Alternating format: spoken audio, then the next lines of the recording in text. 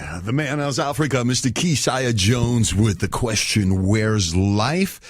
Und der hat gesagt in seinem letzten Wort, you can't fool me. Und deswegen sind Am0k, Alex und Frank Stoner wieder da für euch an diesem 15. Februar 2017 um 20:05 Uhr, punktgenau auf der Rock'n'Roll Uhr.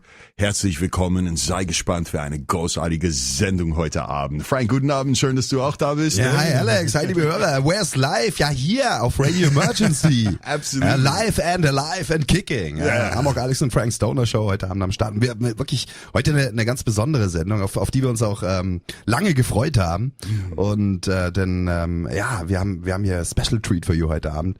Fast live haben wir einen Gast da, aber wir haben ihn eben nicht live da, sondern einen großartigen Mann hier, Ole Dammegard, internationaler Researcher, Autor, Webseitenbetreiber, großartiger Mensch und wir wollten unbedingt so seine Arbeit so mal ein bisschen hier in Deutschland auch mal öffentlicher machen, weil hier in Deutschland kennt den fast niemand so. Es ist halt diese Sprachgrenze, haben wir schon öfter drüber gesprochen, Alex. Ja? Hier, auch wenn wir offen sind, aber letztens, wir schwimmen immer noch so im eigenen Saft. Sowohl jetzt wir als deutsche Truther-Szene, wir sind noch nicht wirklich verbunden mit dem, was international passiert und so ist es halt, dass jemand wie Ole Dammegard, der im englischsprachigen alternativen Medien ganz groß ist, hier in Deutschland vielen Leuten noch gar nicht bekannt ist. Ja, auf jeden Fall. Und wenn man überlegt, ich meine, als wir mal mit Ole gesprochen haben, und man wird das auch hören, ist, dass Ole Dammegard war auch über 30 Jahre als Journalist unterwegs. Und so hat er mal erzählt, dass er hat angefangen, mal viele Fragen darzustellen und sowas. Und eine von den ersten Sachen, was er reingeschnuppert hat, war... Where's life? Ja, wohl ein von den Dingen, was er mal darüber gesprochen hat, ist ein von den ersten Dingen war natürlich auch unter anderem das JFK-Attentat. Und für diejenigen, die das mal bei Social Media verkehren, zum Beispiel auf Facebook, so wie unsere Promotion für die Am0k, Alex und Frank Stoner Show, Ole Dammegard hat auch uns mal Fotos geschickt, die wo er mal betitelt hat, er hat gesagt, die sind der Hammer, oder? Na, was man das alles sieht und so weiter. Und man kann das mal sehen, auf jeden Fall, und wir würden mal das auch denn zusätzlich posten, so dass man das auch auf YouTube sehen kann und so weiter. Und es ist einfach mal großartig. Und der Spirit, das der Mann hat. Also ich habe mal tatsächlich Gänsehaut während diese ganze Interview gehabt. Und das war so großartig, Frank. Ja, es war echt ziemlich stark. Es ist ja auch so, wir haben das Interview halt auf Englisch geführt. Können wir leider ja nicht anders machen so. Und das ist ja immer das Problem, was wir hatten. Wie können wir jemanden, der halt Englisch spricht, wie können wir den hier in unsere Show bringen? Weil wir wollen jetzt ja nicht den ganzen Abend auf Englisch gestalten, weil dann gibt's halt wieder viele Leute, die halt vielleicht nicht so gut Englisch sprechen und für die es dann total anstrengend wird und so. Und das ist so eine Frage, die wir uns ja immer stellen. Deswegen haben wir uns jetzt entschieden, wir haben das Interview aufgenommen mit ihm diese Woche, also es ist brandaktuell.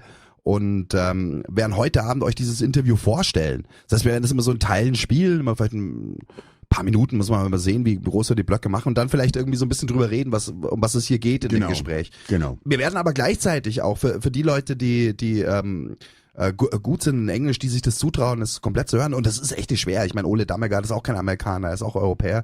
Er ist eigentlich Däne, aber in Schweden die wohl aufgewachsen, so die meiste Zeit.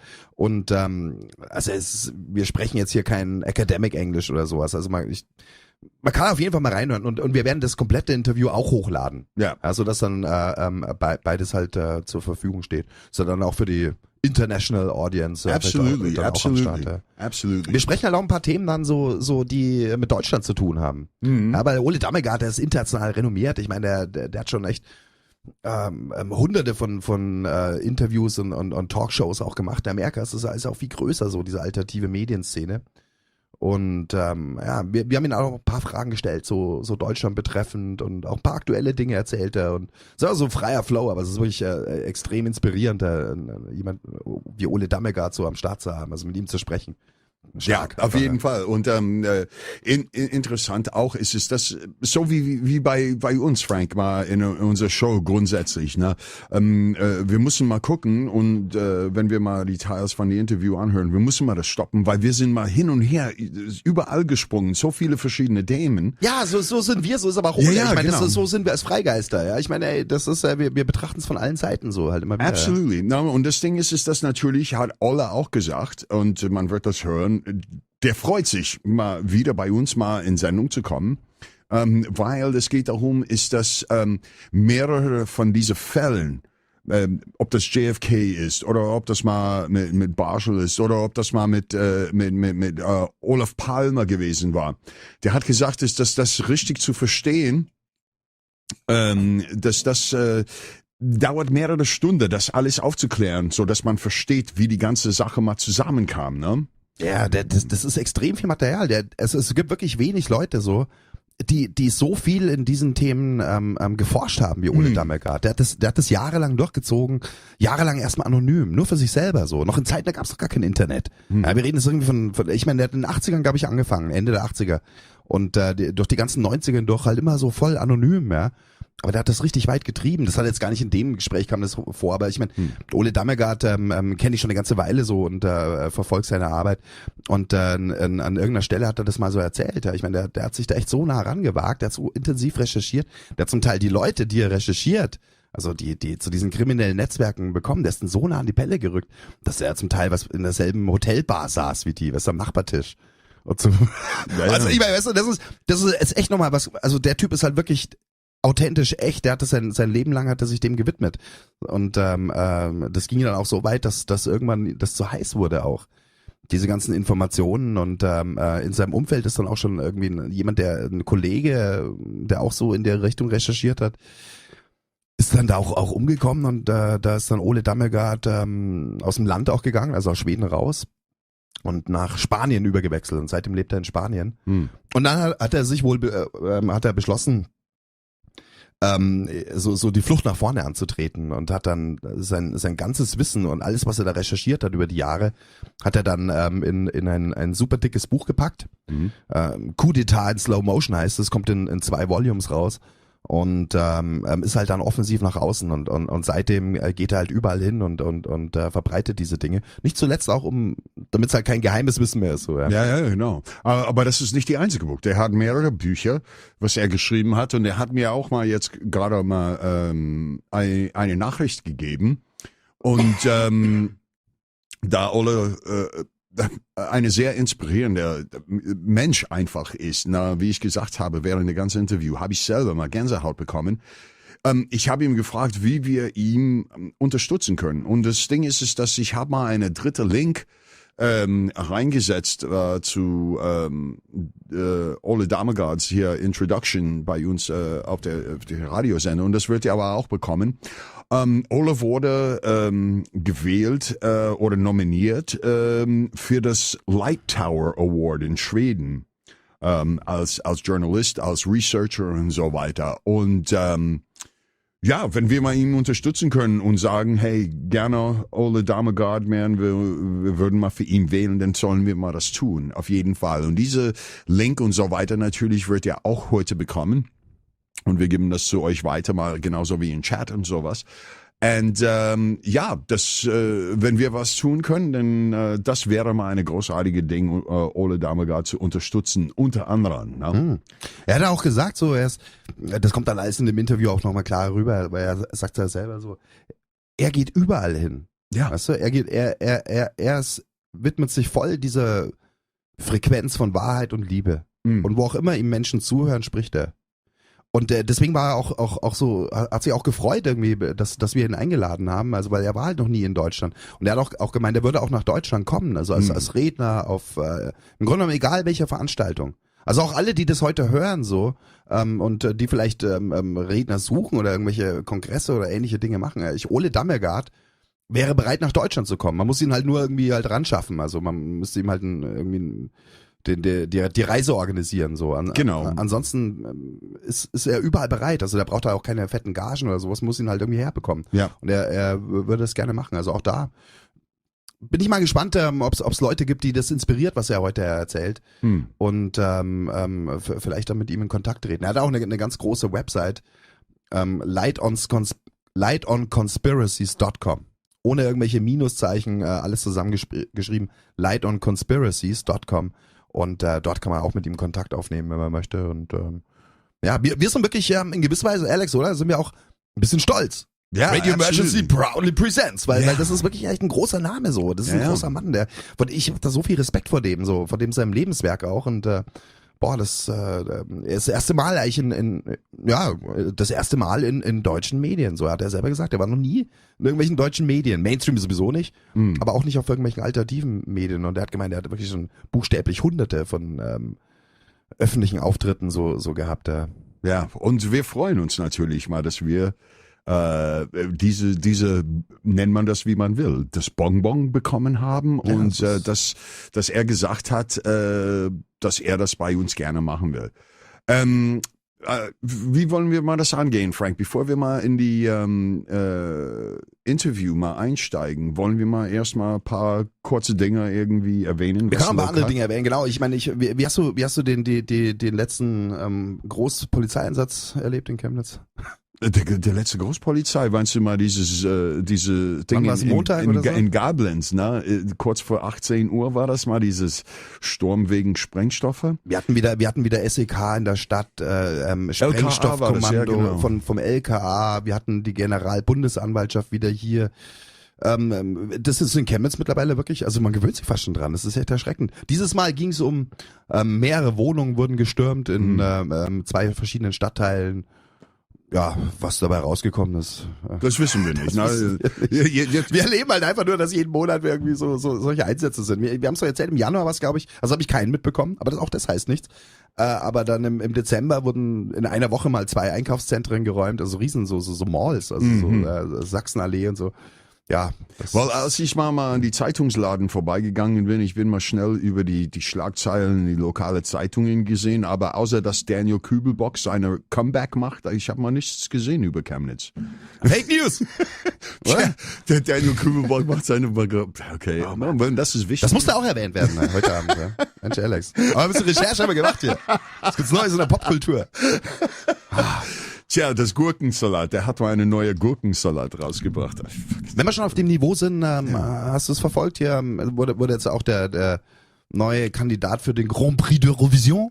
Nee. Hier wurde er nominiert, ja. Hier, also wer da antritt. Weil Deutschland hat doch immer so eine Sonderrolle. Meistens blamiert man sich.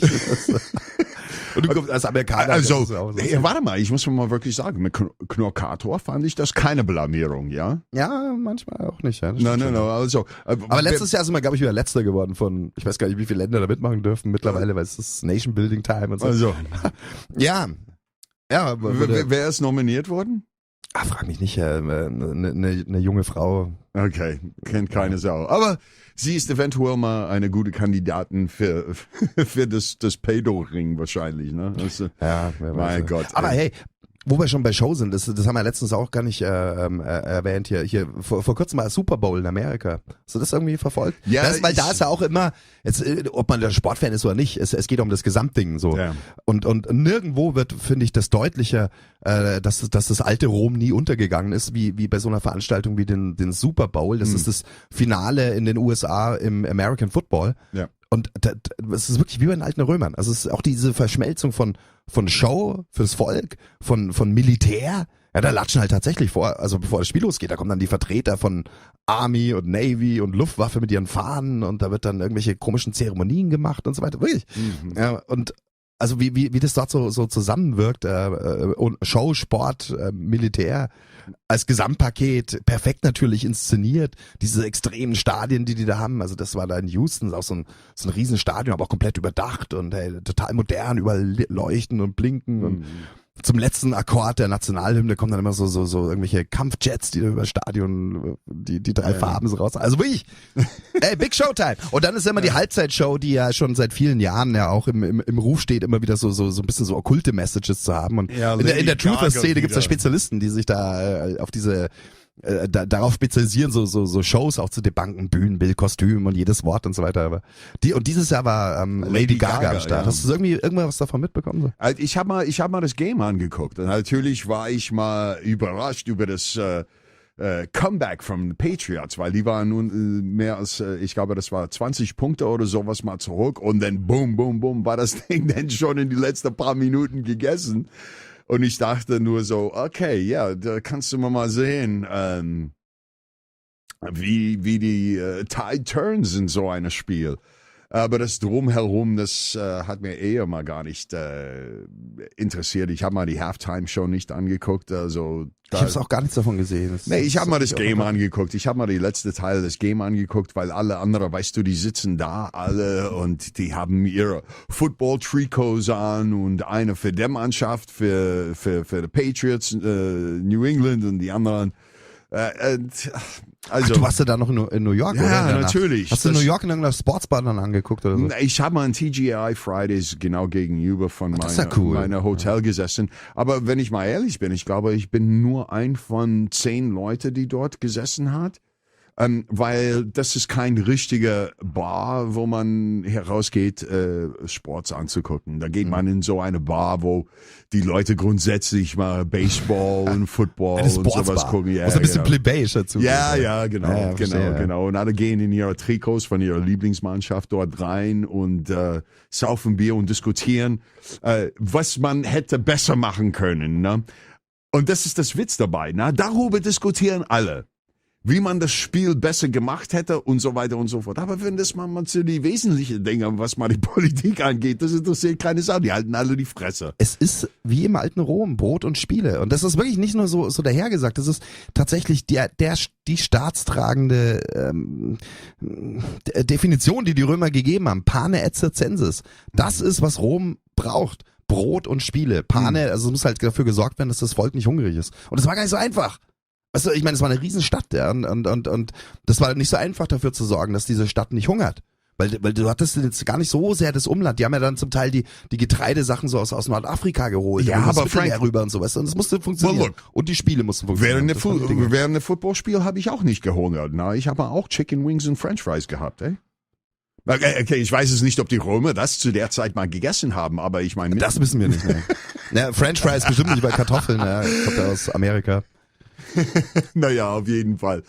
Ja, aber lass uns, ohne Witz, lass uns auch nochmal auf das Spiel eingehen, weil das ist ja eine interessante Geschichte. Also die New York Patriots haben gegen die Atlanta Falcons gespielt. Yeah. Jetzt ist schon der Name New England Patriots, Patrioten, Neuengland ist so die Ostküste, Boston ist deren Stadt da. Ja. Und das ist ja eh schon so eine gewisse Symbolhaftigkeit drin. Jetzt hat es aber noch mehr Symbole gehabt, weil er hier diese New England Patriots, die sind so ungefähr wie im Fußball in Deutschland, so Bayern. Entweder man hasst sie oder man liebt sie. Also ganz viele Amerikaner mögen die nicht, weil die halt ständig gewinnen, weil die halt so besser sind irgendwie. Und jetzt haben sich auch noch, das hat sich jetzt dieses Jahr auch noch so hochgeschaukelt, weil bei den Patriots sowohl der Chefcoach, und der ist halt so eine legendäre Figur dort in diesem Sport, Bill Belichick heißt der ist halt da schon seit 20 Jahren Chefcoach und so ein Superhirn. Sowohl der als auch der Superstar als Spieler. Der Quarterback, wa? Brady. Hier der Brady, der auch wirklich als vielleicht der beste Spieler in diesem Sport, in der Sportgeschichte gilt. Ja. Die beiden sind dort zusammen. Ja. Und die haben beide im vergangenen Jahr öffentlich mehrmals den Trump unterstützt. Also schon zu Wahlkampfzeiten war das schon so. Ja. Die waren pro-Trump. Und das hat jetzt zu diesem Footballspiel dann noch viel mehr Schärfe reingebracht, weil sozusagen auch dieses Lagers, die Patriots hat man gleichgesetzt mit Trump, dieses Trump-Amerika. Ja, weil so auch noch dann eben der Headcoach und der Top-Spieler so sind. Ja. Und das hat dann noch mehr Schärfe reingebracht. Und es ist das Spiel so gelaufen, dass die andere Mannschaft, die aus Atlanta, die haben wirklich unfassbar hoch geführt. Ich glaube, gab so einen Zwischenstand von 28-3. Ja, das ist vielleicht im Fußball vergleichbar mit ungefähr 4-0 oder sowas. Ja. Und normalerweise kann so ein Spiel ja nicht mehr kippen, wenn es mal so hoch ist. Ja. Und das hatte aber, dieses Spiel hat ein unglaubliches, ja, ich benutze gleich mal den Begriff Narrativ. Ja. es ist tatsächlich so gewesen, dass dann im letzten Spielabschnitt auf einmal ging es unglaublich schnell und jeder Spielzug war wie ein kleines Wunder. Also es sind so viele kleine Dinge passiert, die passieren müssen, damit diese sagenhafte Aufholjagd war. Es ging in Verlängerung und am Ende haben die Patriots gewonnen. Ja, das war das erste Mal in Geschichte, auch das mal eine Football-Game in Verlängerung. Genau, das erste Mal überhaupt Verlängerung und dass jemals so ein Rückstand aufgehoben wird, das gab es natürlich auch noch niemals vorher. Und warum ich das jetzt alles erzähle, Alex? Die Frage ist, meinst du, das ist wirklich ein Narrativ? Meinst du, das ist wirklich so inszeniert, um auch sozusagen diese Trump-Waves zu nutzen? Wunder, es kann alles passieren, wenn du nur an dich glaubst. Das ist ja wirklich, der Sport kann solche Dinge schreiben, ja, das erlebt man da immer wieder. Aber das ist ja echt so ein Narrativ, wie als wenn es von Hollywood kommt. Weißt du, so komplett diese Story so und dann verbunden mit Trump und am Ende gewinnen halt dann die Guten. Oder Frank, der Storyteller für die Frank, Guten. natürlich ist das so. Ich meine, wir sehen das allein hier im deutschen Fußball. Guck mal die ganze Korruption, was da abgeht. Das ist jetzt ständig mal in die Nachrichten, dass das alles mal mit Geld zu tun hat. Und das, guck mal, wir haben da oft darüber gesprochen, ist, dass man hat da gesagt, ist, dass die Olympics soll man nicht als politische Bewegung benutzt werden. Und wir haben das gesehen. Ob das mal damals mal die Olympischen Spiele in Berlin gewesen waren zu Hitlers Zeit oder ob das in Sochi gewesen war, während das Problem in der Ukraine her angefangen hat und so weiter. Es war immer wieder, guck mal, München 72, mal genau das mal mit den Israelis und Moskau 1980 boykottiert vom Westen, Los Angeles 1984 boykottiert vom Osten. So natürlich, das ist einfach klar, dass diese Sportereignisse mal werden als politische, wie sagt man, Bewegung oder Hammer benutzt, um Leute zu beeinflussen, egal welche Richtung du das siehst. Auf jeden Fall. Zum Beispiel so, wie du das gerade gesagt hast, mal natürlich, das ist für jemanden, der Sport gespielt hat und guck mal, ich habe mal Football in Highschool gespielt, ja. Und natürlich, dieser Underdog coming up from behind and winning and stuff like that, das ist mal eine große Euphorie für die Fans und alles drum und dran. Und das ist auch so eine typisch amerikanische Sportstory, weil in Amerika ist ja immer dieses, ganz wichtig, so dieses Denken, never give up und so. Und das ist so in Amerika noch viel krasser als bei uns. So sieht's aus. aus. Weil ich meine, realistisch gesehen, auf so einem Top-Niveau, weißt du, jetzt im Fußball, wenn du 4-0 hinten bist, dann ist es halt gelaufen, weißt du, dann schaust du, dass du halt nicht total abschießen lässt oder so. Aber da ist dieses Spiel gekippt. Und ja, die Frage stellt sich, aber ganz ehrlich, ich kann mir nicht vorstellen, wie man das wirklich dann nur inszenieren soll. Well, weil das sind dann so unfassbare Dinge, gerade mit sowohl der Ball als auch dann beim Football noch mehr dieses Ei, das macht ja auch, was es will. Das ist ja ein anarchischer Chaosfaktor. Und du kannst es nicht permanent kontrollieren. Ich meine, selbst den Besten der Welt, beim Fußball, dem verspringt dann der Ball oder dann geht dann an Pfosten oder sowas. Das sind dann minimale Dinge so. Und da beim Football ist es noch viel krasser. Da sind dann manche Aktionen gewesen, dass ich meine, unglaublich, wie der eine Typ da den Ball noch fängt. Millimeter über dem Boden, das kannst du ja nicht inszenieren. Das ist richtig. Aber ich habe auch mal mit ehemaligen Sportlern gesprochen, ist das jetzt mittlerweile, Frank, die Equipment, was die Leute haben, allein Football zu spielen, haben wir damals in die 70er Jahre mehr, also ich hab mal wie ein richtiger Muscleman ausgesehen. Heute ist alles so High-Tech. Wenn du guckst mal, die Footballanzüge, wir haben normalerweise Pads in die Knien gehabt, Hüfte, wie sagt man, hinter an die Stießbeine und sowas, Cup und wie sagt man, Oberschenkel und sowas. Du hast richtig Pads gehabt. Jetzt ist das alles in die Hose integriert und das ist alles so functional Sachen. Also meinst du, das sind dann schon so im Handschuh vielleicht ein Magnet drin, das nein. den freaky Ball nach, das aktiviert so zack und dann tatsächlich diese Handschuhe, was die haben, mit denen das diese Wide Receivers benutzen und die Running Backs und sowas, die haben irgendwie so eine klebrige Zeug, dass du mal mit einer Hand daran kommen kannst und das Ding klebt an deiner Hand. Das ist richtig krass.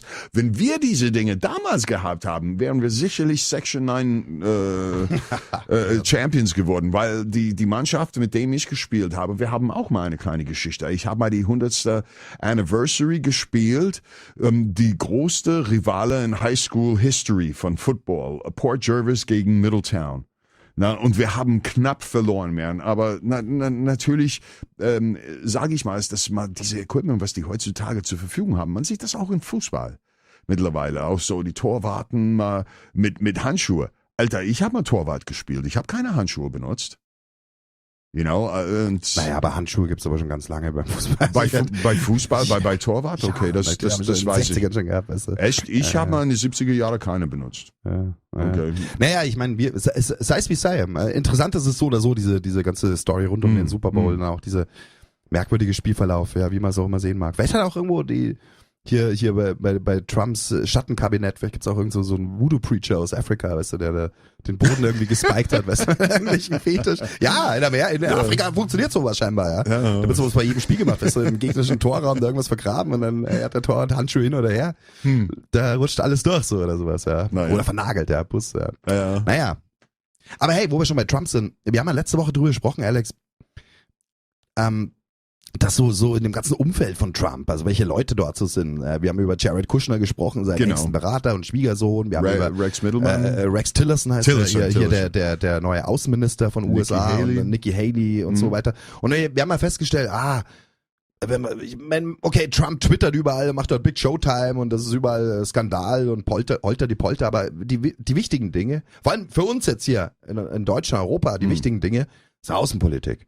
Ja, und da haben wir gesagt, ja, vielleicht kann sich was ändern unter Trump, weißt du? Ja. Weil er im Wahlkampf ja schon Andeutungen gemacht hat, NATO obsolet, diese ganzen Nahostkriege, da ziehen wir uns raus, Amerika wird nicht mehr überall Weltpolizist sein. Da haben wir schon drüber gesprochen, am Tag nach der Wahl haben wir gesendet und haben gesagt, Mensch, vielleicht ist es eine Chance für Europa und auch für Japan oder sonst wo auf der Welt, sich dort zu lösen so. Aber es sieht halt immer mehr so aus, als ob aber außenpolitisch sich gar nichts ändert. Im Gegenteil, als ob sich noch die Dinge verschärfen. Der Tillerson macht jetzt eine neue Front auf mit China, wo es ja auch schon eine Weile kriselt, aber der scheint jetzt da noch mal eine Schippe draufzulegen so und hier Russland ist der Böse und Iran auch und so weiter. Also da bleibt alles beim Alten. Die atlantische Außenpolitik scheint sich einfach fortzusetzen. Wo man immer noch sagen muss, okay, weil jetzt manche Amerikaner, die ich gehört habe, die nehmen das auch zur Kenntnis und die sagen aber immer noch, naja, okay, Trump weiß über die Dinge schon Bescheid, aber er braucht noch ein bisschen, um das durchzusetzen und naja, ich habe da meine Skepsis, ganz ehrlich. Ich glaube, wenn so ein Verteidigungsminister, so ein Außenminister spricht, die briefen sich schon vorher, weißt du, du sprichst da für amerikanische Außenpolitik, das musst du schon vorher irgendwo grob die Linien abstecken. Wollen wir Russland, dieses ganze Sanktionsding, wollen wir da raus und mit denen Peace machen oder wollen wir die weiterhin als Feindbild aufrechterhalten? Also so Grundlagen, weißt du, die haben die schon abgesteckt und leider sieht's da nicht gut aus. Ja genau, und darüber haben wir letzte Woche gesprochen und jetzt heute Nachmittag habe ich nochmal in die Zeitung geguckt, hier war die Headline der neue Verteidigungsminister der USA, ich habe jetzt den Namen gar nicht mehr im Kopf, hat so Europa, ich glaube, es ist sogar das Wort Ultimatum oder sowas gefallen und die Sache ist, der Verteidigungsminister der USA verlangt von Europa, sie müssen ihre Verteidigung hochsetzen, also die Budgets, wir brauchen mehr Geld und wir brauchen mehr Aufrüstung. Und wenn Europa das nicht macht, dann würde Amerika sich da aus dem Sicherheitskonzept oder wie auch immer sie das nennen, aus Europa verabschieden. Das wäre, wo wir dann sagen, ja, hey, wow, echt? Aber unsere Regierungen und alle in Europa, die sehen es natürlich anders. Wir brauchen unbedingt die Amerikaner, weil die uns ja wieder vor den bösen Russen verteidigen. Und tatsächlich ist das gleich hier bei uns in Deutschland auf offene Ohren gestoßen. Die von der Leyen ist da gleich on fire. Ja klar, das ist, was sie schon fordert, aufrüsten und jetzt kommt's von Amerika. Jetzt auf einmal die Trump-Administration doch wieder ganz okay. Also es ist wirklich, trauriges Theater muss da stattfinden. Also, Aufrüstung, wie soll das denn gehen? Hey, Frank, das ist jetzt hier das Bizarre. Man spricht darüber, ist, dass Deutschland ist keine souveräne Stadt und unter das Aussage, was im Zweiten Weltkrieg zu Ende gewesen war, Deutschland darf nicht mal ihre Militär aufrüsten. Und hier jetzt kriegen die Erlaubnis, obwohl man keine Friedensvertrag steht. Was soll das jetzt heißen? Naja, das mit dem hier mit Deutschland darf nicht ausrüsten, das galt ja nur den ersten Jahren nach dem Zweiten Weltkrieg. Dann hat man in den, wann war es, 50er, 60er Jahren dann die Bundeswehr eingeführt und dann ging es alles los, Bundeswehr, NATO und dann dann hat man Deutschland halt hochgerüstet, so als erste Reihe sozusagen gegen den Osten so. Und das ist das Szenario, was halt jetzt wieder droht. Jetzt sollen wir wieder hochrüsten. Ich meine, ist das jetzt die Zeit, wo wir mehr Waffen brauchen, mehr, und zwar bedeutsam mehr. Weißt du, der redet jetzt nicht davon, macht's halt mal 1% mehr. Der redet wirklich von Big Style. Ja, wir reden hier wirklich von Hochrüstung, in so eine neue Rüstungspolitik zu kommen. Das ist auch nicht eine Sache von 1-2 Jahren. Wir reden hier wirklich hier werden das strategisch die Weichen gestellt. Der europäische Anteil an NATO muss halt so und so viel höher werden, weißt du? Ey, ist das jetzt echt, was wir brauchen? Ja? Eigentlich nicht. Das ist genau das Gegenteil von dem, was wir jetzt wollen und was wir brauchen. Nee, was wir brauchen, ist eigentlich, dass die Amis ihre Scheiß packen und gehen nach Hause. Ja, das ist, was wir brauchen. Und der NATO ist obsolet, hat's im Wahlkampf geheißen. Ja? Und das sind so Dinge, die haben ja dann eben auch vielen alternativen Leuten Hoffnung gemacht. Hey, da kommt einer und der sagt hier, wir ziehen uns zurück aus diesen ganzen Militärmaschinen und so. Aber wenn man jetzt so guckt, was passiert. Ich meine, Trump selber, ja, hat schon ein paar Mal was Kritisches über Russland gesagt, aber es ist halt auch das ganze Umfeld. Verteidigungsminister, Außenminister, engste Berater und dann das andere, das haben wir ja gestern erwähnt, gestern die Nachricht, hier dieser Michael Flynn, hieß er, glaube ich, der musste zurücktreten und der war der nationale Sicherheitsberater von Trump. Und das war einer der wenigen in diesem Umfeld, die halt auch eben eher russlandfreundlich gesonnen waren. Ja, oder auf russlandfreundlich, was heißt das schon? Das ist immer auch dieses Lagerdenken, ja.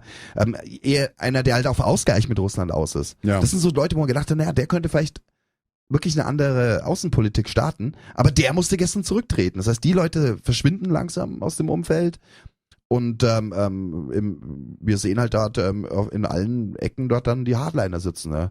Inklusive solchen Leuten wie Rex Tillerson, der letzten Dezember, keine 2 Monate her, CEO war der von noch, Exxon. Genau, der Vorstandschef von ExxonMobil, ja. Ölindustrie. Ich meine, der ist jetzt Außenminister und macht halt jetzt die neuen Richtlinien.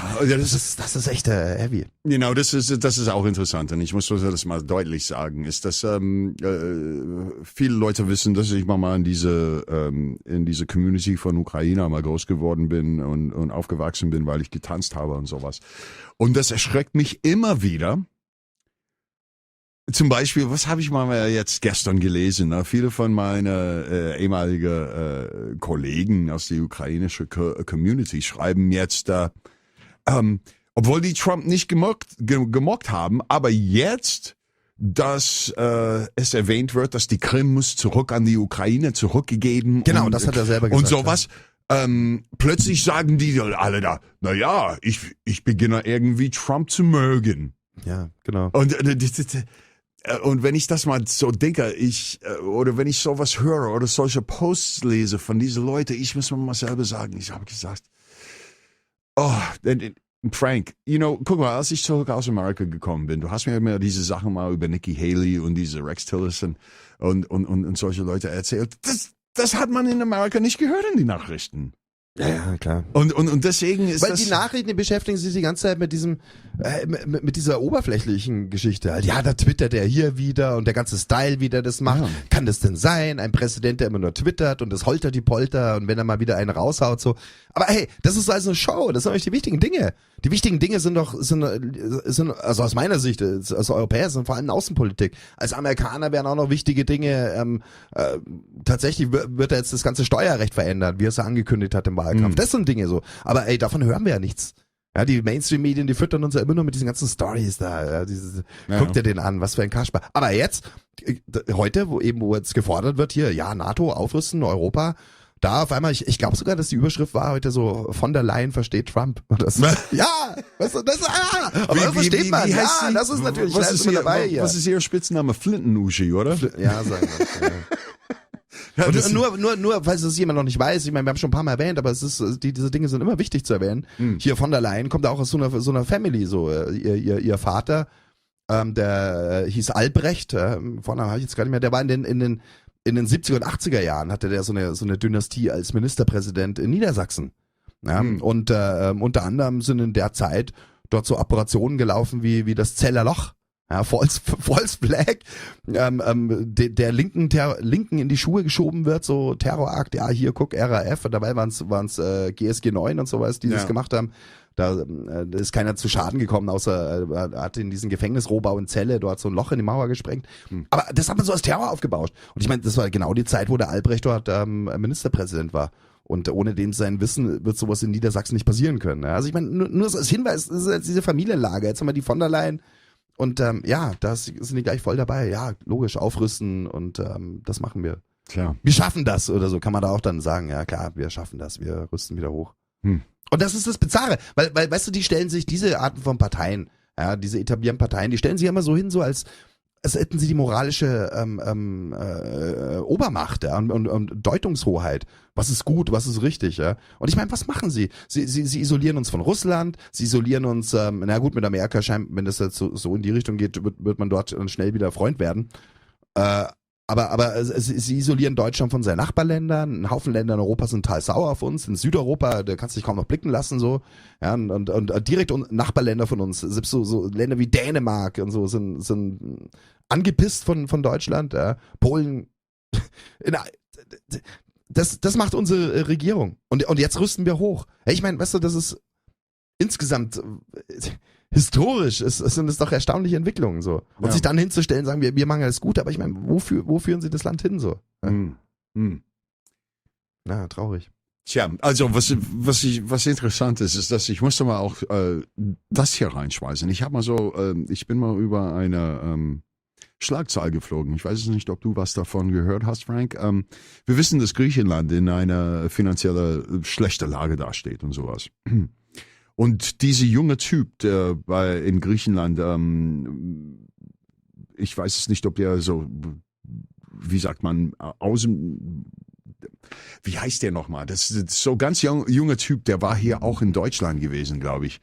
Well, anyway, die Schlagzeile hat gehießen, dass Griechenland holt jetzt wieder Rothschild ins Boot rein. Das Rettungsboot.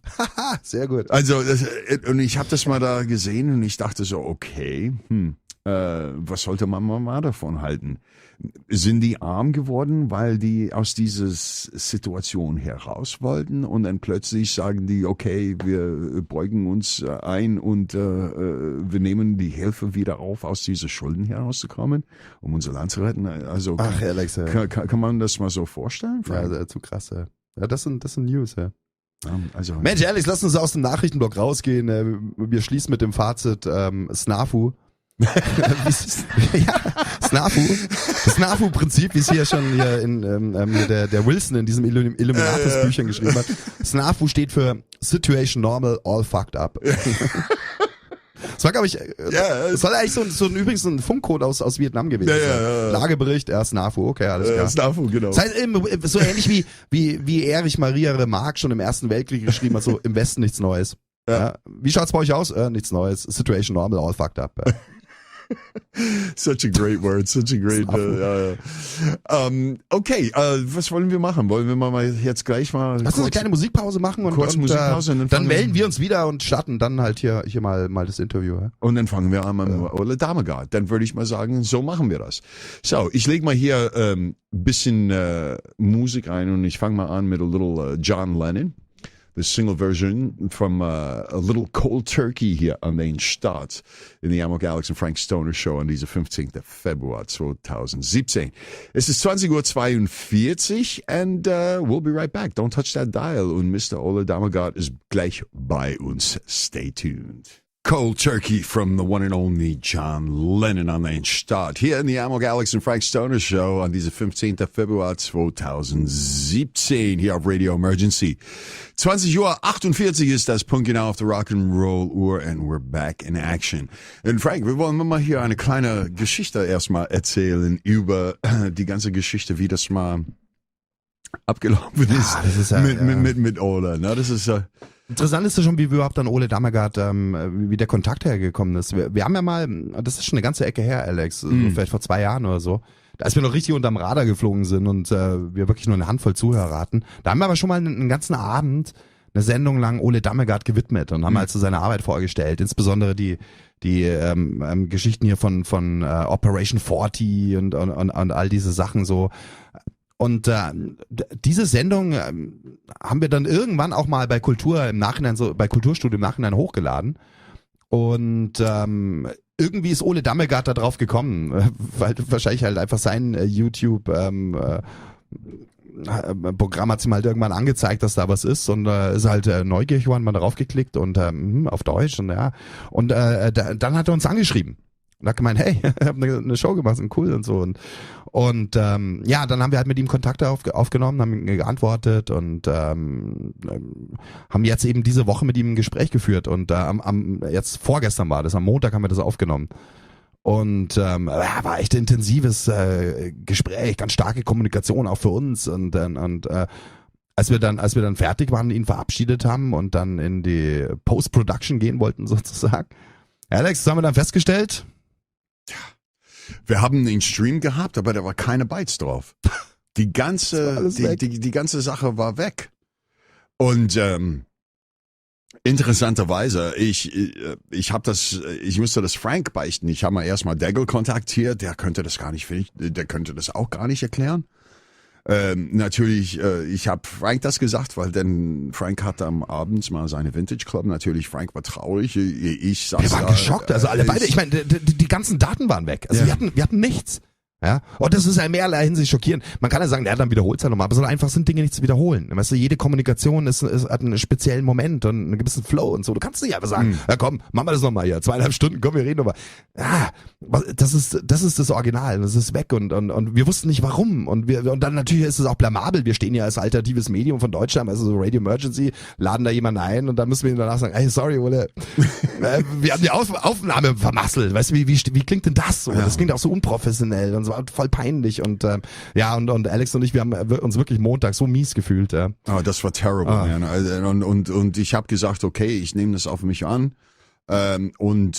ich melde mich bei Ole und ich entschuldige mich 10.000 Mal, 100.000 Mal. Aber ganz wichtig, wir wussten nicht, was der Fehler war. Das war das Ding. Es ist nichts passiert, aber wir wissen nicht, warum es nicht passiert ist so. Ja. Warum es nicht aufgenommen hat. Das wissen wir nicht. Also, wollen wir dazu sagen. Aber wir haben es natürlich auf unsere Kappe genommen, weil willst ja auch nicht rumeiern und sagen, ja, ich meine, wir haben ihn eingeladen und unsere Aufnahme hat nicht funktioniert. Das ist halt, was am Ende da steht. Ja.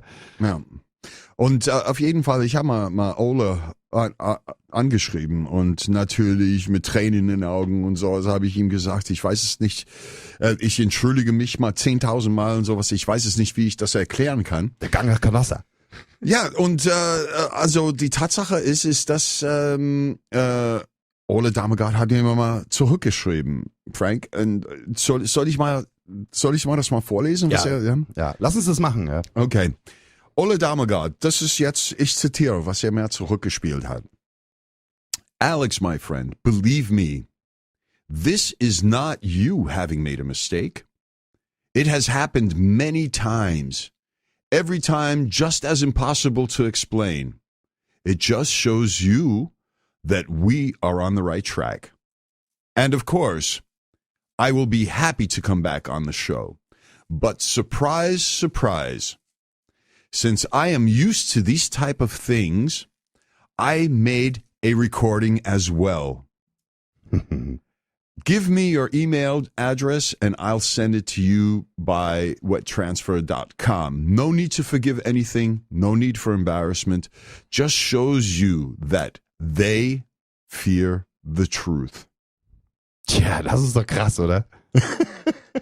Der Hammer. Ole hat eine Aufnahme gemacht. Ole hat selber eine Aufnahme, weil das geht doch nicht. Weil er das wusste, weil er schreibt, ihm ist das schon ein paar Mal passiert. Ja, dass er irgendwo eingeladen ist und dann, und tatsächlich kann mich auch erinnern, dass er das in irgendeiner Sendung auch gesagt hat, dass das schon ein paar Mal passiert ist. Du bist bei Radiostationen eingeladen, zum Teil live und dann setzt ständig Skype aus, du kannst keine flüssige Kommunikation führen. Irgendwelche Dinge passieren da ganz oft, und weil der das schon wusste, hat er selber aufgenommen. Ja. Also, das gibt's doch gar nicht, oder? Ich saß da, als Ole das gesagt hat, und wie mir das geschrieben hat, ich habe gesagt, hey, Frank, die Aufnahme haben wir.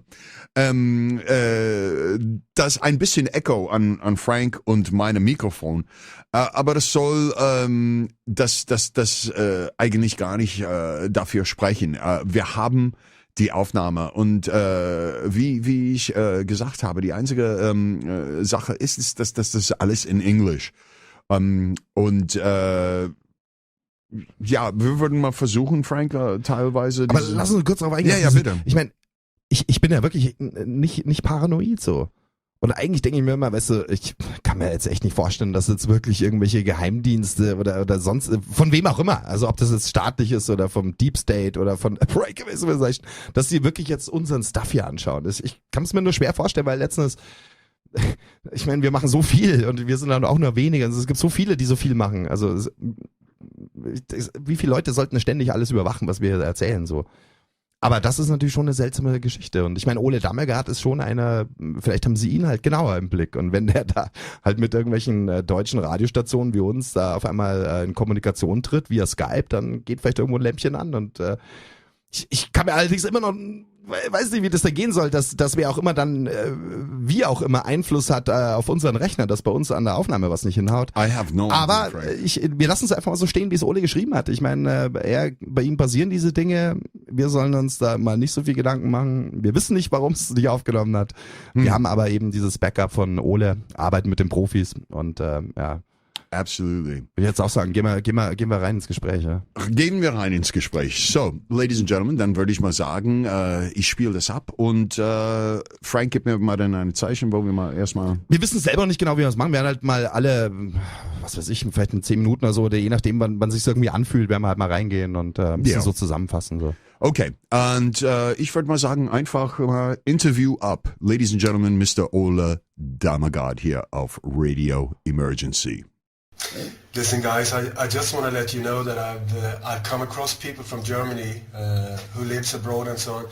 Everyone speaks very, very highly of you, so that I just wanted to pass it on. From us? They speak very highly about you and your show.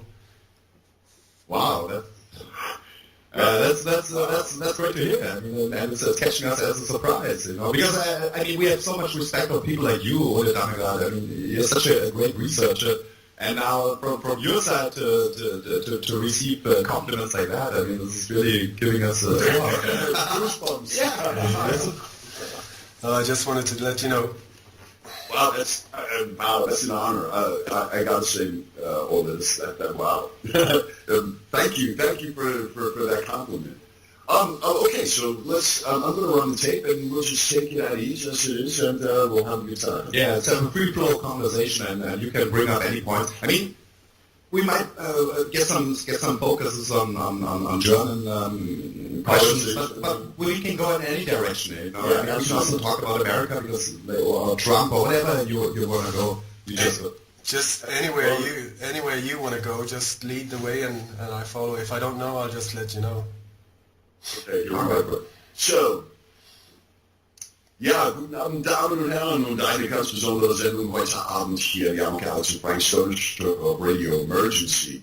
Und es ist eine unglaubliche Ehre für uns beide und natürlich auch mal die gesamte Radio Emergency Community, dass wir einen ganz besondere Gast heute Abend haben hier live bei uns im Show.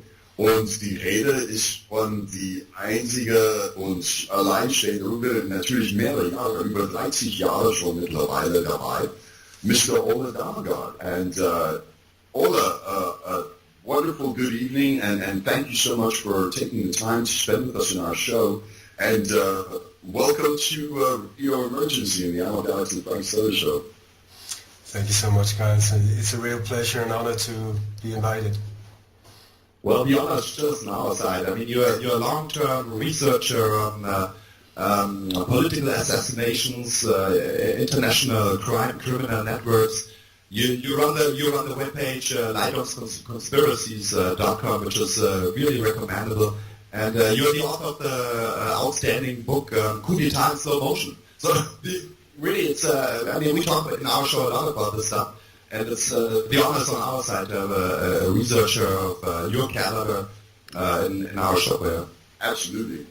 Ole, the last one of the last YouTube videos that I saw from your presentations that you had, I think it's a couple of years ago. You were working as a journalist over 30 years. Now it's got to be, I think, 35, 40 years at least. Ole, tell us about that a little bit. No, I used to work as a journalist, but that was only for like 5 years or something like that. And it's in quite a small town in southern Sweden. And but these years taught me how to ask questions, how to listen, not interrupt, how to hear what is being said and what is not being said, because very often it's you will find the truth in what is not being said, what is left out, and so on. And also to see that we're being fed a lot of propaganda, even on a low level, on a town, town hall level, but all the way up to state levels, and now on a global level. So they were very good years for me when it came to what I was going to do later on, which I had no idea about that time. I mean, 30 years ago, I had no plan to end up in this position at all. It's just that I hate being lied to. I hate people dominating others. I hate people manipulating.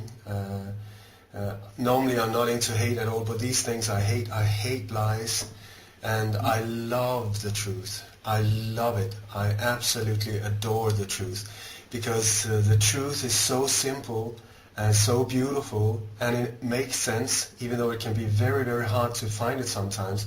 It's there.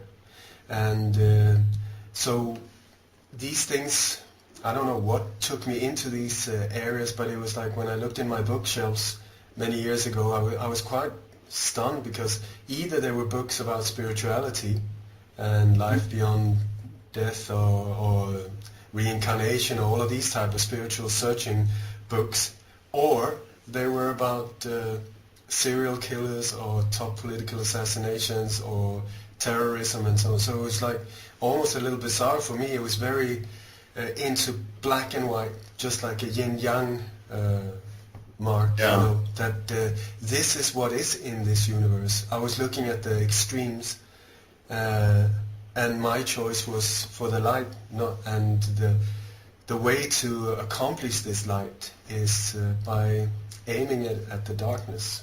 And so this is what I've been doing for many years. It's interesting that you say that you worked as a journalist. The parallel for myself and hearing what you're explaining is sort of the same, because I was working in mainstream radio, and my problem was that I was always being put under pressure because I always had an opinion. And the mainstream radio didn't want that, and after I got thrown out of German radio, I started doing my own thing, and here with Frank, we found this direction, and I really don't know how it came about either to find, but according to some of your history that I've heard, listened to, and read about, it seems that your whole looking for the truth, which I have to also say I agree with, because when you get the truth, it's sort of you feel free when you find this information out. It's sort of a weight off your chest. But it seems that this whole research inspiration you got through the Kennedy assassination. Is that right? Or am I wrong? No, that was where it started for me, where really it was, I remember almost the hour when it happened, because that was the first time in the early 1980s where I was staying at a friend's and I couldn't sleep at night. He had satellite TV, and that was something really new at that time, so I was like, whoa, check it out. And there was this documentary about the JFK assassination where they showed the so-called Zapruder film, which is said to have been taken by a bystander, where you see the whole assassination of JFK. And in some of the frames you will see the final headshot, where it's very obvious for anyone with a logic working brain that the shot was fired from somewhere to the right and the front of him, not from the back and up to the right, where Lee Harvey Oswald, the alleged assassin, is said to have been. And so, like in 5 seconds, it was super obvious for me that, whoa, hang on, that was a lie. I couldn't understand. These were some high-level news agencies, that were backing this whole thing. That was so obvious that, a 5-year-old that knows if you throw a ball at something, it will bounce in a certain direction. It's exactly the same thing. And this is where I felt that what I try to lead me is what I call Farmer Brown logic. 1 + 1 = 2. I don't care. I do not care if you can show in 3D animation or you got like a whole team of professors in white coats and they say 1 + 1 = 34. That is just fantastic for me because that shows me somebody is very aware that there's some massive lying going on and there's a reason why they're trying to hide, to cover it up. So this is perfect for me. But the last thing I do is to accept that as truth. I'll just say, thank you, that's very kind of you to make it so obvious to me that you're lying. So I will track down and expose your butt. Because the thing for me, all of this is a matter of healing. That is the whole point for me. I'm not into this even though I find some conspiracies interesting, but the whole thing is about peace for me, Stop messing with us. Stop bullying us around. Stop killing us. Stop doing horrible things to our kids. What the hell is going on? And the rest of us being totally brain dead and asleep, accepting it, that, to me, not okay. So I will do everything to expose them. And the thing is, what is wonderful with all of this is also that I don't know if there's any kind of criminality that can go on in the open. It's only in the dark that they can do it. It's only in the shadows behind closed doors, real cowards. These people or forces that are involved with this, I mean, really, it sucks to such an extent that it's unreal. And so what I try to lead is courage to have the courage to face these forces because they're very scary sometimes. I mean, and especially someone like myself, they see me if I do my part right, I hope I would be a major problem for them. So, but to not let them dominate me by fear, because fear is the thing that they use against all of us to control us, to stay in love and totally fearless, just aim the light at them and say, I see you, and I don't care if you're Hindi, Sikh, Jew, Nazi, Christian, Catholic, blue, green, red, I don't care. I am aiming at criminals, I am exposing criminals. And so whatever area it takes me into, the truth will lead the way. I'm not here to make a point or a political standpoint. I don't care about politics at all. I'm here to do my part in creating peace in this beautiful world. And the thing is, when you look at it, when you look at how many of the things today that is going on, how much of this mayhem that is going on, and you see that it comes back to the same people, the same power structure. It doesn't matter if you go from the GMO or vaccines or chemtrails or political assassination or satanic rituals, or you come back to the same, which is fantastic, I think, because then it's like I don't have to worry about having millions of horrific individuals out there trying to do awful things to us. It's a small little tiny group like a cancer growth that is messing us up and trying to divert our attention all the time, trying to keep us fearful so that we will not have the courage and the time to open our eyes and just focus it at where the problem is, which is them. And so I think we're at a fantastic point in history because suddenly we know who they are. I mean, it's all over the place. We've identified so many of them. One of the things that I focus on is trying to expose the few methods they have, because the methods they're using against us are so few, so few, and they have absolutely no creative mind or skills or imagination when it comes to sort of maybe alter the theme from time to time or spice it up with a little like that. No, it's the same old, making it so easy for us if we become aware. So I'm super optimistic. Tja, Frank, Ja, jetzt sind wir wieder live hier. Ja. Aber es hört ihr wahrscheinlich schon an der Klangqualität. Es ist leider nicht so eine ideale Tonqualität, oder? Aber hey Leute, bitten da um Nachsicht. Es ist sozusagen ein Not-Backup, eine Not-Backup-Aufnahme. Ja? Ja. Wir sind froh, dass wir diese Aufnahme haben, so, weil es geht vor allem um den Content. Und sorry, wenn halt die Soundqualität jetzt nicht dem Radio Emergency Studio Standard entspricht, den wir eigentlich gehabt hätten, wenn halt Fahrradkette, wenn die Aufnahme bei uns auf unserer Seite funktioniert hätte.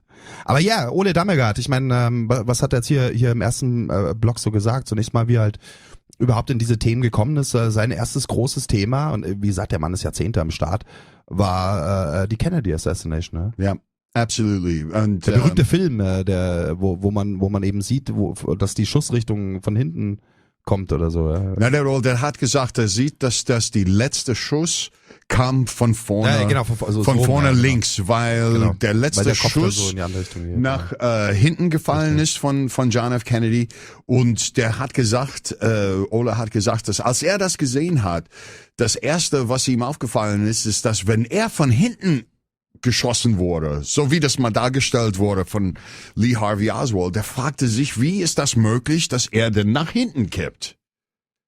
Ja, und das war die erste Sache, das ihm erstmal in Frage gestellt hat. Und somit hat er so angefangen, diese ganze Geschichte zu forschen. So weit, Frank, dass er mal auch nach Dallas hingeflogen ist. Und er hat die Fotoaufnahmen gemacht dort. Genau. Und witzigerweise hat er erzählt, diese Pyramidenstrukturen, die alle überall aufgetaucht haben. Ne? Da geht er nachher noch ein bisschen mehr ins Detail ein. Aber hier, guck mal, Alex, wir bekommen gerade eine Nachricht von unserem Freund und Kollegen Micha vom Kulturstudio. Der hat gemeint, er kann vielleicht an der Aufnahme noch ein bisschen was arbeiten. Okay. Post-Production. Micha hat ein Studio und ist da natürlich Soundmaster. Und das heißt, wir haben die Hoffnung, dass wenn wir das Interview, wir werden es als komplettes auch via Kulturstudio TV auf YouTube hochladen, dass dann die Qualität ein bisschen besser ist. Ja, haben wir Hoffnung. Und interessant auch, genau, wenn wir jetzt gerade bei Micha sind, vielleicht können wir auch welche von diesen Bildern, die er uns geschickt hat, auch dem Micha schicken, dass wir die dann dort mit einblenden. So, ich meine, das eine oder andere. Absolutely. Ja, also so ist er also zu diesen Dingen gekommen, und dann, das ist halt auch so spannend, in diesem Gespräch, es zieht sich da auch wie ein roter Faden durch. Wir reden nicht die ganze Zeit nur über die rein düsteren Dinge, sondern bei Ole Dammegard ist immer auch ganz viel so eine lebensbejahende, optimistische Weltsicht auch da. Es trägt er eben auch rüber. Das ist seine Message. Ich meine, und das finde ich so interessant, weil das ist durchaus ähnlich, wie es auch bei uns ist, oder Alex? Ja, ich meine, wir reden über wirklich düsteren Stuff und stellen den vor. Und dann gibt's ja immer wieder Leute, die sagen, ja, aber weißt du, wenn dieses ganze Düstere, damit stärkst du vielleicht doch nur diese Energien. Und sollten wir nicht alle so eher positiv meditieren und so. Aber wir sagen dann immer, aus der Sicht des Heilers, musst du das anschauen. Ja, natürlich. Wenn der Körper krank ist, dann musst du dir die Wunde angucken, und die ist nicht schön. Die eitert vielleicht, die kann auch stinken und sowas. Aber das ist nun mal, was du schauen musst. Und als Heiler darfst du nicht so zimperlich sein. Im Namen auch, aber eben mit dieser Vibration von Liebe, und das ist bei Ole Dammegard ganz, ganz stark. Und der sagt das auch. Der hat selber gesagt, gerade in diese Passagen, was er erzählt hat, der hat gesagt, dass der versucht, nicht eine Änderung mal politisch zu stellen, weil die Politik interessiert ihm gar nicht.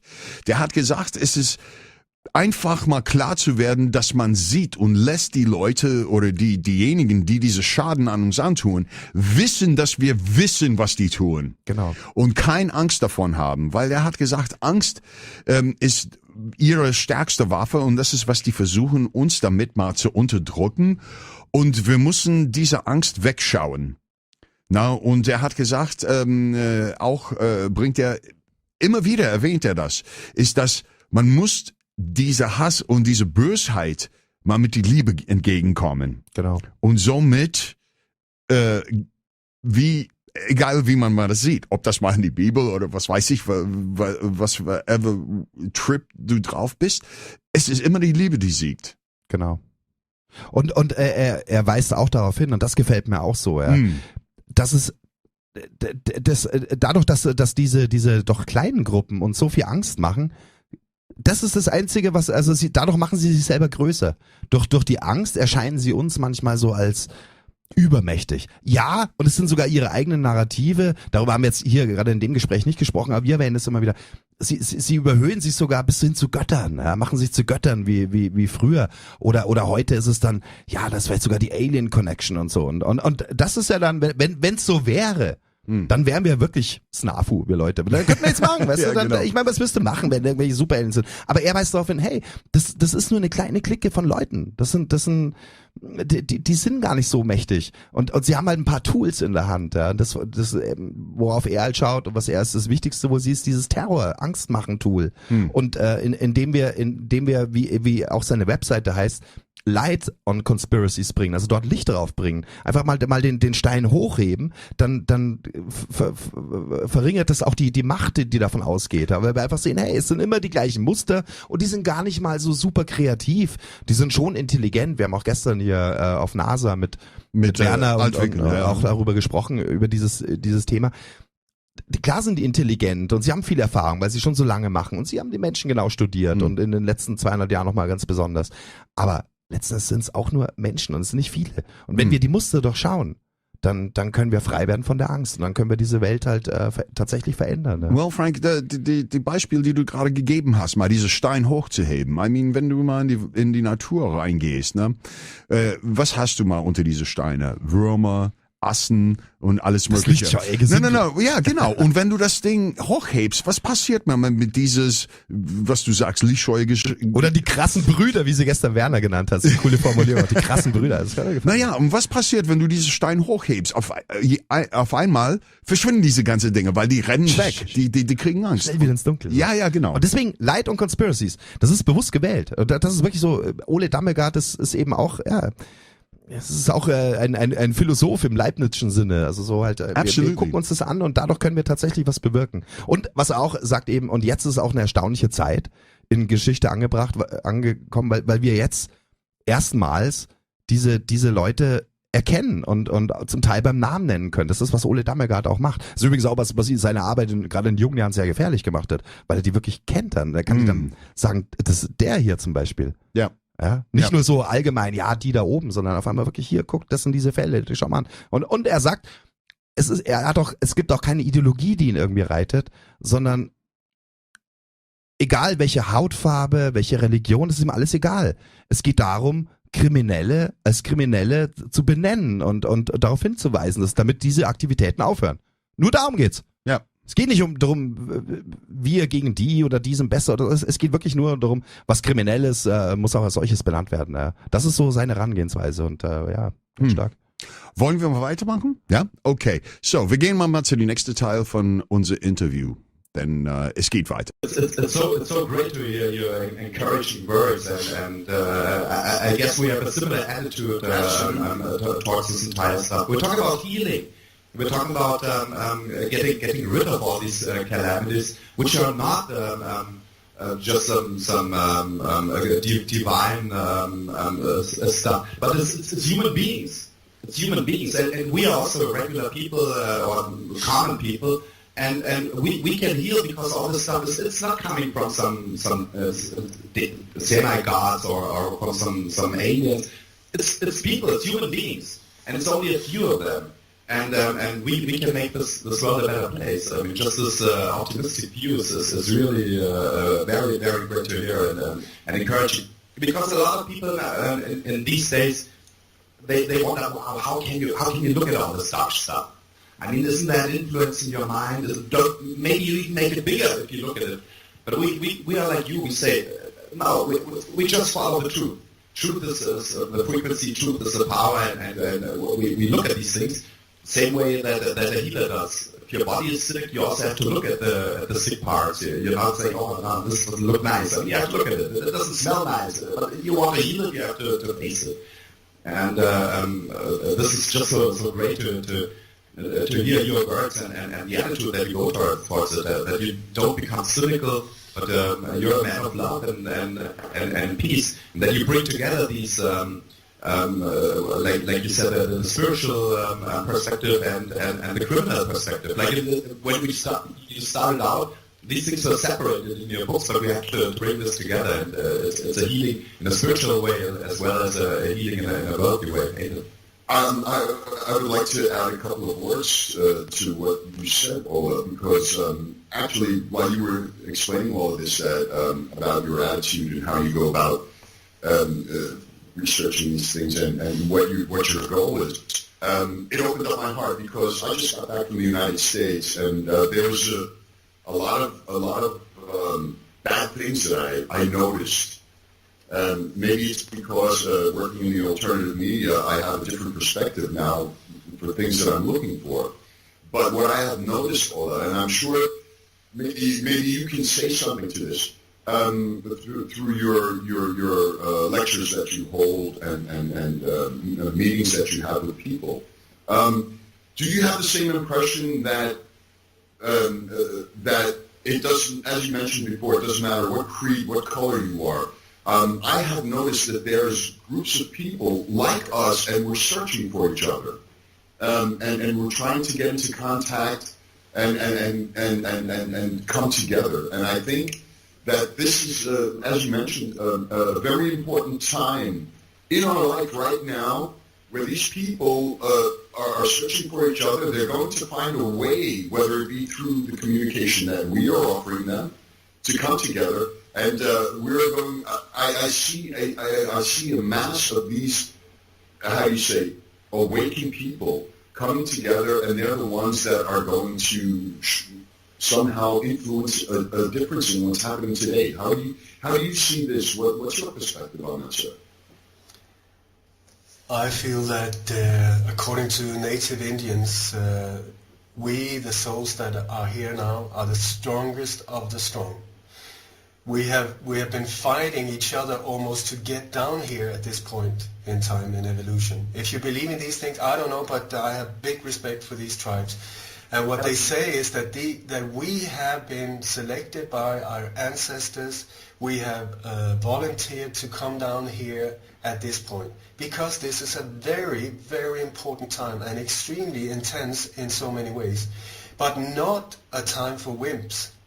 We have come down here to excel and to become, to live by example, to become light lovers. I don't want to say warriors because I don't believe in fighting, even though indirectly this is what we're doing. But it's like, I'm not a freedom fighter, I'm a freedom lover. Yeah. So I also feel that it's like so many of us have been tried in combat. You know, this can be spiritual combat in our families, in our lives, but we have been tried and proved ourselves in so many different directions. And now it's like coming to a point where we're being pulled together in a beautiful way. I mean, when I go to, I just came back from London and I did a mini tour there. I'm just, you know, I know there are people waiting there that I'm going to love. I'm really, you know, I can see, I just look out in the crowd, I see their eyes, and boom, there's one. And there's another one over there. And from that on, boom, we're brothers. I mean, really, brothers, because I know this is someone who has gone through this whole thing, purified himself, purified his mind, transcended above hatred, anger, all of these things, even though the background and history have been brutal to most of us. But this is what I call boot camp. The thing that we have gone through in our life, I call boot camp. You have the choice to be a victim, or you have the choice to see it. Thanks a million. This was absolutely horrible, but I have really practiced my spiritual muscles and my physical muscles so that I am now in a position where I can meet this in balance. Because their incoming waves, I mean, they are big. So it's like you need to be able to surf. And it's not a time to chicken out. Also, as soon as you get afraid, you get stiff and you fall. You know, so you have to be able to move forward smoothly, not stupid, because you are in dangerous areas. I mean, I feel often I'm walking in a minefield where I need to move forward with tenderness, you know, not just bum, bum, bum, bum, bum. I'm going to prove that you're wrong and I'm right. That is a major problem. So you need to move forward gentle but fearless. Ole, it's so interesting that you mentioned these Indian tribes. I'm going to ask you, I'm sure you know about the information about what's going on at the Dakota Access Pipeline.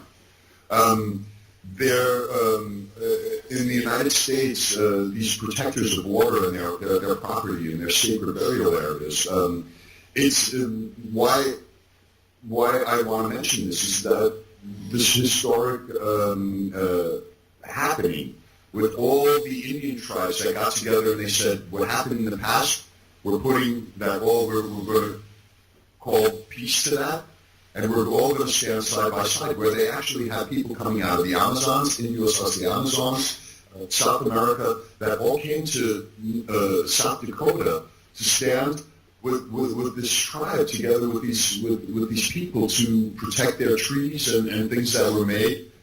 And if this sign that all these Indian tribes that made peace with one another is possible, isn't that a sign for us to show that it's possible that all the different cultures can do that with one another? Yeah, big time. Big time. It's all coming together on so many different levels.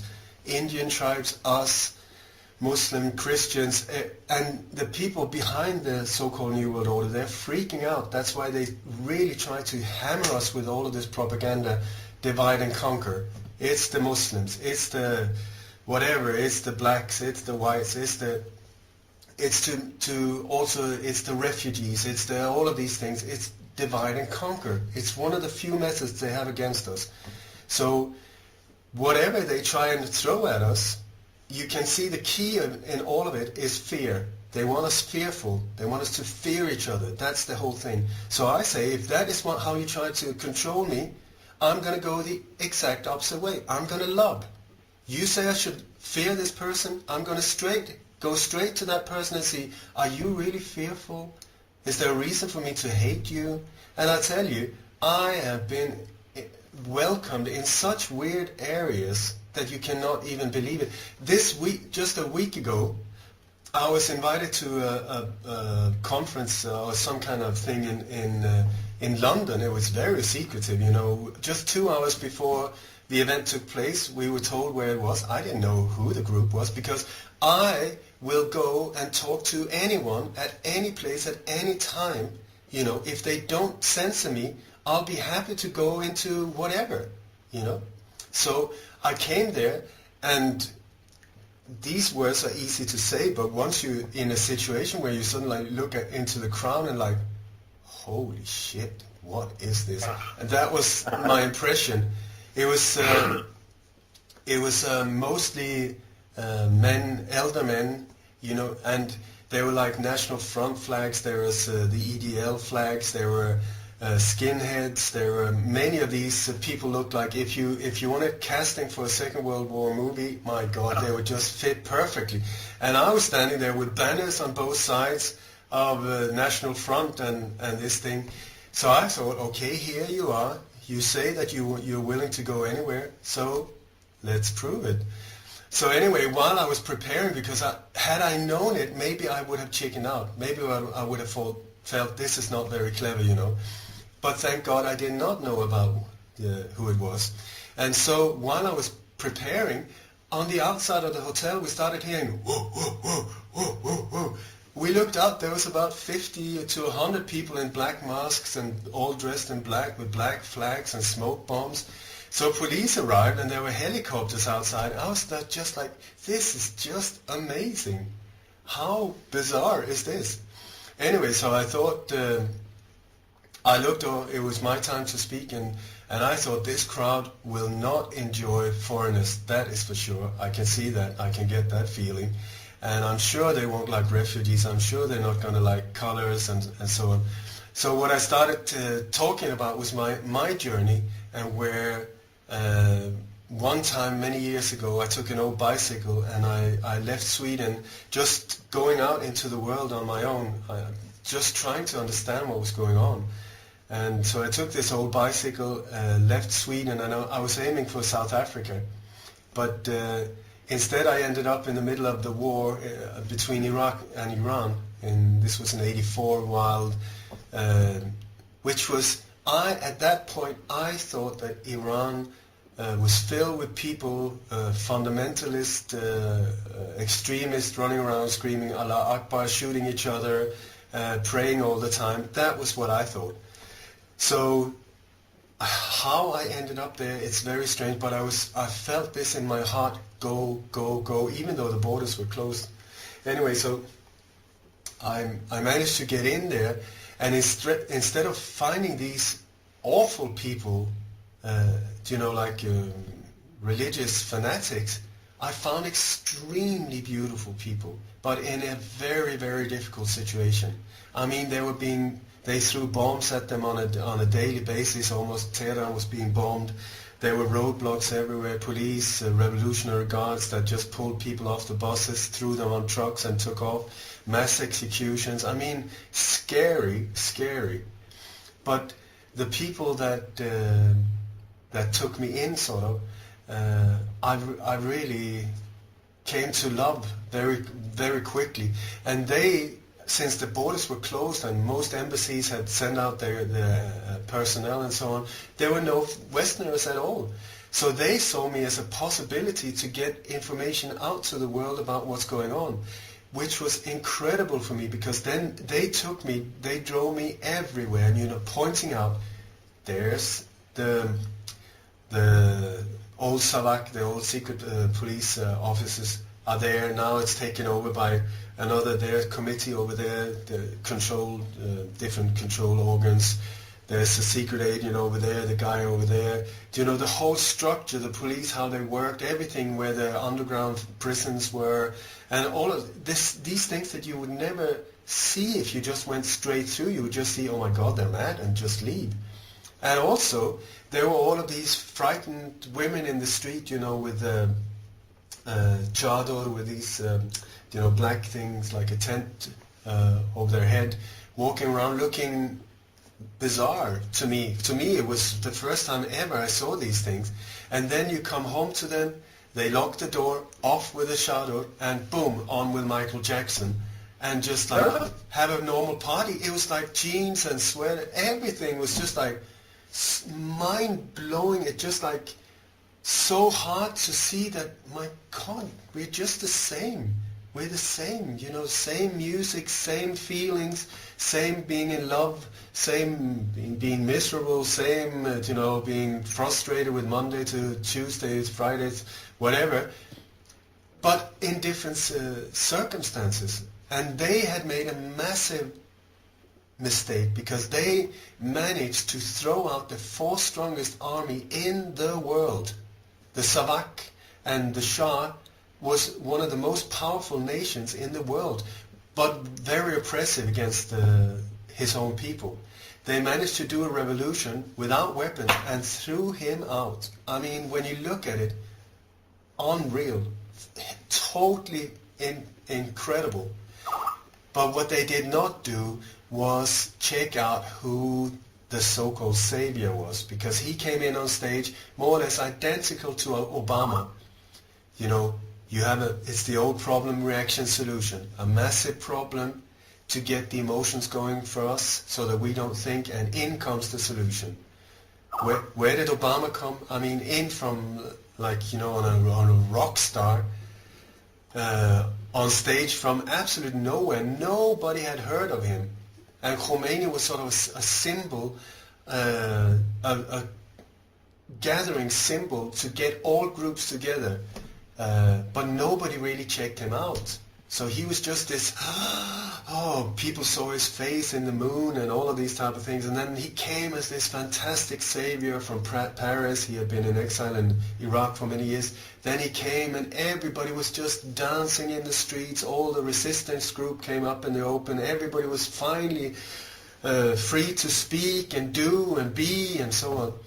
But what they did not know was that the secret police of the Shah, called the Savak, was given an option by the new government, Khomeini's guys. They said, okay guys, you want to work with us, you have an option, work with us or we'll chop your head off. So most people said, okay, I'll work for you. So when I mean, can you blame them? No. So, No, of course not. so the first 6 months, what they did was that the whole future resistance network was being mapped, you know, in all of these places where people were finally speaking openly after all of these years and you know, dancing and showing who they really were, you know, waving their flags. All of it was being photographed, mapped, and categorized. And then about 6 months later, over one night, there was mass arrest of thousands and thousands and thousands of people, including family members, friends, children, and so on. And overnight, just like with the Berlin Wall, boom, the jail door was locked, and nobody had even seen it coming. Yeah, but Ole, what you're saying right now, this is the same scenario that we're having in the Ukraine. It's the same scenario that we're having in Syria. So we're back again here live. Ja, Frank. Ja, lange Blocke. Ja, Krass, ja, was er lange erst Block. erzählt Ja, hat. das ist was Ole da gesagt hat, ist, als er in Schweden gewohnt hat, er ist auf ein Fahrrad gestiegen und erstmal einfach losgegangen, um zu sehen, was in der Welt los ist. Ja, er wollte mit dem Fahrrad nach Südafrika fahren. Ja. Also, sowas gefällt mir. Ich meine, bei meiner Bio, ich habe ja auch diese großen Reisen gemacht. Schau dir halt mal die Welt an. Ja. Ja. Das ist, um dann so das eine oder andere halt auch zu erkennen. Ne? Ja. Ja, interessant.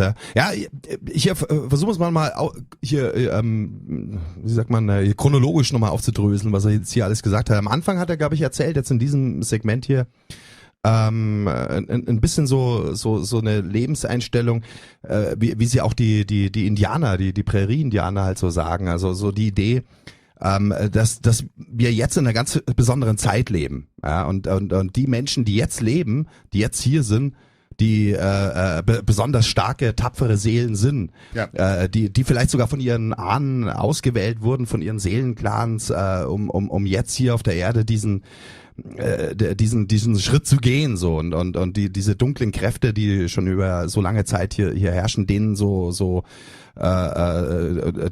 denen entgegenzugehen, also dort halt dass es zur Heilung kommt, zur Konfrontation, wie auch immer, ja.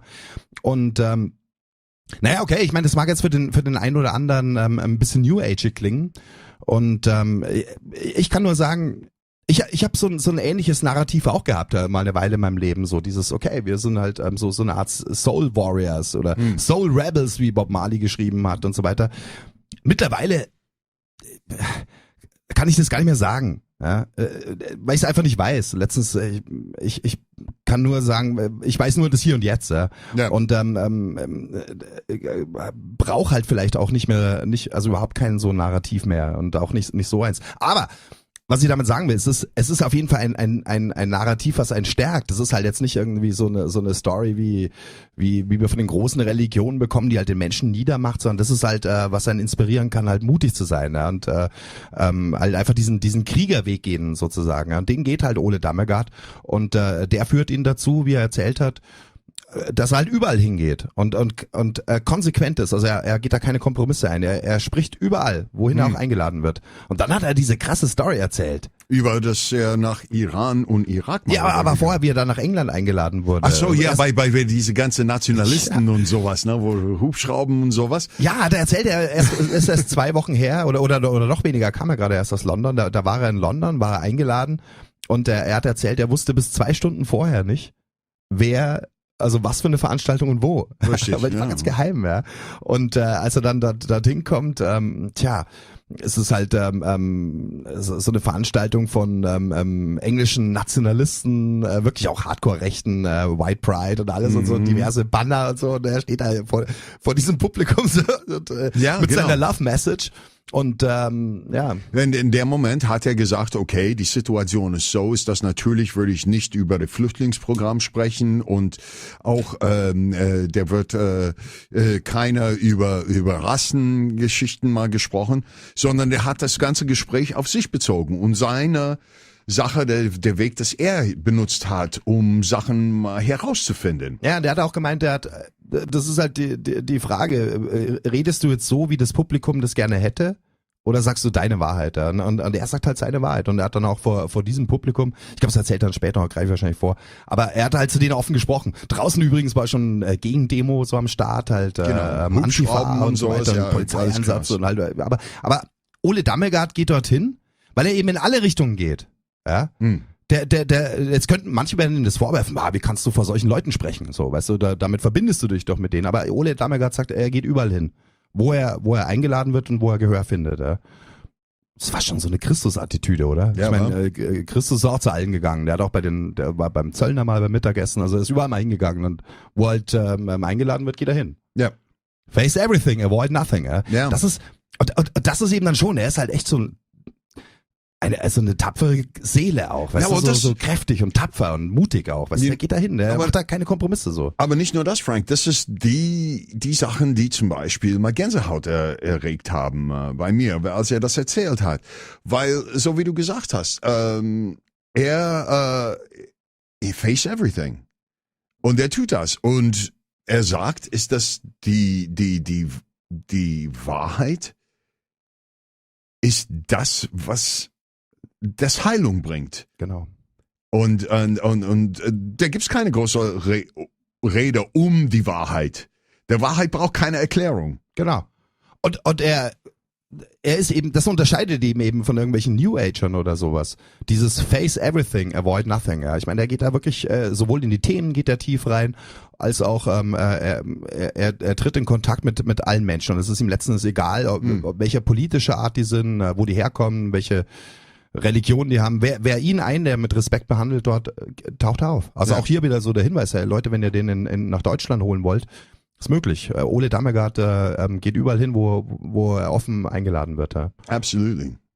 Ja, und dann hat er eben diese Anekdote aus seinem Leben erzählt. Die hat er eben vor dieser Veranstaltung dort halt auch gehabt. Und da hat er eben erzählt, er ist als junger Mann 1984 einfach mal aus diesem Drang raus, die Welt mal kennenzulernen, wollte er mit dem Fahrrad von Schweden nach Südafrika fahren. Ja. Und es ging aber im Iran ging es für ihn nicht weiter, weil es war 1984, das war genau die Zeit, wo der große Golfkrieg war zwischen Iran und Irak, wo damals auch so der Westen ja Irak aufgehetzt hat gegen den Iran und ein unglaublich krasser Krieg, der auch in Iran dermaßen viele Leute das Leben gekostet hat. Es sind wirklich Millionen gestorben und Millionen auch Invaliden geworden. Und heute ist das ganze Land von Iran noch voll. Weil Irak hat eine ziemlich moderne Armee so und Iran hatte halt die Massen und das Kämpferherz. Aber die haben geblutet, unglaublicher, um ihr Land halt zu verteidigen. Da ging es um diese Ölquellen dort im Süden vom Iran, die eigentlich den Engländern gehören, also aus ihrem Selbstverständnis und so. Aber egal, wir schweifen ab. Nee, was hat er darüber erzählt? Und das war halt auch so ein großer Augenöffner, sagt er, weil Iran, er kommt dorthin und er denkt halt so, wie wir es alle damals halt gedacht haben, wie man es halt erzählt bekommt, Iran, ist das alles nur welche radikalen Islame und Frauen nur in Burka und alles so. Alles irgendwie, weißt du, durchgedrehte Leute so, ja. Und er sagt, aber wie er aber Iran erlebt hat, ist halt ganz anders. Ja. Zwar schon außen auf der Straße ist schon dieser Druck, weil da eben dieses Regime war damals, dieses Khomeini-Regime, und da war schon der Druck groß und weißt du, aber dann kaum geht's in die Häuser rein, auf einmal runter mit der Burka, den Chador sagt man glaube ich im Iran, und dann hat er gemeint, sind diese Iraner ein unglaublich herzliches Volk einfach. So, ja, Michael Jackson gleich angemacht und Jeans mal angezogen und dann ging's los. Die haben das Moonwalk geübt und sowas. Das habe ich aber, Frank, das haben wir mal auch gesagt. Ja. Du bist mal viel gereist, ich bin mal viel gereist, und wenn man unter diese Leute kommt und findet diese Leute und irgendwie passiert das natürlich, weil du bist auch mal so ein Mensch von Charakter hier. Man stellt fest, dass wir alle irgendwie gleich sind, ne? Beziehungsweise dieselbe Probleme, halt mal ein anderer Kontext, aber das ist alles das Gleiche. Ja, Vielfalt in Gleichheit oder so ähnlich. Also ich meine, wir sind alle halt Menschen so. Da ist was Vereinendes und das ist tatsächlich so. Das können wir als Weltreisender auch sagen. Weißt du, egal wo auf der Welt, also so grundsätzliche Körpersprache läuft überall. Also ein Lächeln ist ein Lächeln, ne? Egal wo auf der Welt, und der Faustballen oder so oder Zähne fletschen. Ich meine, selbst die Tiere verstehen das. Wir kommunizieren miteinander. Ja? Und dort stellen wir halt fest, überall sind es halt Menschen, da gibt's Euch und solche, und natürlich gibt's auch diese Verbohrten. Er erzählt dann auch darüber, über die iranische Revolution dann gegen diesen Polizeistaat des Schah, Ja, und wie das da gelaufen ist, aber wie dann von außen dieser Khomeini gebracht wurde, der eigentlich aus Frankreich kam, dort im Exil war und sozusagen den Iranern untergejubelt wird, und die haben sich auch täuschen lassen natürlich, und dann ist man von einem Polizeistaat an den nächsten gerutscht, ja, der halt dann andere Vorzeichen hatte, und wieder war das gleich, und das ist die Situation, wo die vielleicht heute noch irgendwo stehen. Aber das Entscheidende ist eben, und das sagen wir auch mal wieder, es geht ums Volk. Also es ist halt Volk, nicht irgendwelche Nationen, sondern es geht um das Volk, wir, die Menschen, so. Ja, und in allen Ländern haben die Menschen halt Grundbedürfnisse, und die sollten wir ernst nehmen. Und dieses ganze Power Game, das kommt nur von wenigen. Ja, das ist in anderen Ländern auch so, Russland oder so. Wir müssen uns wehren gegen diese Feindbilder. Und Aufwachen hilft halt natürlich sehr, wenn man mal rumreist und dann einfach tatsächlich in anderen Ländern sieht, hey, das ist tatsächlich genau das Gleiche. Die Menschen haben dieselben menschlichen Dramen und dieselben Grundgefühle und Emotionen, und egal, ob du die Sprache sprichst oder nicht, Kommunikation ist möglich, weil uns da was eint. Ja. Und das ist halt, was Ole Dammegard ist. Er ist einfach auch ohne jetzt irgendein Label da stricken zu wollen, aber er ist auch so ein radikaler Humanist halt, also so ähnlich auch wie wir halt. Es setzt den Menschen in den Mittelpunkt, ja, und der hat dann auch keine Scheu halt wirklich, selbst bei irgendwelchen Hardcore-Leuten so, wo du vielleicht Angst haben könntest, auch zu denen zu sprechen, ganz offen zu sagen und auch offen in Liebe zu sprechen, so, und hat keine Angst, da irgendwie als Weichei darzustellen, weil es eben nicht ist, weil der ist eine tapfere Seele, so. Ja, der ist ein Kriegertyp auch. Ja, obwohl er selber sagt, ja, Warrior ist natürlich vom Wort schon hart, aber halt, er geht halt drauf, er geht dahin. Er geht voll rein ins Leben, so. Er hat keine Angst. Oder er hat Angst, weil Amethyst hat es, glaube ich, auch im Chat geschrieben, ja, Angst, gibt schon manchmal Situationen, wo man Angst haben kann, ist klar. Natürlich, Angst ist ganz wichtig. Die ist so ein Instinkt von uns, ja. Das ist, was uns Menschen ausmacht, auch Tiere. Tiere haben auch Angst. Wenn da ist mal ein Geräusch, zack. Angst schärft sofort unsere Sinne. Bei den Tieren gehen die Ohren, gehen spitz, ja. Witterung wird aufgenommen, das ist super. Nur der Krieger oder der Ritter, der überwindet halt die Angst, ja. Du lässt dich von der Angst nicht leiten, und dann stehst du da wie ein Reh, sondern okay, du nimmst die Angst, nutzt die, damit du wach bist, und dann schaust du, was da los ist. Ja, ja, wobei Ole hat auch mal erwähnt, ist, dass Angst ist ein Spiel in unser Kopf. Er sagt, wenn du die Augen zumachst, ist das Angst weg. No, so, das ist auch eine Sache der Einstellung des Menschen. No, aber der spricht darüber weiter in die Interview, und da würden wir mal dazu kommen. Wollen wir mal jetzt weiter? Genau, wir waren in dem Interview zuletzt, hat er über Iran erzählt, eben seine Erlebnisse, und die hat er eigentlich erzählt eben auf dieser englischen Veranstaltung. Ja, machen wir einfach mal weiter. Ja. It's always the same game that these people are not creative enough, but you see the same domino setup every time. I don't know, am I being misled over there, or am I not seeing something? But it seems to me that way. I mean, it's very important not to jump to conclusion when things happen, but my God, so many things repeat themselves. That is why I find it so important to become aware of these patterns, so that we can even predict. You know, when you start seeing, okay, it's coming, if this is following the same template, then this will happen. And if we see that, then, my God, let's do everything we can to stop it before it's too late, because they want total control, and that is not a nice future for us if we let them do it to us. Exactly, and that's one of these great contributions that you gave to the public, is that you showed how these patterns look like. You laid it open, and you connected all these different assassinations, and you showed there's always the same pattern. There's always a story with a patsy. There's always a different narrative that you give out in the public. And the book that you wrote, the coup d'etat in slow motion. So like in slow motion, we see it. You get this once. You will recognize this pattern again and again, and that's why it's so important. So please, Ole, I know it's a funny question when you're doing research for 30 years, but like in a nutshell, I mean, what is this pattern that is repeating itself again and again? When we talk about assassinations, that you saw with Kennedy, that you saw with Palme, and so on. First, just let me give 20 more seconds from that meeting in London, because these were very right-wing people, most of them. But I feel I don't judge people because I feel everybody thinks they're right. So how can you judge somebody that do and believes in a certain way? That individual believes they're right. They do what they think is right. So I don't judge them. I do not agree with them many times, but my judgment, I take that away. Anyway, so I was looking out into this crowd with all of these powerful faces, and I normally finish with a prayer, and I just felt, oh my God, am I going to do it here too? And I said, yes, I'm going to do it here too. So I finished with a prayer, and it goes like this.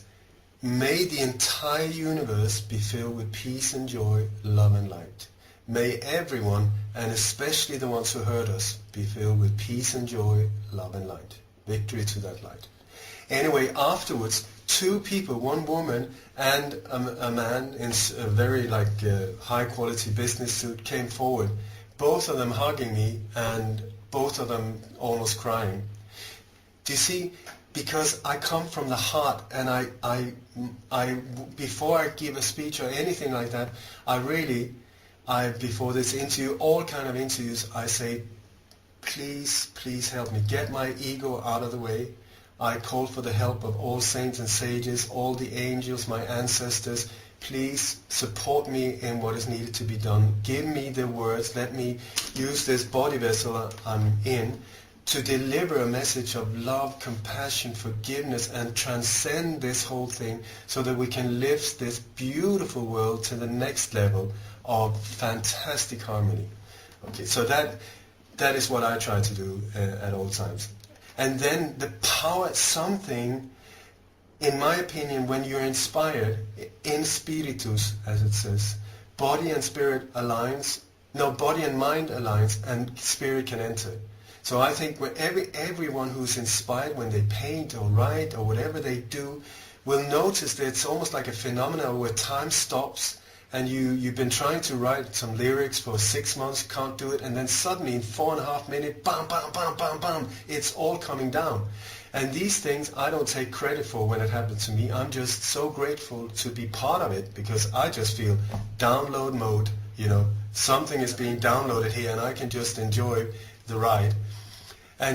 But it's when I get out of the way, the download is easier, and that is the thing, the heart connection that happens there. So what I love is this thing where people that have been so frightened and so angry and so frustrated for such a long time, and then you manage to bypass all of this armor and reach the heart. Fantastic. For me, it's like, this is why people say, oh, there's only 40 people here. I don't care if there's 4,000 or 2. If I can somehow reach one individual or 2, that is magic, absolute magic. This is, I have to say, I've done, I don't know how many interviews I've done, hundreds and hundreds and hundreds. I was sitting in my bathroom with a computer on the toilet, with a blanket over my head to avoid the echo, real undercover work, having no idea if there was anyone out there hearing or listening or anything, just like we are here. Is anyone going to hear this, or how is it going to affect them? I have absolutely no idea. The only thing I can do is focus on doing my part as good as possible. So, back to your question. What do you want, a terror attack or an assassination? Oh, we have a choice here. Yeah, they're very similar. They're quite similar, so I would say maybe a terror attack would be better. Well, give it to us, Ole. Okay. Knock us out. Okay, so the template for a terror attack will be, you have to understand that we're looking at not individual countries. Just because an attack happens in one country does not mean that it's not connected to other attacks. Because the power behind these people, the power behind these attacks are part of what is called the New World Order. They play this world as a chessboard. And countries that these things happen to are either connected to NATO or other security agreements and the US. You got Saudi and Mossad. Israel is very, very, very dominant in many of these. But I have from inside sources that it's not a matter of you got Mossad over there, you got MI6 there, you got CIA there, you got Boss over there. It's not like that. It's like that on a street level, but once you get up a bit higher up in the power hierarchy, they're all connected. So it's just a matter of how we're going to play this country, how we're going to play that, and so on. So, for instance, a terror attack. The reason for terror attacks are fear porn. We need you to bend over and say, thank you so much for screwing us from behind. We will do anything and lick your feet, including paying you to totally control us and manipulate us and do horrific stuff to us. How can the few in power do that to the masses? How can a few thousand control billions of people? They do not have a lot of options, and these are old Roman tools that they've been, I don't know if they've upgraded them, they made them digital, but it's the same old crap that they're using all the time. So it's divert and conquer or problem, reaction, solution. The few in power secretly create a problem. This will be in a terror, so-called terror attack, a virus scare, a mass invasion of refugees, or a natural disaster, or something like that. Something that freaks you out. And the way they freak you out is they go emotional. So it will involve children and women. Women and children, these are the things. It does not matter with guys like us. If we get blown up or something like that together with a tractor and a cow, would not make the impact. But a daycare center or a hospital or invalids, depending on what is the theme of this terror attack. So they secretly create a problem to get the emotional reaction from us. The one they want is where we go totally emotional, do not use our brain and say, wait a second, before I react, I'm going to have a look at what actually happened. But they want us just to go like this. And then we, thinking that we're under attack, then turns towards the people that are there to protect us, not understanding that they are actually the ones who have created the problem. Saying, please, please save us, we need protection. And then they will say, well, since this problem is so big, the only way we can protect you is, and in comes the solution.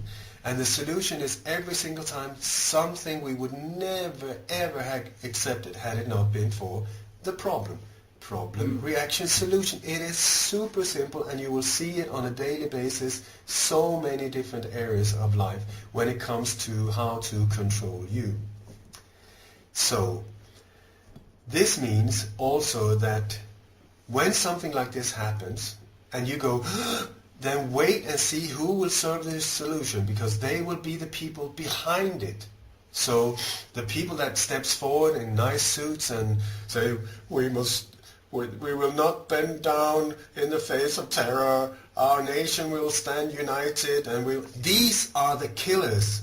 These are the ones that are doing it to us. This is the one. So it's perfect. You don't have to look for them because they're right in your face. Problem, reaction, solution. And they are the ones that will make absolutely sure that there's a super investigation there that will find absolutely nothing. They will point at a patsy. Let's go back to the template. Okay, so let's say that there will be a terror attack. Give me a city where this terror attack should happen. Give me a country. You mean right off the top of my head? Yeah, give me a country. So, wir sind mal wieder drin, denn jetzt gerade in dieser Passage hat Ole über Sachen gesprochen, was Frank und ich mal mehrere Mal hier in Sendung mal schon erwähnt habe, diese Problem, Reaction, Solution. Genau. Hegelsche Dialektik könnte man es auch nennen. Problem, Reaction, Solution hat es, glaube ich, David Icke genannt. Und es ist ein ganz einfaches Konzept, aber man muss es einfach verstehen. Wenn man das verstanden hat, dann wird so vieles klar. Um was geht's? Bei Hegel war es These, Antithese, Synthese. Problem, Reaction, Solution ist das Gleiche. Man kreiert ein Problem. In dem Fall, wo Ole jetzt drüber spricht, das Problem ist Terror. Man kreiert also Terror. Die Reaktion, die dann folgt, die Antithese, ist halt Angst vom Volk. Das unterstützt man natürlich auch noch medial und so weiter. Ja. Die Reaktion ist dann Angst. Wow, hey, boah, emotional. Bedroht, ja. Emotional. Genau. Weil das ist, wo wir mal am meisten verletzlich sind. Vor allem, wenn das mal, so wie Ole gesagt hat, mit Frauen und Kindern zu tun hat. Genau, das gehört dann immer dazu. Also das ist halt ausgefeilt, wie man das halt macht, damit man den maximalen Effekt hat von dieser Dialektik, ja. Genau. Und ich meine, also wir haben das Problem Terror, die Reaktion Angst und die Lösung ist dann eben mehr Autorität, also mehr Macht im Staat. Und das ist genau, was wir vorhin gehabt haben. Ja, weißt du, heute steht es in der Zeitung, ja, wir müssen aufrüsten, so. Ja. Der böse Russe droht einzumarschieren. Erst nimmt er die Krim weg, als nächstes ist das Kraichgau oder sowas, weißt du, muss man aufrüsten, ja. Genau. Ja, das sind so, genau das ist das. Problem, Reaction, Solution. Mhm. Es ist super simpel so. Ja. Trotzdem müssen wir es immer wieder uns klar machen, weil so funktioniert tatsächlich diese Welt. Also diese Hegelsche Dialektik, die haben halt die Herrscherkaste hat das für sich so als Main-Tool irgendwie halt benutzen die das. Halt. Ja, und was auch Ole dazu gesagt hat, und das ist sehr wichtig, Frank, ist, dass die Leute, die dort sitzen, ist, dass wir müssen jetzt aus einer Union zusammenstehen und diese Kämpfer, der sagt, das sind die Leute, die in your face sind, die diese ganze Scheiße mal von vornherein gemacht haben. Genau. Und weißt du, Alex, als er das gesagt hat, was mir sofort, welches Bild mir in den Kopf gekommen ist, es ist wieder hier vor 2 Jahren da diese ganzen Staatsführer bei Je suis Charlie, weißt du, da in Paris da irgendwie standen und das so inszeniert wurde, als ob dahinter wirklich dann die Massen wären und die Staatsführer führen das an und in Wirklichkeit hat sie dann so eine Seitenstraße abgeschlossen, haben da kurz ihre Show gemacht, danach wieder gelacht und gute Laune und so. Ja. Das ist genau das. Ja, absolut. Ja. Und der hat gesagt, dass wenn man das endlich versteht, ist das mal sehr, sehr einfach, um zu sehen, wer die bösen Menschen sind. Sozusagen, die das Schmerz und diese Leider uns mal weitergeben. Genau. Und es geht halt um Mustererkennung. Das ist, was halt Ole Dammegard halt so gezeigt hat, indem er eben diese und wir haben ja mal eine ganze Sendung ihm auch gewidmet und deswegen haben wir vieles von dem Stuff damals, was zu Ole Dammegards Arbeit gehört, in diesem Gespräch da gar nicht so angenommen. Die ganzen Sachen mit Operation 40, wie halt diese Gruppen gegründet wurden und so, kommt eigentlich heute nur eher am Rande vor, aber er hat halt diese Muster freigelegt und offengelegt und das, guck an, ob du Kennedy anguckst oder Olaf Palme oder John Lennon und so und du siehst immer dieselben Muster. Genau. Ja, und das ist, worauf er halt hinweist und warum das so wichtig ist, das zu verstehen. Weil das dann auch gar nicht so wirklich kreativ ist und so. Das ist nicht irgendwie, dass die uns allen voraus sind, so. Ja, und das Problem ist, was der gesagt hat, ist, dass wir kaufen das immer wieder ab. Ja. Und der Punkt ist, dass wir müssen mal das erkennen, so dass das nicht immer wieder abgekauft wird. Ich meine, wir sehen das mal allein hier in Chemnitz mit diese ganze Sprengstoff Sachen, die Fälle, die hier, was ist das, die 3. oder 4. Mal oder so ein Scheiß. Ne? Ich meine, das ist wirklich absurd. Mittlerweile ist Chemnitz mal mehr populär und terroranfällig als Berlin. Wir sitzen mittendrin, Alex. Na, ja, unfassbar. Krass, so. Ja. Aber hier noch ein Ding, bevor wir jetzt wieder weiterkommen, weil wenn wir jetzt gleich weitermachen. Am Anfang von dem, was wir jetzt gehört haben, hat er auch noch was Interessantes gesagt. Da war er nochmal zurückgekommen auf diese Konferenz oder was auch immer da in London war. Und was er halt auch macht, er ist immer, wenn er so eine Rede hält irgendwo, dann bringt er auch ein Gebet rein. Und das ist auch wieder so. Klar, viele Leute von uns sagen, Gebete ist schon Religion oder so. Aber was er dort in dem Gebet sagt, das ist halt wirklich so der Grundkonsens von Beten. Ja, das ist so die Botschaft, mögen alle glücklich sein. Ja. Und das ist interessant, ich meine, da gibt's ja wirklich in mehreren Kulturen taucht so das ist so ein Grundkonsens auf, weil ich meine, das kann man wirklich so sagen, mögen alle glücklich sein. Ja, in Indien gibt's ja das Gayatri-Mantra, was genau das so im Fokus hat, oder auch so ein Mantra wie Loka Samasta Sukhino Bhavantu. Mögen alle Wesen glücklich sein. Dabei kann man jetzt falsch machen. Ich meine, das ist so eine Grundaussage. Alles Weitere ist dann schon wieder die Frage, weißt du, betest du für dies? Bist du vielleicht schon wieder ein Kontra zu dem und greifst du dann nicht schon wieder ein? Aber hey, mögen alle glücklich sein. Alle, die halt leben, so. Ja, das ist so eine Grundaussage, die man treffen kann. Und das macht er auch immer. Und ich weiß jetzt nicht bei Ole Dammegard, inwieweit er diese ganzen Indien-Connections hat. oder ob es halt einfach so eine universelle Weisheit auch ist, die halt auch einfach aus ihm rauskommt, weil, weil er halt einfach ein weiser Mann auch ist. So. Ja. Aber das wollte ich nur darauf hinweisen, das ist echt so ein Grundkonsens, den wir, glaube ich, als Menschen alle haben können. Ja. Ich meine, bei so vielen Dingen unterscheiden wir uns, aber das können wir, glaube ich, immer uns rauswünschen und das ist, was er wirklich bei jeder Veranstaltung macht. Also dieses Gebet im Sinne von mögen alle glücklich sein. Also jeder halt nach seiner Fasson auch.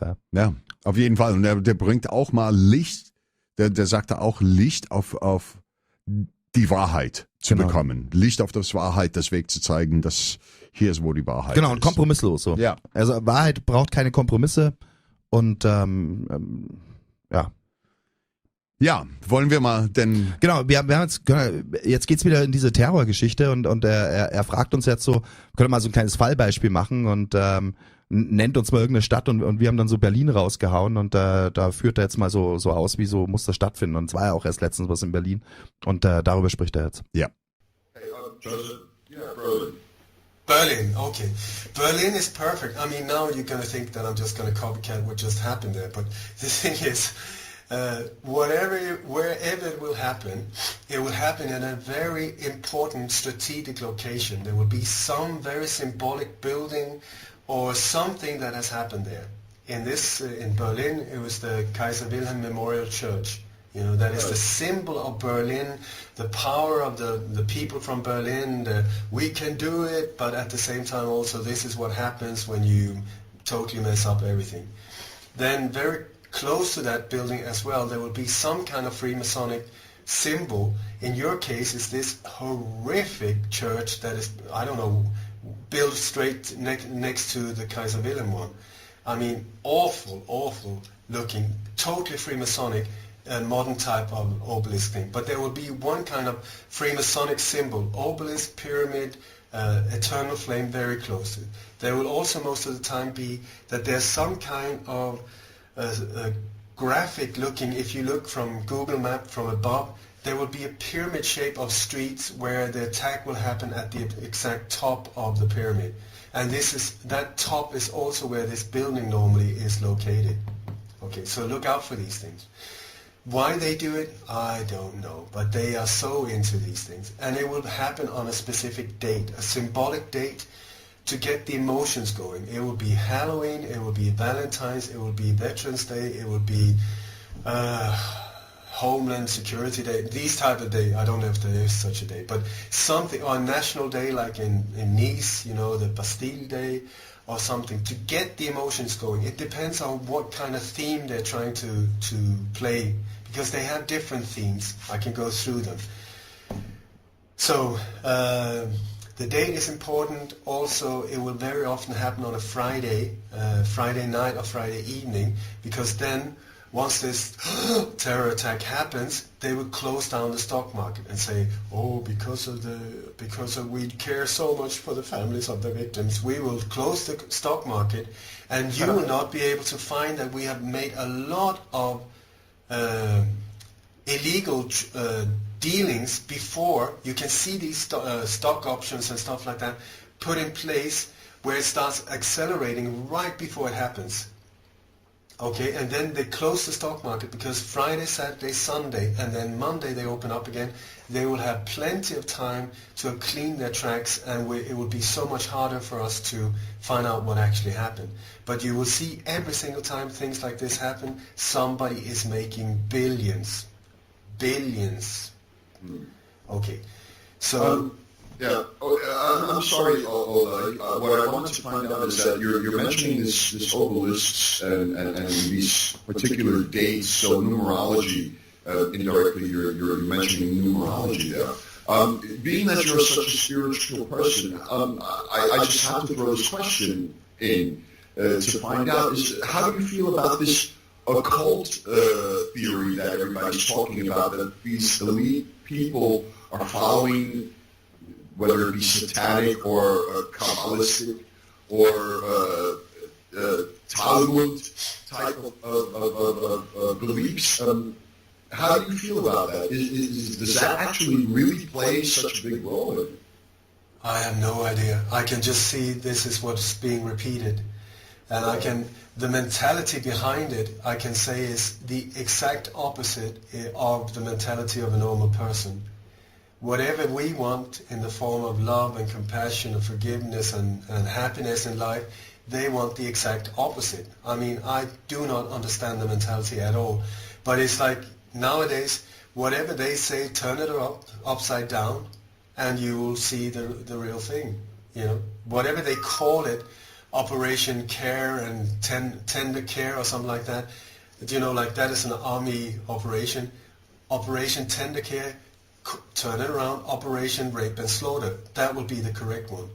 The White House, the Satanic House. The FBI, Federal Bureau of Investigation, no fraud, bribery, and intimidation. You know, CAA, Central Intelligence Agency, no, absolutely not. Cocaine Import Agency. And so, you know, like, give it their correct names.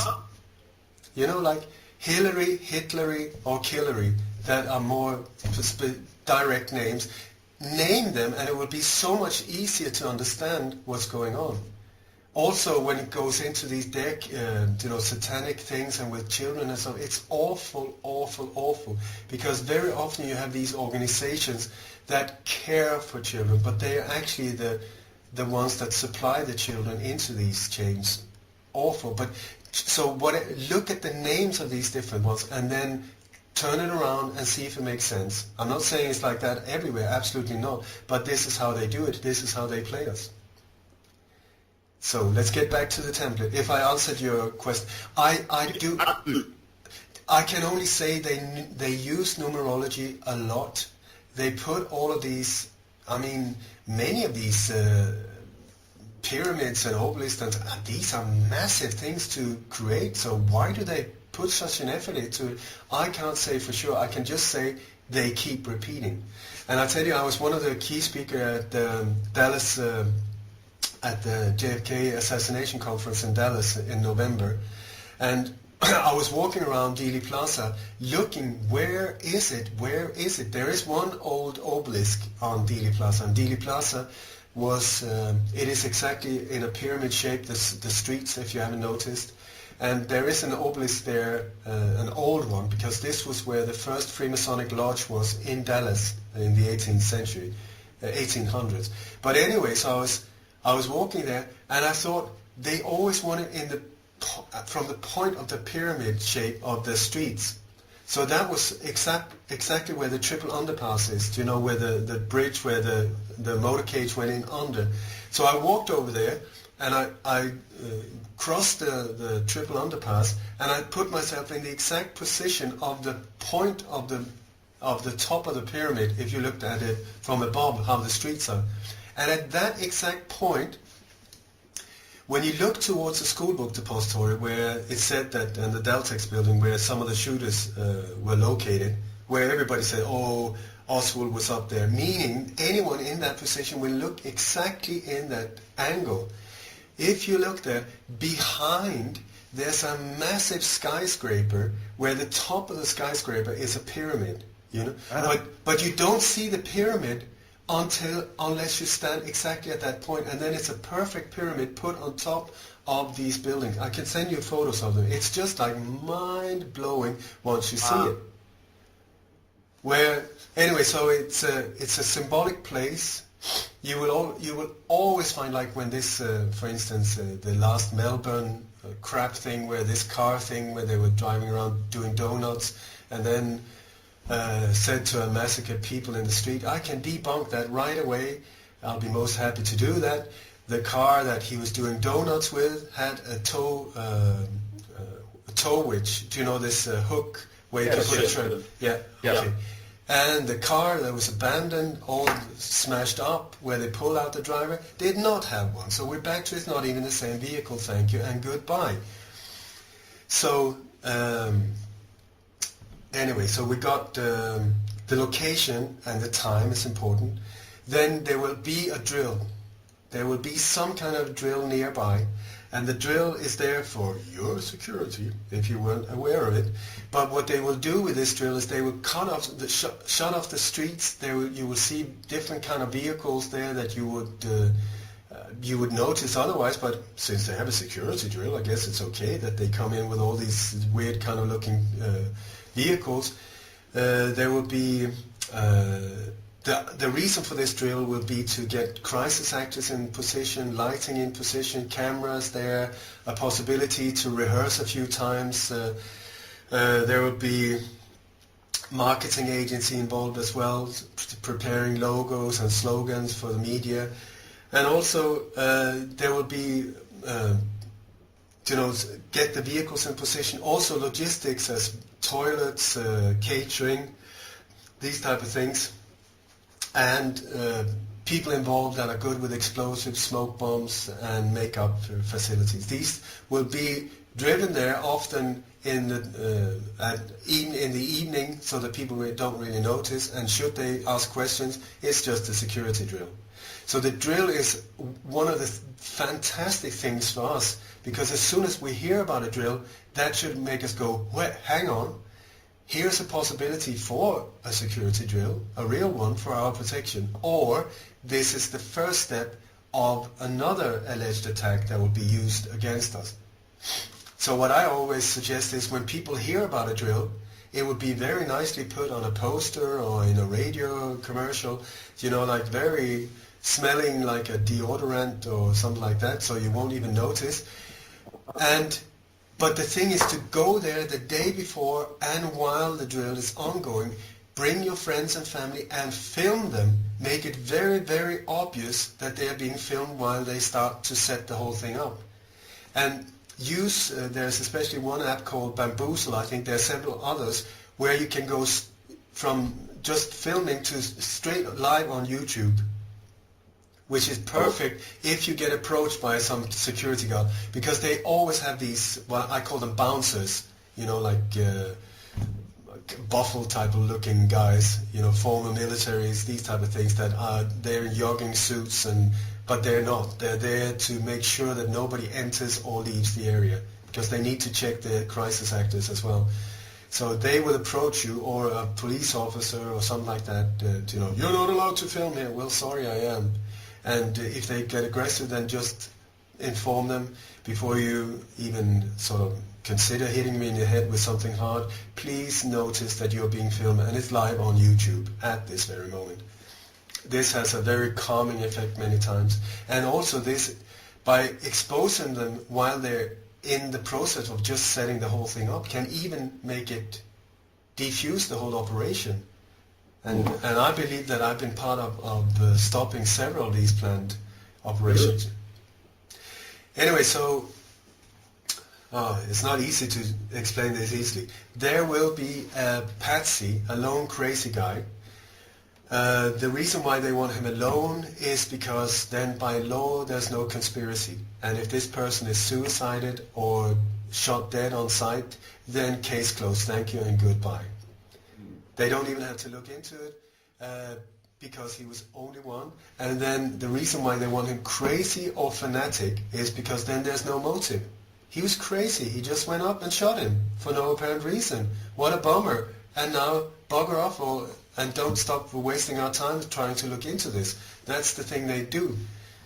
So you will also see that after these operations, there will right away be a conference. The police chief will stand forward and say, "Oh my God, this horrible, horrible thing has happened, and now we are really going to look into it." Not, which they will then. The investigation will be put there to absolutely not find anything except pointing at the patsy, and become aware of people like myself with too big a nose that will just go looking into areas when we're not supposed to go.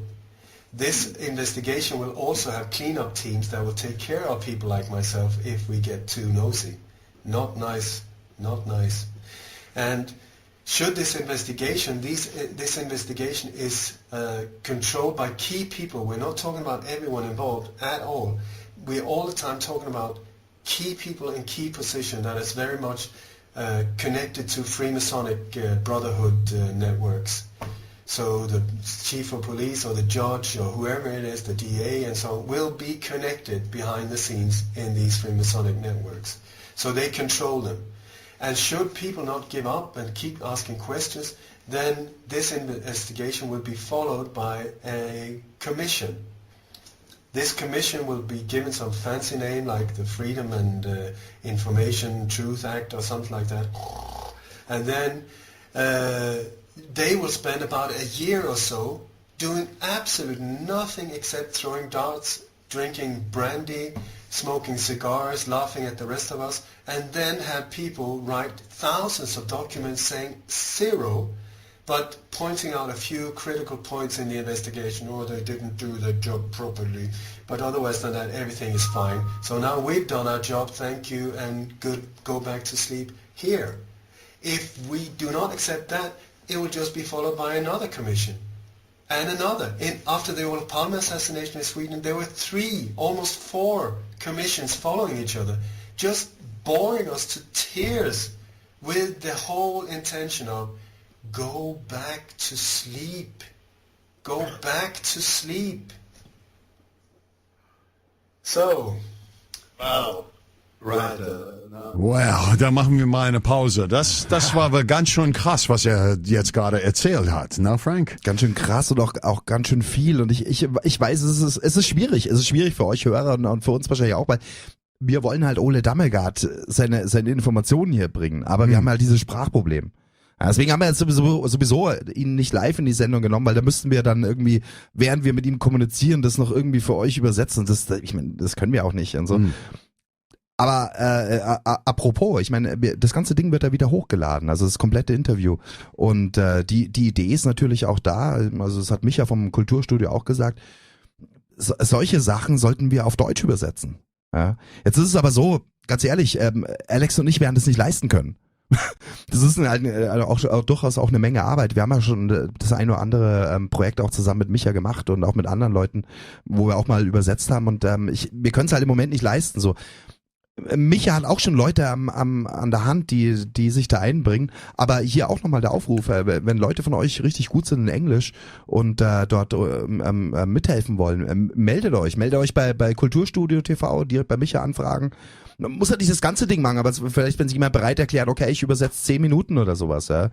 Oder normalerweise macht man so, zunächst mal müsste man das skripten, das heißt, das, was dort erzählt wird, aufschreiben, dann kann man es leichter übersetzen, so, ja. Also muss man halt auch gut aber verstehen, so, die einzelnen Worte auch, also das, da gibt's auf jeden Fall Bedarf, wenn da jemand sich engagieren will, gerne, weißt du. Wir wollen, dass diese Sachen rauskommen. Das ist wichtig, was er sagt. Ja. Wir wollen diese Vernetzung international. Und wenn uns schon die Technologie keine Instrumente gibt, einfach mal die Dinge simultan zu übersetzen, müssen wir es halt oldschool machen. So. Ja. Wir machen es halt heute auf den Style. So. Ja, auf jeden Fall. Und ich meine, einfach natürlich ist das nicht. Aber was hat er jetzt alles erzählt? Es ging viel um diese Muster eben. Ja? Diese Muster, das ging darum, ist, dass der hat über Patsys gesprochen. Warum Patsys da sind. Patsy ist der Sündenbock. Der Sündenbock, genau. Und warum das immer nur eine Person ist. Weil wenn der getötet wird oder der begeht Selbstmord oder sowas. Oder er ist total irre. Ja, genau. Und das ist der Grund. Naja, was wollt ihr mal? Der war sowieso verrückt. So, musste ihn irgendwie eliminieren. Entweder ausschalten oder sowas. Wir haben mal das, was ich mich mal in Deutschland daran sehr gut erinnere. Was war das? Die Schäuble, der mal von dieser Frau mit einem Messer attackiert worden ist, der mal gestochen wurde? Ja. Klapse. Ja, genau. Oder schon in den 60ern, Siran, der den Bobby Kennedy erschossen hat, Klapse. Mark David Chapman, der John Lennon umgelegt hat, ja, irre, ja. Anders Breivik, ja, irre. Ja, stimmt. Alle irre. Ja. Oder tot. Genau. Und wir haben das mal hier in Chemnitz gehabt. Ja. Der Typ, der war der irre und tot oder so. Ja. Leipziger, der abgehauen ist. War das nicht derselbe Fall mal jetzt? Der Alpaka hieß er. Also, und das, was Ole da erzählt, ich meine, wir sehen das. Das ist mehr als offensichtlich. Da ist immer so ein Bock dabei. Und der wird entweder getötet oder begeht Selbstmord. Der eine Typ, der mal sich in der Zelle sich aufgehängt hat. Na, das war der Typ von Leipzig doch. Und die haben ihn jede 5 Minuten gecheckt. Also, wenn da keine Beihilfe mal dazu gesteuert war, das ist die nächste Frage. Ne? Und dann hat er auch darauf hingewiesen, es ist auch fast immer, es gibt immer wahrscheinlich auch Ausnahmen, wenn du jetzt so wie Ole Dammegard wirklich buchstäblich hunderte von diesen Dingern anschaust. Er hat sich weltweit um diese Dinge gekümmert, auch Lateinamerika und so. Da war in den 70er, 80ern, da gießt er noch viel rauer zu als hier bei uns. Das sind echt unglaublich große Listen auch. Aber es sind halt sehr häufig sind es auch immer so symbolhafte Plätze, Orte schon, an denen am besten auch irgendwo symbolhafte Gebäude sind. Und da verweist er eben in Berlin auf die Kaiser-Wilhelm-Gedächtniskirche, die natürlich ein symbolhafter Ort ist für Berlin. Und Connection Zweiter Weltkrieg und eben auf diesen bizarren Neubau, der da daneben ist, weil dieses alte Ding ist ja nur noch eine Ruine und steht als Ruine, Mahnmal. Genau. Und daneben ist er dann so in schwarz gehalten. Schwarz-blau, das ist ein Hexagon oder Oktagon. Ja, genau. Oder ein Oktagon, glaube ich. Genau. Ist Kaiser Wilhelm Gedächtniskirche. Und das identifiziert er halt auch als als Obelisk. maurerisches Symbol, ein Obelisk. Oh, ja. Man könnte auch sagen, hier der schwarze Stein oder so. Diese Bilder kommen halt immer. Also er sagt, wichtiger Ort, Connection zu solchen Gebäuden, oftmals aber auch die Straßenanordnung, wie es auch bei Dallas dann war. Genau, die beziehen sich auf eine Dreieck und normalerweise, so wie er gesagt hat, das passiert immer an die Spitze dieses Dreiecks. Ja, auch interessant. Na, wo der sagt auch, ein von diese Kennzeichnungen von Pyramid oder Obelisk oder sowas mal zu finden wäre. Na, und als er gesagt hat, als er im November bei dieser John F. Kennedy Assassination Conference gewesen war, der hat geguckt die ganze Zeit, wo ist dieser Obelisk? Wo ist dieser Obelisk? Und ich habe mal jetzt die Fotos weiter an mich ein Kulturstudio geleitet, weil ich habe versucht, die hier im Chat hochzuladen und das geht leider nicht. Aber das ist deutlich dort zu sehen, ist das von diesem Fenster, wo Lee Harvey Oswald angeblich geschossen hat, genau das Gebäude dahinter, das siehst du in einem Punkt, wo das mal eine komplette Pyramide ist. Und dann auf diese Delaney-Platz, da wo Kennedy erschossen worden ist die Spitze von das Pyramid auf die Straße, wenn du schaust. Und das geht dann von dort aus in der Tunnel, wo die dann mal abgehauen sind Richtung Krankenhaus. Ne? Richtig abgefahren. Und das hat... Und er meint, das kommt halt immer wieder, das Muster. Also egal, wo du schaust, ob du Lady Diana guckst, wo auch immer so. Das sind immer diese Muster. Dann hat er erwähnt, was auch auffällig ist, und dass es eben sehr gerne gewisse besondere Daten sind, also an einem besonderen Datum basiert, wo das ein bisschen Numerologie reinspielt und solche Geschichten. Und gerne auch freitags mit dem Blick aufs Wochenende, damit man so börsenmäßig dann reagieren kann. Ja.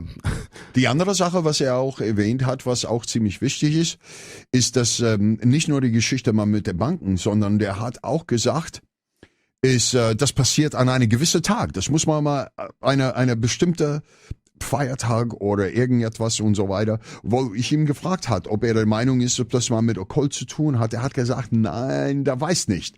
Der hat gesagt, aber man sieht viele Nummern, Zahlen in dieses Spiel. Das fand ich richtig stark, genau. Also die Frage war richtig und auch was er da geantwortet hat. Weil das ist wirklich eine wichtige Frage. Wir sehen dort halt immer auch diese Perspektive hin zum Okkulten hin und irgendwelche magischen Dinge auch, ja, diese ganze Symbolik und so. Und was Ole Dammegard, der sieht das natürlich auch. Ich meine, der zeigt das auch auf. Aber letzten Endes sagt er kann das jetzt auch nicht alles erklären. Und das müssen wir vielleicht auch gar nicht, weil das ist ja letzten Endes wiederum nur diese wahnhaften Mindfucks, die diese Leute haben, so. Wir können es einfach nur identifizieren als, hey, hier ist kriminell, und gucken wieder das aus dieser rein menschlichen Perspektive an. Wir müssen gar nicht jedes Detail von ihrem Wahn nachvollziehen. Natürlich ist es jetzt schon okay, sich damit zu beschäftigen, ja, aber er bringt es halt auf diesen Punkt, hey, hier ist einfach Kriminalität. Ja. Und da muss man erstmal einfach hier von so einer, wie sagt er immer, so Farmer Brown Logic ausgehen, also so Bauernschleue oder halt mal die Dinge ganz direkt angucken. Ja. Und diese ganzen okkulten Motive, letztens ist es egal, aus welchem Motiv der das macht. Wenn solche schweren kriminellen Dinge sind, dann muss man die einfach beenden. Ja. Ja. Und was er auch gesagt ist, wie würden wir pazifiziert damit? Der wird mal natürlich der Polizei, der Richter und auch tragische Geschichte und sowas. Wir stellen eine Kommission zusammen, das mal zu investigieren, um herauszufinden, was der Hintergrund ist. Und diese Dinge dauern teilweise bis zu einem Jahr. Und er sagt, dass die Leute, die dahinter stehen, sitzen da, rauchen ihre Zigarren, trinken ihre Brandys und so weiter. Aussitzen ist das. Ja, aussitzen. Und die stellen mal Leute einfach mal ein, um irgendwelche Sachen mal zusammenzustellen.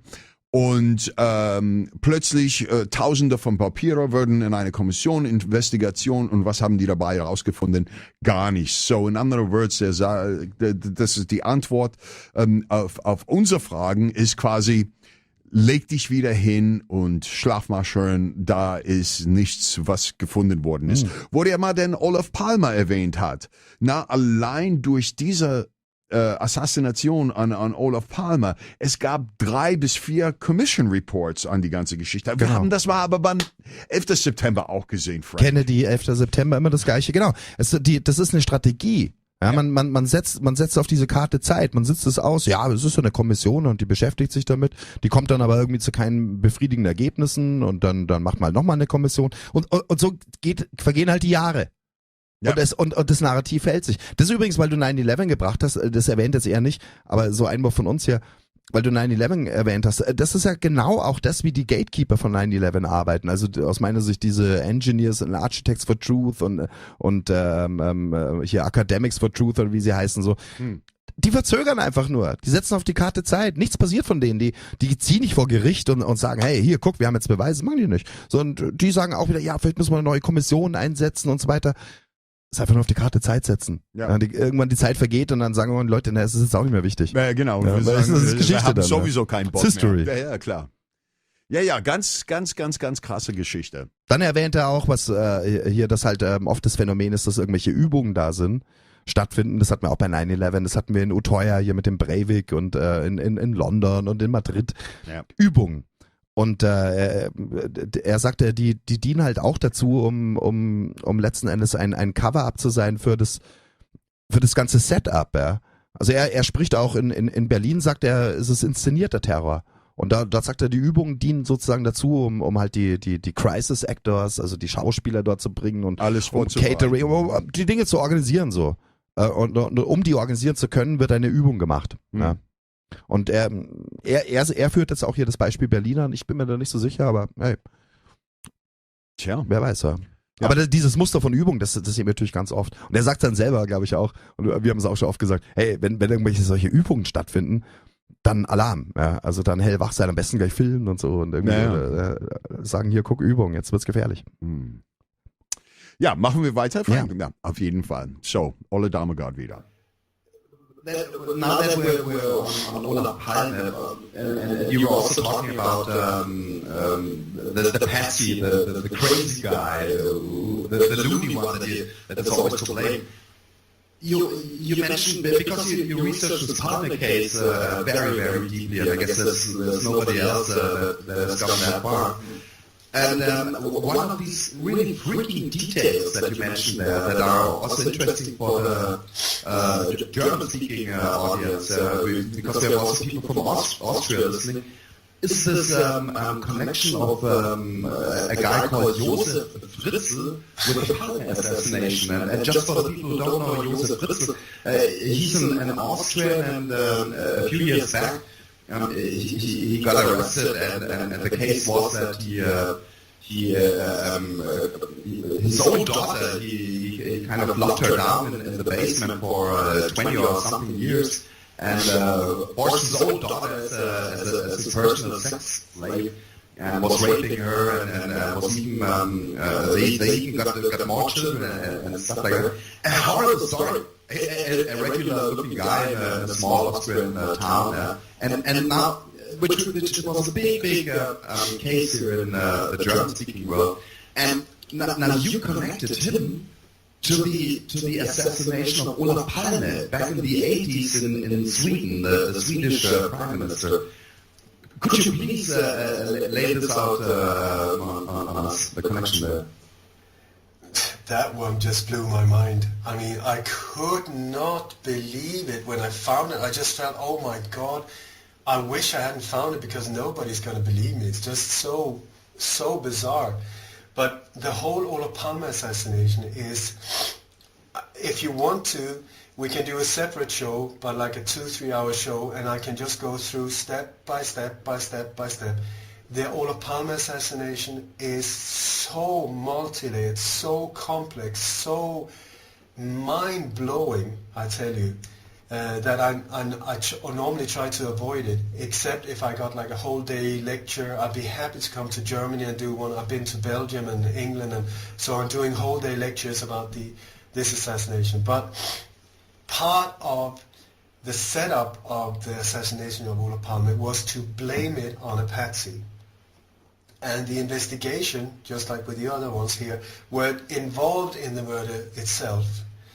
So it's through Hans Holmér, who was the first investigator. It was in his books that I came across this person for the first time, but he went under the name of Wilhelm Kram, the crazy Austrian Wilhelm Kram. And he was the one that was supposed to take the fall for this whole thing. But instead, the whole thing got messed up, and they tried, well, like I say, it's super complex, but the whole thing was that the idea was that this should be a shot, and clear and open shot case overnight. The whole thing was not supposed to take forever and ever and ever, which it has done. It was supposed to be do, bang, and once again, thank you and goodbye, cruel world, and go home. And the guy who was supposed to take the fall was Josef Fritzl, who was in Stockholm that day. I don't think he was aware of that he was going to go down. He was just being told, be in this location. He was standing at Slussenplan, just about a kilometer south of where Olof Palme is said to have been shot, and was there to be picked up and then taken straight into the police station and accused for the murder. In 86, he already had his daughter for many, many years in his basement. As far as I know, also, Josef Fritzl was supplying the Mossad with different type of IDs and fake passports and so on. So he was somehow involved in criminal activities with these so-called intelligence services. So I don't know if they chose him because he looks like a perfect patsy. He looks weird. Because the thing is, you can't be cute and cuddly and then people say, well, this is the terrorist or this is the assassin. It needs to work in media, so you need to look like brutal or violent or something like that. And Josef Fritzl, he's got the looks. And also maybe because they had him, I'm sure they were very aware of that, this thing with his daughter in the basement and so on, so that they could keep him quiet, accepting whatever he was going through in court and so on, maybe with a promise, yeah, we're going to put you in for life, but not really. We're just going to tell people you're in jail, but you're not going to be there. You're going to be transported out, and which is what they do many times. They execute you, not really. They take you out the back door, and then they get you back into the operation world. And so I think maybe that was the reason why they chose him. But as far as I've been able to find out, that's the guy. It's just so freaking that these things connected, because, I mean, it looks like separate things. And this doorway into all this rapist and sexual slave stuff, but it seems to be the same kind of people. It's the same. It's the same, and the same, repeating itself in different variations. And please understand that these people are into violence.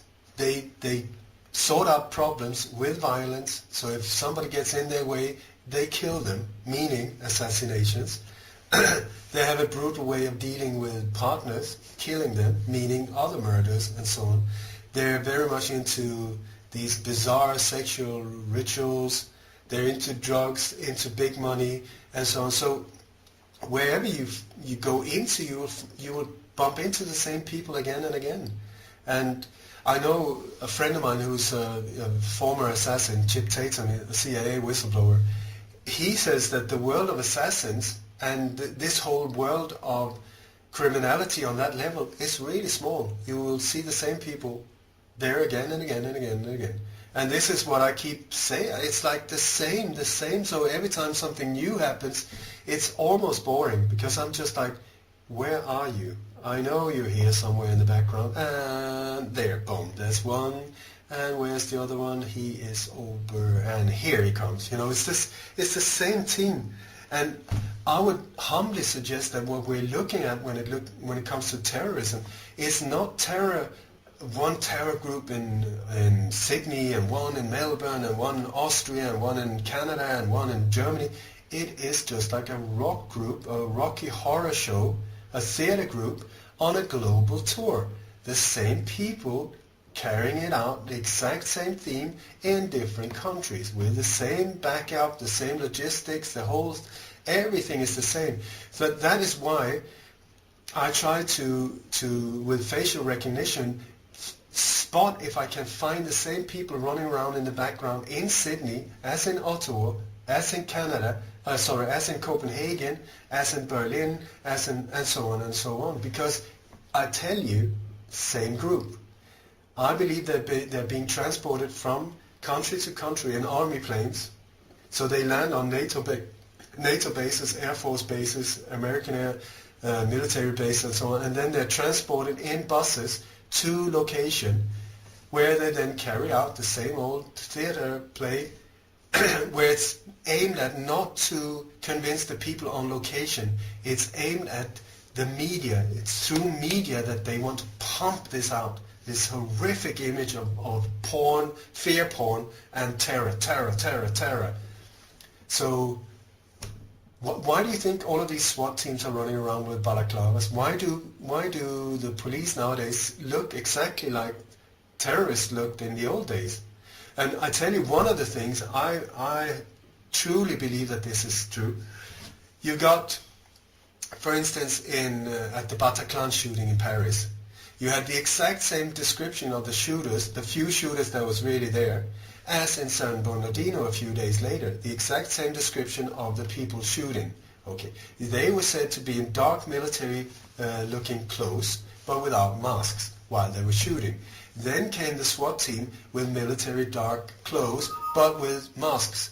Meaning, I think the shooters bam, duck down, put on the mask, wait for the SWAT team. SWAT team comes in, 10 people, SWAT team leaves, 13 people. Do you see how to get the shooters in and out on location? They use it again and again. It's the same. And this is also why, like when somebody just happens to film one of these terror attacks, I love it, because like, what are the chances? Especially when they start filming before it even starts. That is just like, hang on, why did you even pick up the camera before it happened? Normal people will like, bam, something happens, you pick up the camera, you take a photo. No, here's the other way around. So I always really look into who's filming, and just because it's shaky does not mean that it's authentic. Okay? And how come they managed to get it blurred with these HD mobile cameras? Everybody has got fantastic quality on their cameras nowadays, on their phones, but no, every time there's one of these things, it's blurry like an old VHS porn movie from the 70s. How the hell is that possible? It even has to be some kind of app they add or filter to mess it up like that. So, who filmed the Charlie Hebdo, for instance? Do you remember the one where the police officer were rolling around on the pavement? That guy, by the way, he's doing great. He lives in Buenos Aires. He's a Mossad agent. I tracked him down. He was paid $666,000. Very interesting number, I would say. And he was said to stay down there for about 6 to 7 years until everything has cooled down. A little plastic operation, and welcome back. So, These numbers. Do you know when the bomb in Boston, where that went off? Boylan Street 666. I kid you not. That's so funny because just to throw this in, we were talking about So, ja, oh, das war richtig krass jetzt. Ja, heavy stuff. Ne? Der hat gleich losgelegt mal mit dieser ganzen Geschichte über diese Typ, der sagt über Charlie Hebdo, dass die Leute mittlerweile hier die SWAT-Teams, diese GSG 9 und sowas, die ziehen sich an und verkleiden sich wie die Terroristen vor ein paar Jahren hier. Und was er erklärt hat, ist, dass wenn solche Dinge passieren und der irgendwelche Shooters, die haben okay keine Maske an und so weiter und so fort, aber wenn die GSG 9 oder SWAT-Teams mal einrollen, die Jungs, die verstecken sich, ziehen mal ihre Maske auf und die sind mit 10 Leuten reingekommen und verschwinden mal mit 13. Ja, und er meinte, die werden halt international eingesetzt, also ja. auf NATO-Flügen, da hast du wiederum keine Hoheitsrechte, du kannst ja nicht kontrollieren, wer da ein- und aussteigt, werden die eingesetzt, dann mit Bussen zum vermeintlichen Tatort gekarrt, um dann ihr Ding auszuführen. Und das mag eben manchmal inszeniert sein, manchmal eben dann auch echter Terror, manchmal eine Mischung aus beiden. Ja, das ist dann im Einzelfall schwer zu sagen so. Aber er sieht halt da wirklich Profiteams, also sowohl Täter als auch dann vermeintliche Opfer, als auch die Spezialeinheiten, die dann da auftauchen. Es sind werden alle eingeflogen so. Ja. Well, lass uns mal kurz das Maidan-Geschichte angucken. Alle diese Scharfschütze da waren in Schwarz verkleidet, so wie er das gerade erzählt hat.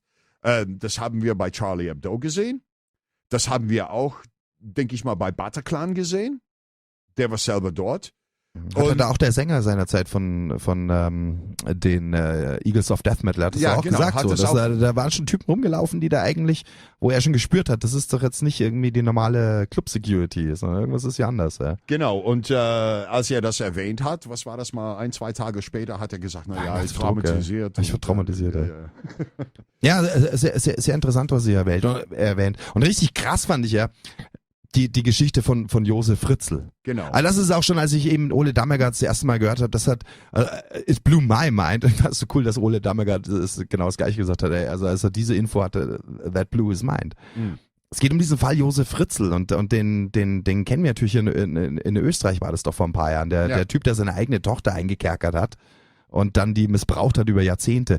Und Ole Dammegard sagt, dieser Josef Fritzl war 88 oder 86 dieses Palme-Attentat. Der Mann war in Stockholm an dem Abend. Und dem war die Rolle zugedacht des Patsy, der Sündenbock. Der Fritzl sollte eigentlich derjenige sein, der dann irgendwie zum falschen Zeitpunkt am falschen Ort ist und vielleicht eine Knarre in der Hand hält. Wo er alle sagen, hier, der war's ja, österreichischer Spinner, irgendwie Kommunistenhasser, was auch immer so, weißt du. Und ist aber dann eben einiges schief gegangen und Ole sagt, das ist auch sein Spezialgebiet unter anderem, da könnte er stundenlang nur über dieses Palme-Attentat reden, wie das alles dort gelaufen ist. Aber was auch immer schief gegangen ist, der Fritzl war nicht am Tatort, wenn ich mich recht erinnere, hat der Ole irgendwann mal erzählt, der Fritzl wäre vorher schon von der Polizei aufgefasst worden, von der schwedischen, weil der halt irgendwie besoffen in einem Bordell randaliert hätte. Ja. Naja. Und was er auch dazu erwähnt hat, ist, dass er hat gesagt, dass diese Geschichte mit seiner Tochter war angeblich für die Leute bekannt. Aber dadurch, dass das wird gesagt, dass er hat irgendwelche falsche Ausweise und sowas für die Mossad besorgt, dass die haben gesagt, dass das mal mit seiner Gerichtshalten dort, wo die mal ihm bedroht haben, lebenslange Haft und so weiter und so fort. Der hat gesagt, was sie sagen, ist, dass die karren diese Leute aus der Land und bringen die irgendwo hin und sagen, okay, bleib mal so ein bisschen unter der Radar. Er hat gesagt, hier, glaube ich, direkt einer von diesen Bataclan-Attentätern soll mit $666.000 abgefunden Bezahlt worden sein. werden, ja. Ist für ein paar Jahre musste er irgendwo in Argentinien sein. Ja, Richtig, oder 6 mal bis ein bisschen 7 untertauchen, Jahre. vielleicht sogar die Breaker-Base, egal. Aber halt untertauchen und Aber dann... komisch, Argentinien schon wieder, ne? Ja, Südamerika. Es ist, ja, aber auch da, was erkennen wir? Was ist Oles Botschaft? Das ist immer dieselben Muster, so. Weißt du? Ja, das ist das Ding. Ja. Ich meine, Merkel war da, Obama war da, der hat Bariloche. der hat sogar mal Nancy Reagans Beerdigung mal Aber du abgesagt. weißt doch, Alex, das ist halt einer der schönsten Golfplätze der Ja, Welt. klar. Naja, aber alle diese Dinge und ich meine, man sieht, dass das, was Ole da steht, hat eigentlich Hand und Fuß. Und wir sehen das alles wieder in diese ganzen Muster und dann, was mal passiert, Frank. Und warum diese Fritzel-Sache halt so heiß ist. Und so unglaublich wichtig ist. Nicht nur, weil es jetzt ein Kuriosum ist und weil wir halt jetzt diesen Fall auch so gut kennen, was halt in Österreich war, sondern diese Fritzel-Connection, ja, die verbindet ja zwei eigentlich unterschiedliche Dinge. Zum einen haben wir ein politisches Attentat auf Olaf Palme, bis heute unaufgeklärt, also es gibt so ein Narrativ, aber wirklich wissen tut man da nicht. Und zum anderen haben wir diese ganze pädophilen Geschichte. Ja. Ein Psychopath, der eben schon damals in den 80ern seine eigene Tochter eingesperrt hatte. Und der gleichzeitig auch irgendeine Rolle schon hatte in diesen Geheimdiensten. Ole sagt, er hätte eben auch so Pässe gefälscht. Also er hat da schon mitgespielt. Und da muss man natürlich die Frage stellen, haben wir nicht, aber die müsste man ihm beim nächsten Mal stellen. Ist vielleicht dieser Josef Fritzl schon seit wann ist er da schon in diesen Geheimdienstkreisen? Vielleicht ist er auch genauso Opfer, wie er Täter ist. Also vielleicht eben auch schon in ganz jungen Jahren eben, wer weiß, wie man den behandelt hat, dass der wiederum so ein Leben führt und also auch das weist ja alles hin auf diese ganzen Pädo-Ringe, so dass er dort jahrzehntelang das machen kann. Und man weiß, dass der das macht. Gleichzeitig hat man den aber dann auch irgendwann mal in seiner Vita als Patsy gehabt in so einer Geheimdienstoperation, politisches Attentat. Und dass diese Dinge miteinander verknüpft sind, das ist heavy stuff. Oh. Ich meine, wir haben das schon immer so geahnt, und so, aber ich meine, hier bringt das dieses Detail, was hier Ole Dammegard bringt, ist wirklich hot. Ja. Ja, und das Witzige dabei ist, dass wir brauchen nur nach Washington zu blicken. Dann sehen wir mal die ganze Situation wie diese Pizzagate-Sache. Wir brauchen nur nach England zu schauen. Und wir sehen auch mal, wie diese ganze mit Jimmy Savile und alles drum und dran verbunden ist wieder.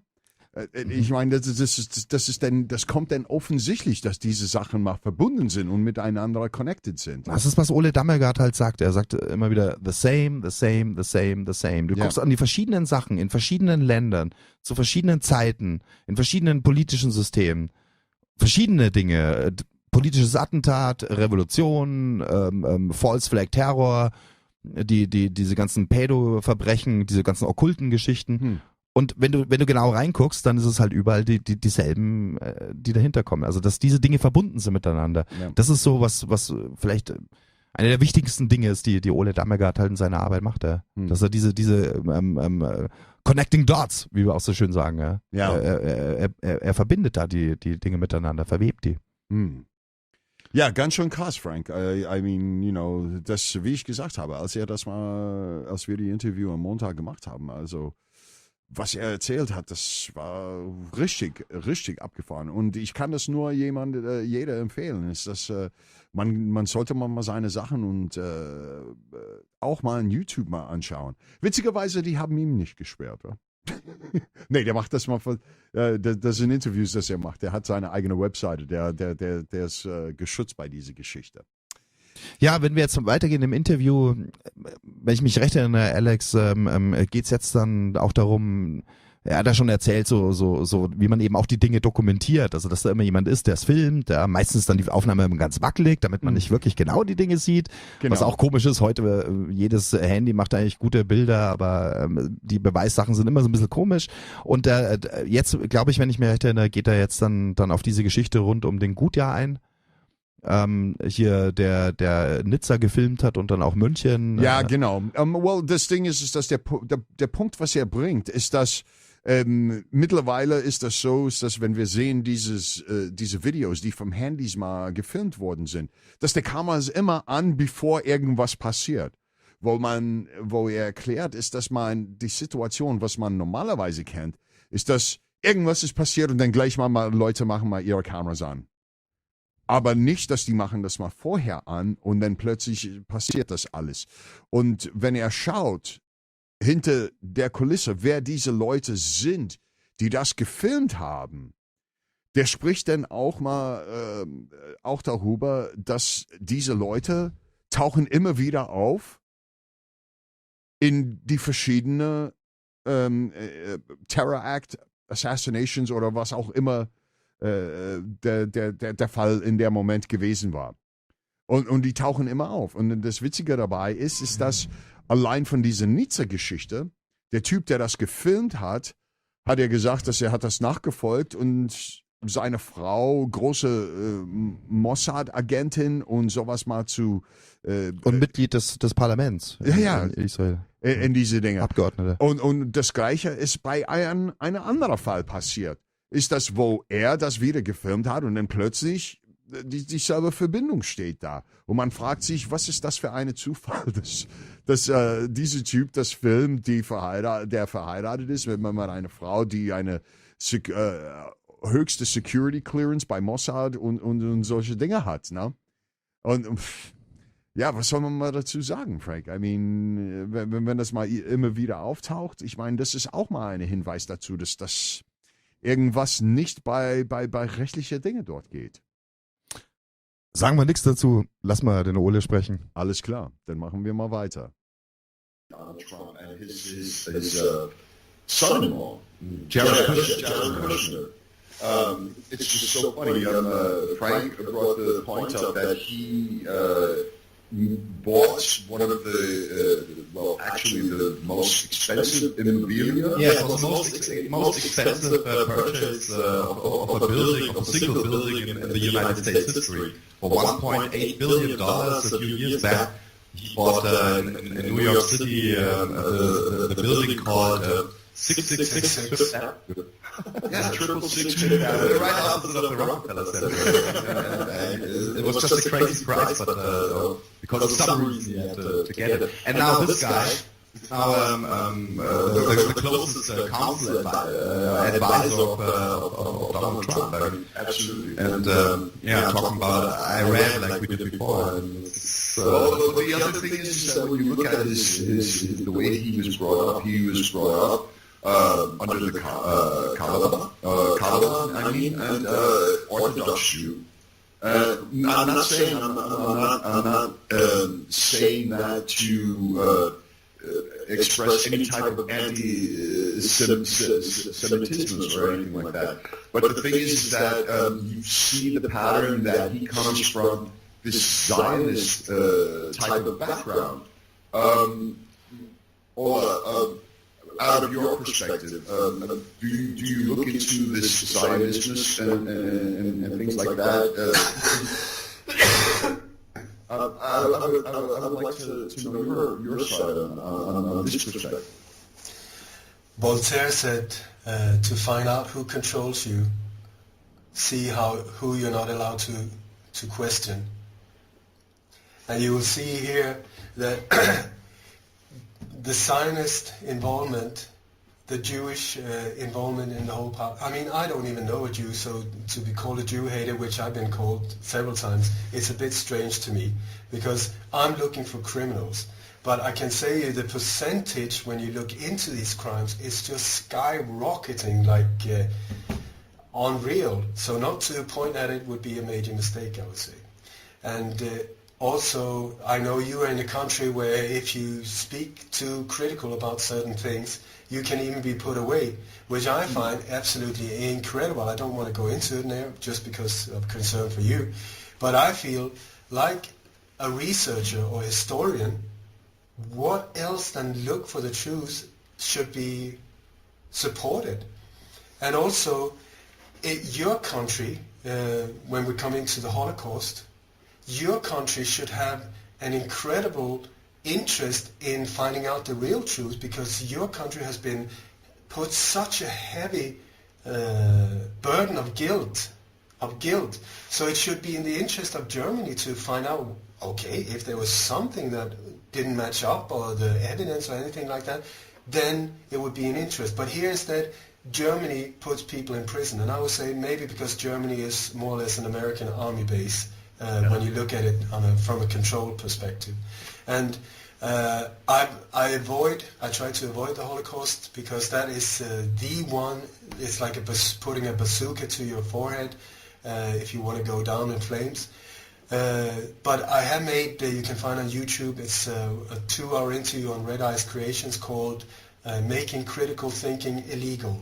Making critical thinking illegal. Because that is the thing that really bugs me, is that this is, as if they cannot use anything else against you in trying to stop the truth, boom, they will hit you with this one.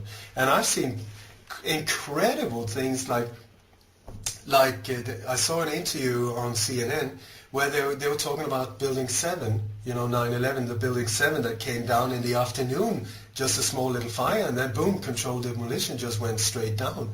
And they were talking to this constructional engineer, and he said, well, it was controlled demolition. It's very obvious when you look at it. And they said, suddenly they attacked him of being a Holocaust denier. And I'm just like, we're talking about the structure, concrete, steel. How could it just go down like that? How could these massive big towers be dustified? And then suddenly they hit you with this one. And I saw there was an interview with a former, I don't know if she was a foreign minister of Israel or whatever. She spoke, I think, on Democracy Now! She spoke very openly about that. Yeah, that's standard. If you can't shut them up with anything, just bring in the hand grenade, boom, and that will shut them up. So this is why I think extremely important that we expose that one as well. And I've been to Berlin before. I spoke. I touched these things because boom, and you're behind bars just because you're asking questions. Not okay. Yeah. Talking about Germany and Austria as well. Here we have also quite a list of political assassinations in let's say, the last decades. Political assassinations as well as terror attacks like the one on the Oktoberfest in the 80s. And it's quite a list of assassinations and also mysterious deaths like the cases of Möllmann or Heider. And now you say there's an international network operating. This is a global thing. And can we connect some of these cases with this network? And I guess the case with the most obvious international connection is the one of Uwe. Do we have any information how to connect these cases to these networks that you researched about? I would suggest that when you look at many of these deaths, you will see that they are in key positions when it comes to international illegal arms dealing, drugs, pedophile trafficking. It's the same networks, and these are people that have corrupted themselves or become too greedy or a threat to these networks, and thus being taken care of. Uwe Barschel, I think, he survived several attacks on his life before they finally got him. And as far as I've been able to find out, the team that took him out in a very bizarre form in that bathtub in the hotel was led by Ted Shackley, who's a CIA operative. He was the chief of COVID operation for the Western Hemisphere, CIA top. He was Ted Shackley was also working extremely close to David Atlee Phillips and E. Howard Hunt in a group called Operation 40. They were super central in taking out JFK. They were very central in taking out Robert Kennedy at the Ambassador Hotel. They were part of killing Che Guevara. They were part of killing Robert Smith in South Africa. They were part of killing Pablo Neruda in Chile. They were part of the killing Salvador Allende and take over in Chile. They were part of Operation Phoenix in Vietnam, that whole thing. They were part of Operation Condor in Latin America, killing thousands there. And David Atlee Phillips was the control. Oh, maybe it's too much details. Is it? Or do you want details? Go for it. Go for it. Okay. David Atlee Phillips, Ted Shackley. Ted Shackley was the station chief of JM Wave in Florida, the biggest CIA operation station in the world at that time. And David Atlee Phillips, who was a close associate to him, he was the controller of Lee Harvey Oswald, the man that is said to have killed JFK. Absolutely not.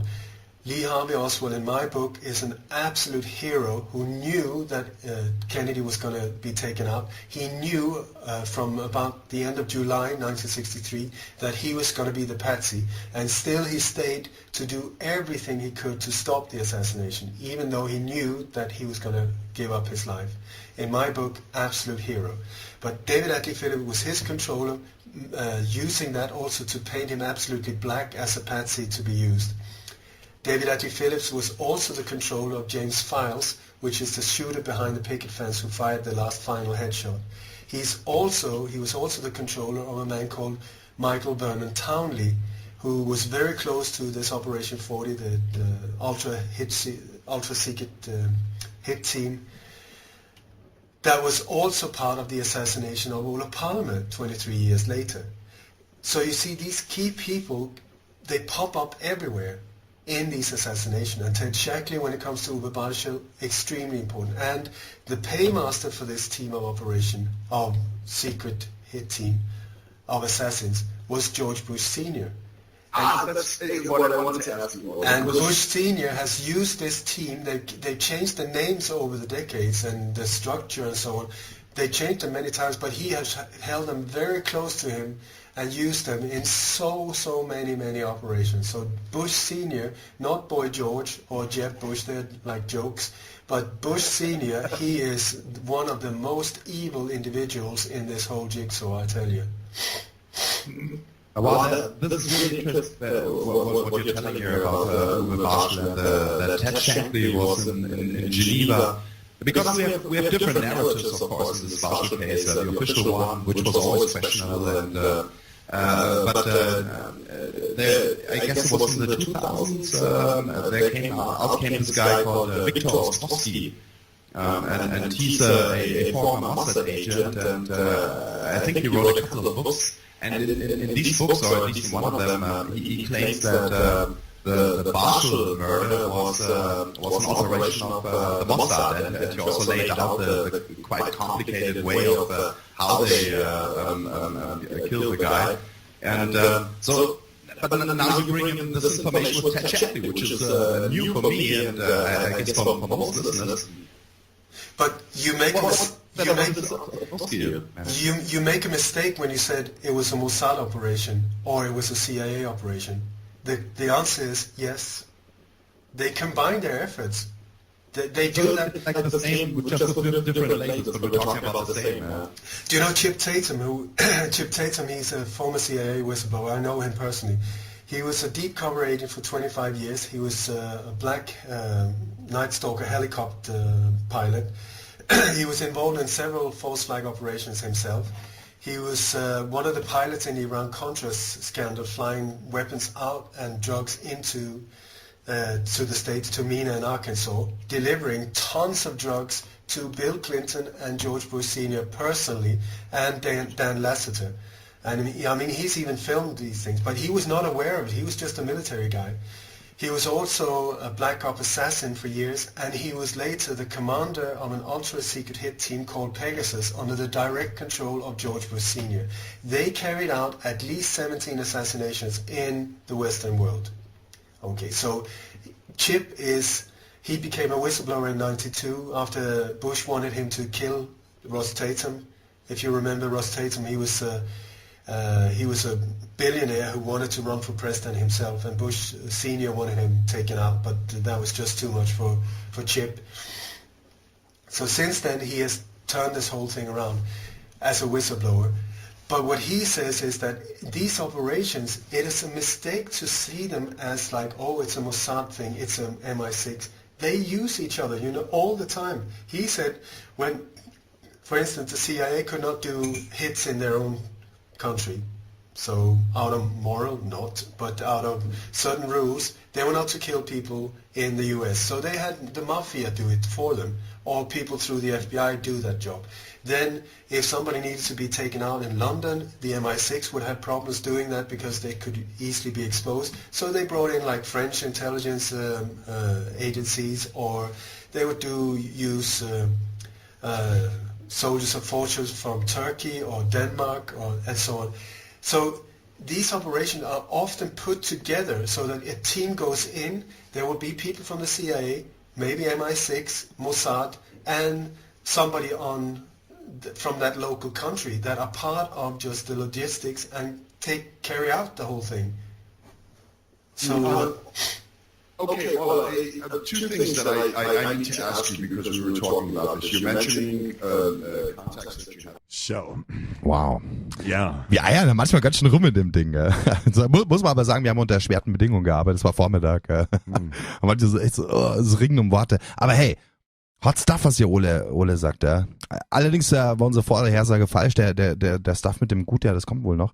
Aber auf was er hier eingegangen ist, diese Uwe Barschel-Geschichte.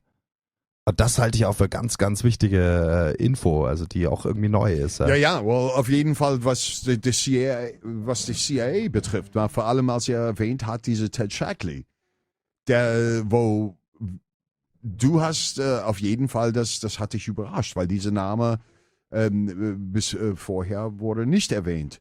Das ging eher um andere Dinge, was wir gesagt worden sind, oder? Beziehungsweise was mal hier in Nachrichten mal erzählt worden ist. Der Barschel-Fall, da könnte man echt mal einen ganzen Abend drüber sprechen. Und das sollten sie vielleicht auch mal machen, weil es ist wirklich auch so ein Ding, wo eben viele Fäden zusammenkommen. Und das ist, was Ole Dammegard eben auch wieder zeigt. Und ich habe ihn ja da nochmal angesprochen auf diesen Viktor Ostrowski. Ja, der hier so die in dem Buch schreibt, wie der Mossad den Barschel umgelegt hat und auch warum. Und da ging es um Waffendeals und halt, es ist echt Geostrategie, so ein großes Ding so. Und faszinierend, wie dann, weil Ole hat gesagt, dass Ted Shankly derjenige war, der in Genf sozusagen die Aktion angeführt hat. Und das ist faszinierend, weil wieder verbindet er diese Dinge. Ja, wieder verbindet er Punkte. Zum einen hat man dort eben diese Mossad-Aktion und zum anderen ist aber dort Ted Shankly der Boss. Und wieder ist genau das, wie das Netz gezeigt wird. Ja. Das sind nicht unterschiedlich operierende Dinge, sondern es ist dasselbe. Es widerspricht sich also nicht. Die Info, die von Viktor Ostrowski kommt, wo man natürlich auch nicht weiß, ob es wirklich stimmt. Wir wissen es ja nie. Kann ja auch irgendwie nur Blenderei sein. Ja.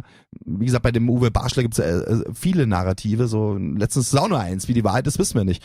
Aber das steht gar nicht unbedingt im Widerspruch zu dem, was Ole sagt. Und da ist dieser Ted Shankly. Und er hat jetzt hier so ein paar Namen auch fallen lassen. Und wirklich jeder einzelne von diesen Namen, den könntet ihr auch nachrecherchieren. Und das ist wirklich unfassbar, was für Biografien man da stößt, so Namen wie Ted Shankly oder David Atlee Phillips, das ist echt richtig heavy stuff. Also ich meine, an diesen Leuten klebt wirklich buchstäblich das Blut von Tausenden von Leuten so. Attentate, die in diese Größenordnung gehen. Das sind Profis, die machen sie ihr Leben lang so. Und er benennt die auch beim Namen und es ist keine Geheiminformation. Wie gesagt, ihr findet es leicht raus. Well, der hat gesagt, dieser eine ehemalige CIA-Assassin kennt er persönlich und das mal mit dieses, wie hieß der, Rossmann, glaube ich, der Typ, der mal als amerikanischer Präsident, der George Bush mal weglegen wollte, der Billionär. Anders hieß der irgendwie, aber ich weiß, bin ich auch gar nicht so vertraut mit dem gewesen. Ja, well, anyway, die Tatsache ist, dass das ist, wo dieser Typ mal gesagt hat, dass es ihm ein bisschen zu viel. Na, weil das geht um eigene Leute. Na, und aber you know something, Frank, das ist so witzig, weil wenn ich ich muss mal mich zurückführen zu dieses Serie Homeland. Also das ist gar nicht so weit weg, mal was du siehst, was in diese Serie geht, mal was er uns erzählt. Ich wollte mal darauf hin, weil er hat gesagt, dass die Mossad grundsätzlich in Ausland das nicht in die Hände nimmt. Wobei als ich mal nach Amerika geflogen bin, ich habe mal einen Dokumentationsfilm angeguckt, mal auf dem Flugzeug. Das ging um 72 um die Olympischen Spiele in München. wo der Mossad beziehungsweise Gilda Meir war die Ministerin damals mal von Israel. Und die haben tatsächlich Leute geschickt in verschiedene Länder und Leute umzubringen, die gesagt haben mal mit diesem Netzwerk, die dort in 72 in München die Sportler umgelegt haben. Bis das sollten ja also aufspüren, die Täter. Und genau, und umbringen. Und das Krasse dabei ist, dass in dieser Dokumentation ging das mal nach der zweiten, dritten Person dann schief. Die fingen an, mal Leute verwechselter Identität und ganz normale Bürger umzubringen. Leute, ein Typ, der in einem Restaurant gearbeitet hat, der mal seine Frau, eine Kind erwartet hat und sowas. Und das flog auf. Wo das war ganz groß, denn in der Geschichte, dass der Mossad Leute in verschiedenen Ländern, ohne dass jemand das weiß, dorthin als Mordkommandos mal Menschen mal umzubringen oder zu jagen. Ganz krasse Geschichte. Ich meine, der erzählt auch mal ein bisschen davon, wo der eigentlich seine Antwort darauf war, ist, well, what else is new? Ja, und Ole, genau, und Ole sagt halt, was auch uns nicht ganz neu ist, aber es ist halt nur wieder, er kann halt da so viel das mit Fakten belegen, er zeigt halt Dinge auf. Diese verschiedenen Dienste, die können zum Teil sogar gegeneinander arbeiten auf einer gewissen Ebene, aber von einer anderen Ebene ist es dieselbe Hand, die sie kontrolliert. Das ist dann ja auch die große Frage, die wir auch schon oft aufgeworfen haben, auch mit Micha und so weiter. Wie ist es mit Russland? Was so vermeintlich der Gegner ist, gibt es nicht noch eine übergeordnete Ebene, wo man wieder miteinander spielt?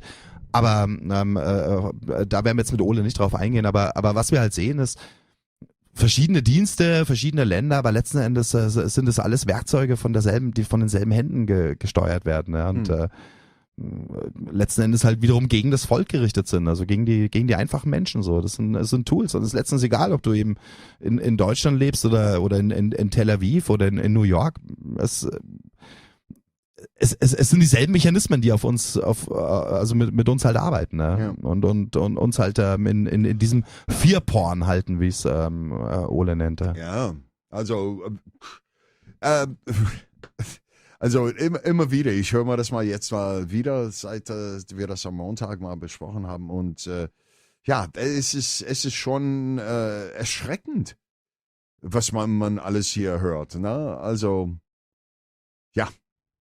Die Zeit schreitet voran, Alex, aber wir werden das ganze Interview sowieso nicht mehr schaffen heute. Nee. Ja, das ist offensichtlich schon. Nee. Denn wir sind jetzt in dem Interview ungefähr bei der Hälfte angekommen. Oder ein bisschen drüber. Ja. Und wie gesagt, wir werden das Interview komplett online stellen. Und hoffentlich ergibt sich was mit, dass das auch übersetzt wird. Und für jetzt würde ich sagen, wir fahren einfach mal fort und dann schauen wir mal, ob wir es nächste Woche weitermachen. Ja, absolutely. So, wir schauen mal weiter dann. To CIA, stuff like that, and what they, as whistleblowers. I wanted to throw in the name Ted Gunderson. Yeah.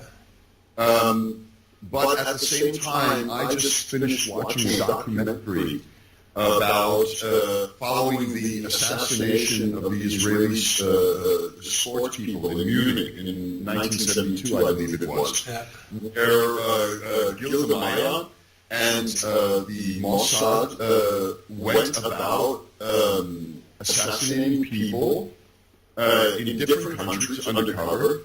And I'm sorry, I don't remember his name, but the man that was in charge of it had made a couple of mistakes. For example, they had found, I believe it was one person in Africa or in France who the identity was mistaken. It was just a normal guy that worked in the library, something like his wife was expecting a baby, and they started finding out that the Mossad was taking it upon themselves to do assassinations in different countries without anybody knowing about it. Pretty amazing documentary, and those are the two things that I wanted to throw in, because you were mentioning that they work together, but here you have the Mossad story, or an Arab saying that the Mossad took it upon themselves to go into countries illegally and take out people without anybody having any idea about it. What do you say about that, or how do you see that? What else is new? It's like you have to see, when you look at it from a global point of view, you have to see that Israel is not just a tiny little country. When Benjamin Netanyahu went to the Congress in the US, as far as I remember, he had 25 standing ovations. 29 or 25, something like that. I mean, unheard. Obama had like 15 at the most. What does that tell you? What does that tell you? A small little country where you look from the outside and you think, oh my God, this is it's mass murder of a small little minority. What the hell is going on? And then you have in the US where the standing ovations more than anywhere else, it will show you who is in control. Who is in control. Otherwise they would never do a thing like that. So Israel are totally, it's based on all the first prime ministers, all of these people were assassins. They were so-called terrorists, all of them. That is how they grew up. And their methods in the world have been terrorism. They are the ones who invented terrorism. They are the ones who invented terror attacks. And they are the ones that are showing the way. So all of these soft, cuddly type of versions that, they went out on their own, and they've been doing that all the time. They are brutal forces, very brutal forces. And you will see the theme. I used to think that false flag operation was quite new, or I was just aware of from Boston and onwards, sort of that, is it like this they do? I had no idea. I was learning more and more. But now when I start going back in time, it's sort of like, are you kidding me? That one as well? And that one as well? It's like we have to unlearn and start looking at these events from a different perspective. And one of the things that they, in many operations, are that they want the Palestinians to be the bad guys and Israel to be the victim. When once you look at it from an objective point of view, just like there's a so-called war going on in Gaza and so, no, there's not. They're behind walls, they have no weapons, and you fly in F-16 fighters and bomb them. That is not sort of like a war. Yeah, but they threw like a rock at us or a sand pedal or whatever. That doesn't make it right that you do that. It's like sending Mike Tyson into a daycare center and he beats the crap out of these children because they peed in the pants, and make that okay. It's not. There's absolutely no balance in this whole thing. So I've been starting to look into this thing with the Olympic Games in München as well, because that was the same theme. And also when you look at these current terror attacks, they very often link them to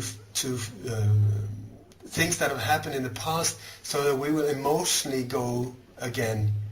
We will, I remember, yes, it will hit you somewhere in your subconscious. Like when there was this Dallas police shooting, I was just like, are you kidding me? Really, Dallas? And I said, by any chance, not Dealey Plaza. Not Dealey Plaza. No, it was not Dealey Plaza. It was like 200 meters away from Dealey Plaza. And I was actually staying, where the conference was actually the Crown Palace Hotel, which is where they filmed this mass shooting or this killing in Dallas, which was absolutely crap.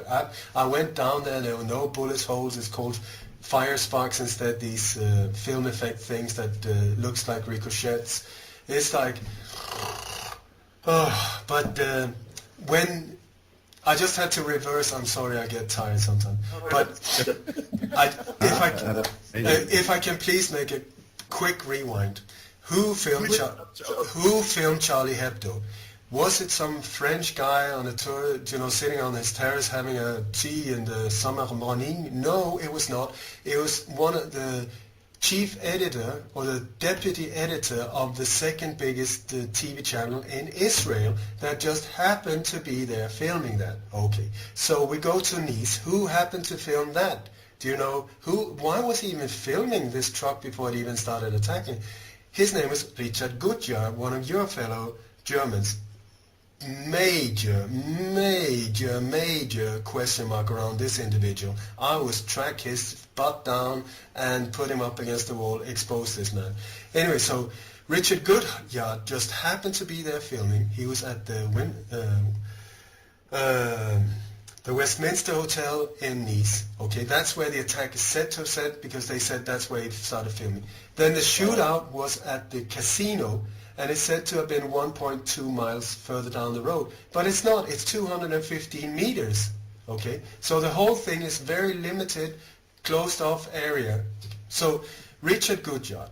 Who was Richard Gutjahr? So I always track down these people. Who are the ones that films it? So one of the things I found around him was he's like this internet sensation as a journalist. You know, how to do internet journalism, which is interesting. Then he was the first person in the world that got an iPad. He was the number one in the line of people getting an iPad. I have no idea, but he was the one being filmed coming out with the first iPad. But who is he married to? He is married to an Israeli woman called Einat Wilf. And she is the former advisor to Shimon Peres. She was a member of the Knesset, and in her military duties she was in Unit 8802, totally connected to Mossad. So here we have a photographer filming this whole thing with his wife that is a advisor to Shimon Peres, the former Prime Minister of Israel, and a member of Knesset. What are the chances? Then I thought that the next attack would be in Acropolis, because they were putting all of these hints in that the next would be Acropolis. So I went out and warned about that. Instead, it was the Olympic supermarket in München. So who was there? Well, welcome back, Richard Gutjahr. And who was the one being interviewed all the time? There was this girl called Tamina Stoll, who was being interviewed in all kinds of international media. Who is Richard Gutjahr's daughter? Welcome in on stage, yes. Who had just happened to be filmed together with Hillary Clinton a month or two earlier. I mean, really? And now you have Berlin, who's an absolute crap operation with a truck that didn't even go through the Christmas market, but instead reversed into position because there were these metal poles so that he couldn't even get in there. He would have well, the whole thing is, I'm a former truck driver. You cannot do the maneuvers that he is said to have done. There were all of these victims. I kid you not, 0 dead. 0. You're welcome to come here and chop off my right arm if there's any real victims in that operation. And who had just happened to be there, left just a few minutes before it happened? Shlomo Shapiro, I think his name is. He is just the terror expert in Tel Aviv, Israeli terror expert, who just happened to be on location. And in his university, who is one of the speakers there, the lecturers there? Einat Wilf, the wife of Richard Gutjahr. I mean, come on. What are the chances? And then you have the Finnish woman, Miriam, I can't remember her name now. She's one of the press people from NATO who just happened to be there as well. And then the very next day on Facebook had a blurred picture of her giving a thumb up right outside where this massacre had taken place. Then you had the German journalist who was then on location 90 seconds after it happened, when he's just walking around filming. Oh, it's so awful. Officially, you have 12 dead and around 50 people wounded. Where are they? Well, there are 3 people you see, absolutely blurred, and there's sort of no screaming, no nothing. So that means 62 people minus 3. That would be like 59 people underneath the truck. Where are they? No blood, no nothing. Oh, God. And then BBC and CNN was on location before German press was even there. I mean, really? What are the chances? Really? Yeah, amazing.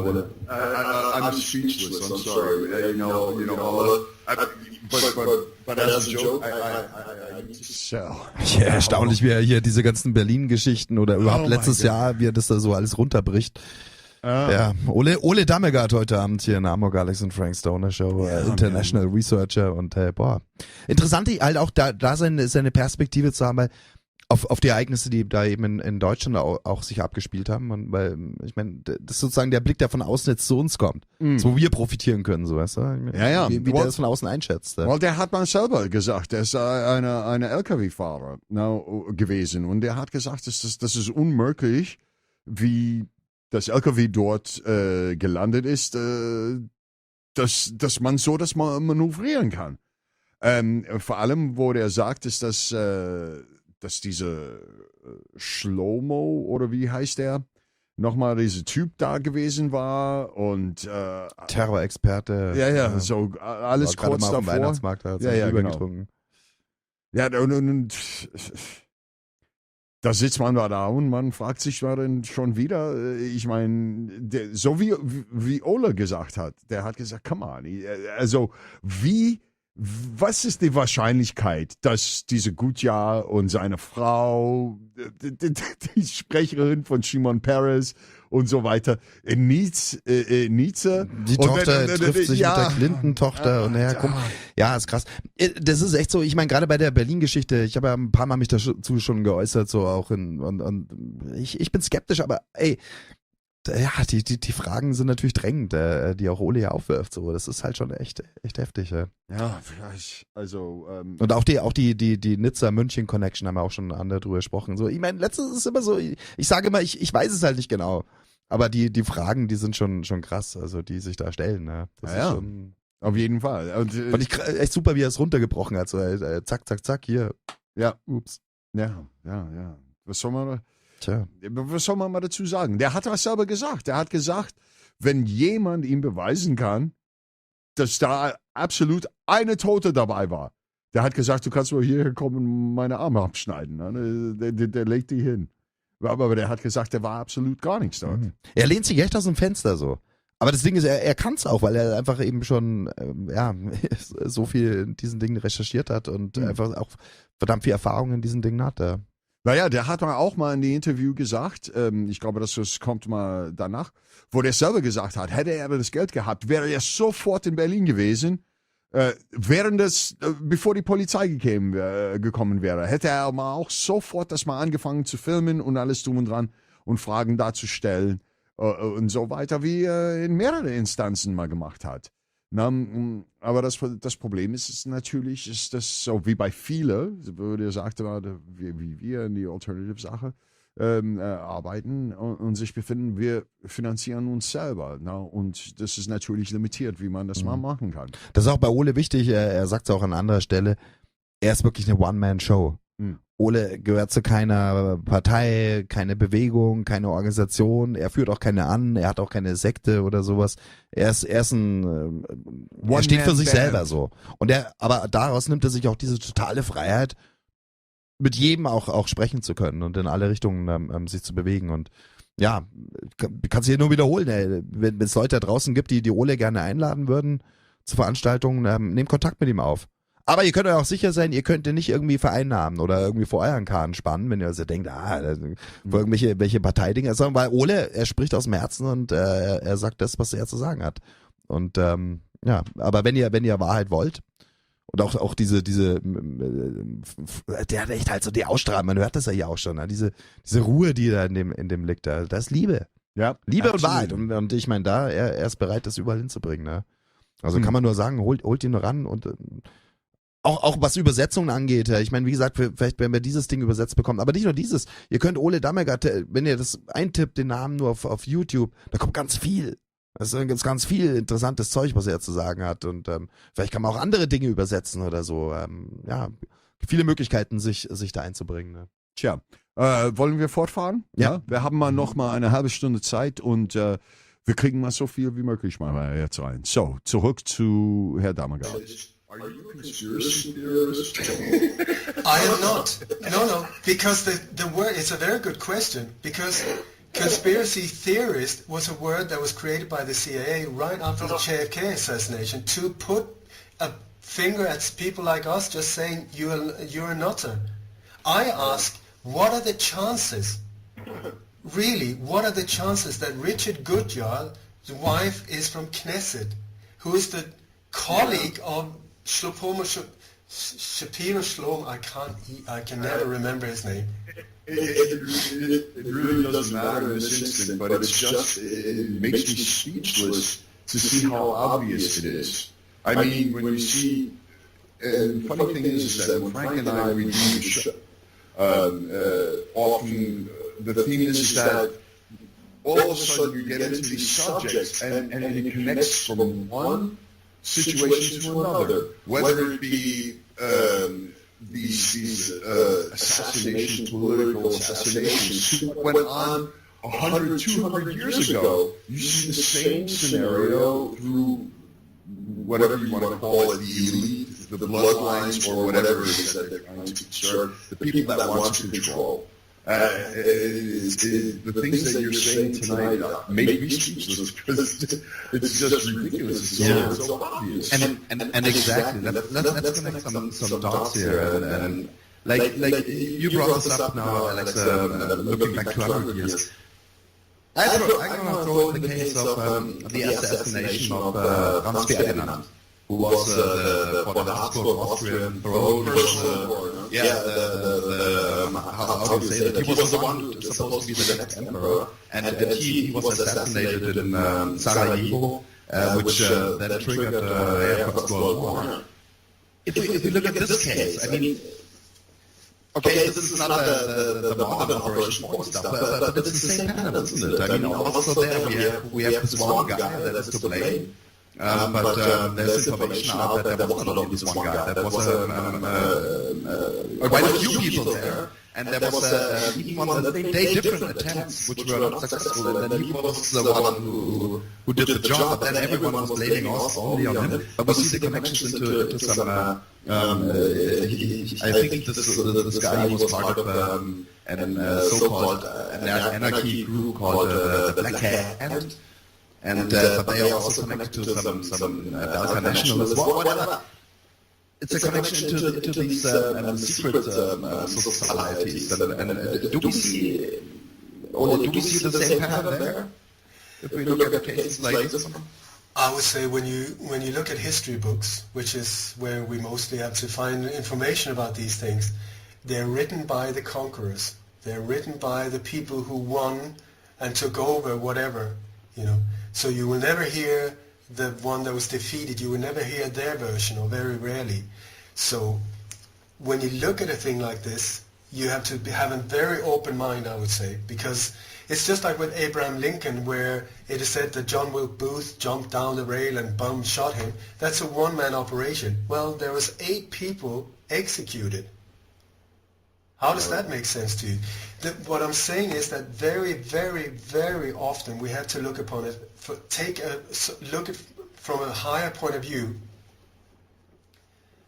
I got confused, executed or tried for the murder. I think there were 8 of them executed. I need to check that. But anyway, at all times you need to look from a higher point of view. Who benefited from this thing happening? What happened? What was the sequence of things that took place after this thing happened? And you will very often see that if somebody was taken out like that by a lone crazy guy, I would very much doubt that it's the lone crazy guy that shot him. He was there to take the fall. He was being positioned there to take the fall and be blamed for it. The killing itself would have been carried out by professionals, and you will often see triangular fire, ambush, multiple people involved, and so on, because they need to make sure that this person dies, so they cannot only count on one person doing it. And then that individual that takes the place will then be blamed for being part of an, like anarchist or some kind of, I don't know anything really about this case, I haven't looked into it at all, but I am sure that I will find the same type of ingredients in this one, and that you will see the same global power structure behind the scenes.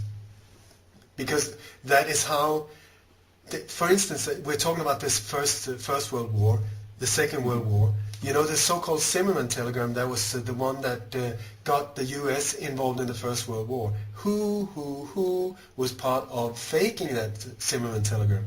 Well, it was Prescott Bush's dad. And Prescott Bush is the father of George Bush Sr., who was part of creating the Second World War, where he was one of the people funneling the funds into the Hitler war machine, with the backing of the Dulles brothers, who was later part of creating the OSS and the CIA. And then in Dallas, you had George Bush Sr. as the paymaster of Operation 40, which was where many of the shooters in this ambush came. I mean, he was taken out from many angles. It was such a brutal slaughter of this poor individual, JFK here.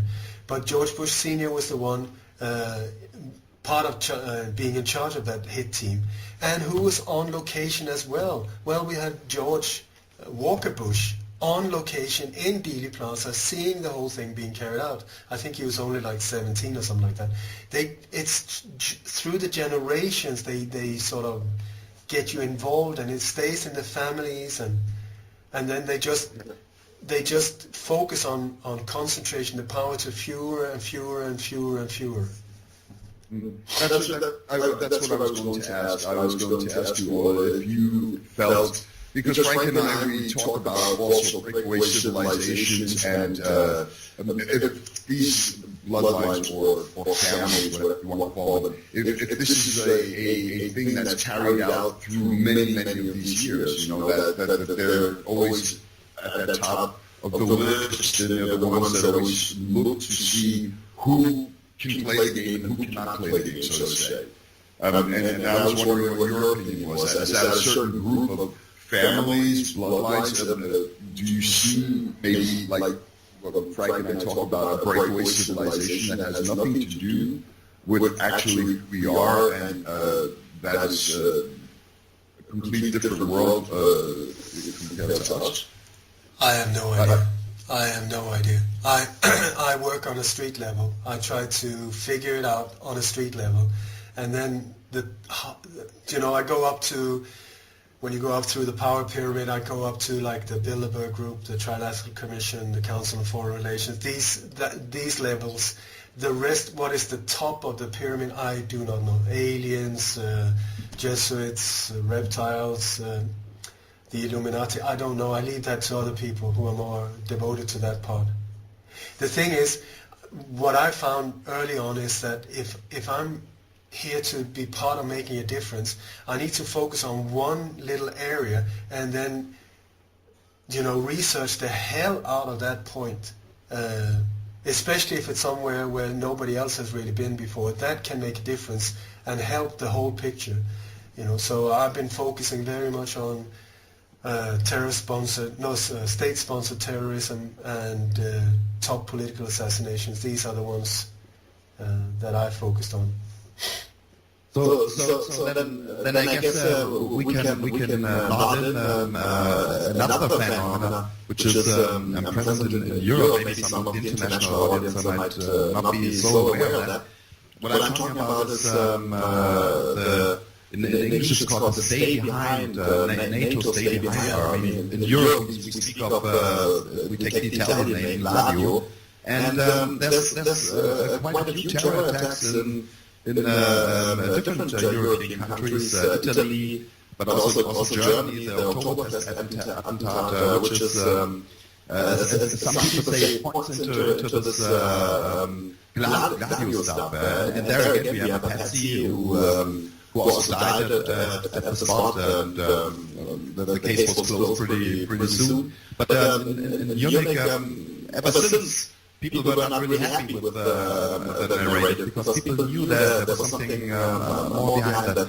So can we connect this Gladio or stay behind stuff? Can we also connect this into this international web? Big time. I think this is crucial to understand about the stay behind or Gladio.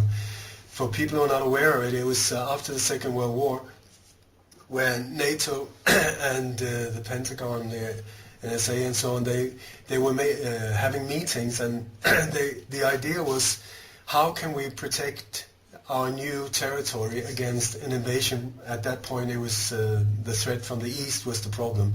So how can we protect ourselves?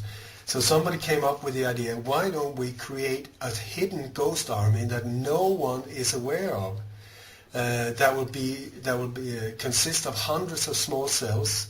These cells will be like 6 to 10 people that are there, military people, that are equipped with weapons, fuel, radio equipment, everything needed for a resistance movement. All of that would then be dug down in the ground, well hidden, and then hundreds and hundreds of cells like that would be connected in an invisible network that nobody knew about, totally compartmentalized and so on. So the idea was that should any of the NATO countries be invaded, what could very easily be done is that the top of the society, the politicians and all of these other people not so brave that they would dare to stay, they and the royalties could escape to London and then from London activate the whole resistance movement in one go, boom. Everything would be in place, fuel, weapons, ammo, everything, vehicles would be in location and could be activated like boom. Which, when you think of it, is a fantastic idea, I think. And this network was called Gladio, or stay behind. You lead behind these troops that could then be activated. That's where the name came. But most European NATO countries had their own name. For instance, in Sweden it's stay behind. In Denmark it's Absalon. In Italy, that's where the Gladio name comes from, and so on. So nobody knew about these things, and it was only in the 1990, I think, in Italy, where there was this whole scandal that erupted, showing that there was about 10,000 people in Italy involved, all the way up to the top of the government and so on. Massive scandal. And then that scandal led to other NATO countries where the same thing was exposed. But I think in the early 60s and so on, when the threat from the east wasn't that big anymore, somebody was thinking, or maybe it was later on even, was like, why don't we use these? We got all of these hard warriors, with weapons, everything is there, nobody knows about it. Can't we make use for it? And then somebody came up with the strategy of tension. It's a CIA operation called the strategy of tension. How to inflict fear in modern society so that modern society will welcome more and more militarized control. So here is the one that we're facing.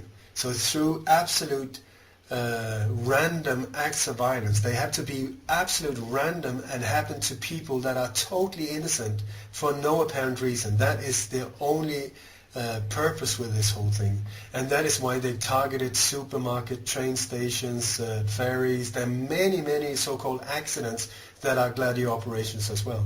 And through these networks as well, they are using killers, for whatever operation is needed. They just take people out of the network, use them in a different country, boom, boom, boom, sleeping agents go back. And so Gladio is super important to understand. And then after the scandals in the 1990s, they said, no, please forgive us, we didn't really mean to do that, so now we stopped everything. Absolute bullshit. It's just still in action, still in place, and it's, as far as I know, a mandatory part of being a NATO member is that you have to create your own stay-behind movement. So I tell you, I don't know how many terror acts I've looked into, terror groups and so on, and every single time it takes me back to the Gladio network. I'm at a point where I don't even know if there is such a thing as a terrorist, a real one. No, I tell you, I kid you not, I don't know, because every time I come across one, it doesn't matter if it's the underwear bomber or the shoe bomber, or if it's the or whatever bomber, or every time you look into it, it's the same behind it, the same structure behind it. And George Napolitano in the US, he totally confirms what I say. He says all national terror acts in the US have had FBI involved. FBI have equipped, trained, and sponsored them. So Yeah, and let me drop a name in here. Big credit goes also to Swiss researcher Dr. Danieele, who brought out a lot of this Gladio stay behind stuff. He brought it out in the German-speaking world. And just for the international audience, check out Dr. Danieele and his work on that. He's a researcher at the Swiss University. He brought out a lot of information, and actually I'm not quite sure if this material is out there in English too, but I think it should be, because it's quite big. And he laid out all this stuff there. And it's still present there, because it has been really many cases of these sort of... There's so many. It's just not only just a few. I mean, so many. There's a former politician called Richard Cottrell, who he was a top politician in, I think, within the United Nations, or I'm not really sure, in the European Parliament, I believe. And he discovered this whole thing and has written a book called Gladio, the Dagger of Terror, or something like that, and where he absolutely, pinpoints it, and I think extremely important to become aware of this. There's a fantastic researcher now also called, her name is Sybil Edwards, I think, where she's very much into exposing what she calls Gladio B, which is like an updated version. They often say, no, we stopped using it. The only thing they do is just upgrade it and change the name of it a little bit, and then think, oh, they'll buy it now. So, but it's all a matter of fear. It is all the time a matter, how can they keep us fearful? That is the thing. And now when they dumb us down with so much fluoride in the water and all of these computer games where the Chainsaw Massacre soon is like a lollipop version, it's like, how can you keep people fearful? Not easy. So they're sort of like biting their own tail. And this is what I feel as well. It's like, if you start understanding that real terrorism does not exist the way we're being told. Real terrorists are the people that you believe you have selected to take care of you. These are the ones. It's not for nothing, it's called state-sponsored terrorism. When you really start thinking of what that means that the people that you think you have elected are blowing you up, are doing things to hurt you, to freak you out, so that you will accept that they will put more and more militarized control, the new normal, with tanks in the streets, with armed soldiers in the streets, with cameras everywhere, with body scanners here and there, with everything. It's their deed, and they need you to be fearful to accept it. So I say, every time something happens where you should get afraid, ask yourself, who benefits from me being afraid? Who benefits from me believing this? And you will get the same answers all the time. Talk about terrorism. It was a former German Bundeskanzler and statesman, Helmut Schmidt, a man of the highest places in German politics. And he was, at his later age, he was in an interview, he was stating that much bigger threat is state-sponsored terrorism. That was what he was saying. And the guy doing the interview was even asking, what are you talking about? But then he said, well, we just leave it like that. But I know exactly what I'm saying. But listen, Eisenhower's goodbye speech, before Kennedy took over, what is he warning about? He's warning about the military-industrial complex that is taking over in every little town, in every little area, in every little area of life. And so I just have to tell you, the reason why I'm sitting here coughing, snorting and so on is not that I got a cold. I feel crap, but it's not because I got a cold. It's because I'm sorry to be the messenger with bad news here, but a friend of mine who's a former commercial pilot, his name is Willem Felderhof, he was a commercial pilot for 25 years. He almost died while flying because he was feeling very, very sick from time to time, and he kept going to the doctor, the airline's doctor, and the doctor said, no, you just you need to rest, it's a burnout or whatever, take it easy. And he left, took some weeks off and started feeling better, then he came back and started feeling more and more sick.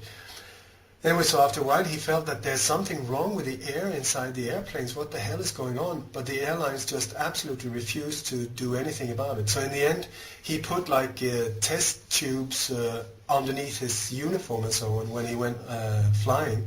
And together with a scientist and a former pilot, they found out, yep, the air inside the airplanes, toxic. And you will see that there are like thousands of people, stewardesses, pilots and people with so many weird symptoms and so on. And the reason for that is that the air intake into more or less all planes with jet engines is that the air comes in through the jet engines, then it's compressed and heated, and the leakage, I think it's oil leakage from the jet engines, that creates a neurotoxin that is then compressed, heated, and pumped into the airplanes. Meaning that, according to these pilots, jet lag is not what we're being told. Jet lag is just because you've been exposed to these neurotoxins for a longer period of time. And I'm sure many will have experienced that when you fly somewhere, when you come there, you have this awful cold and you're coughing like for days afterwards. It's a really deep, hoarse kind of cough and so on. That's what I'm going through right now because I just got back from New York. So, wir steigen mal jetzt ein, weil der hat mal erstmal erklärt, warum der die ganze Zeit mal geschnuppert und gehustet hat, nicht weil er erkältet worden ist, sondern der ist gerade mal von einer Long-Distance-Flug gekommen, so wie ich.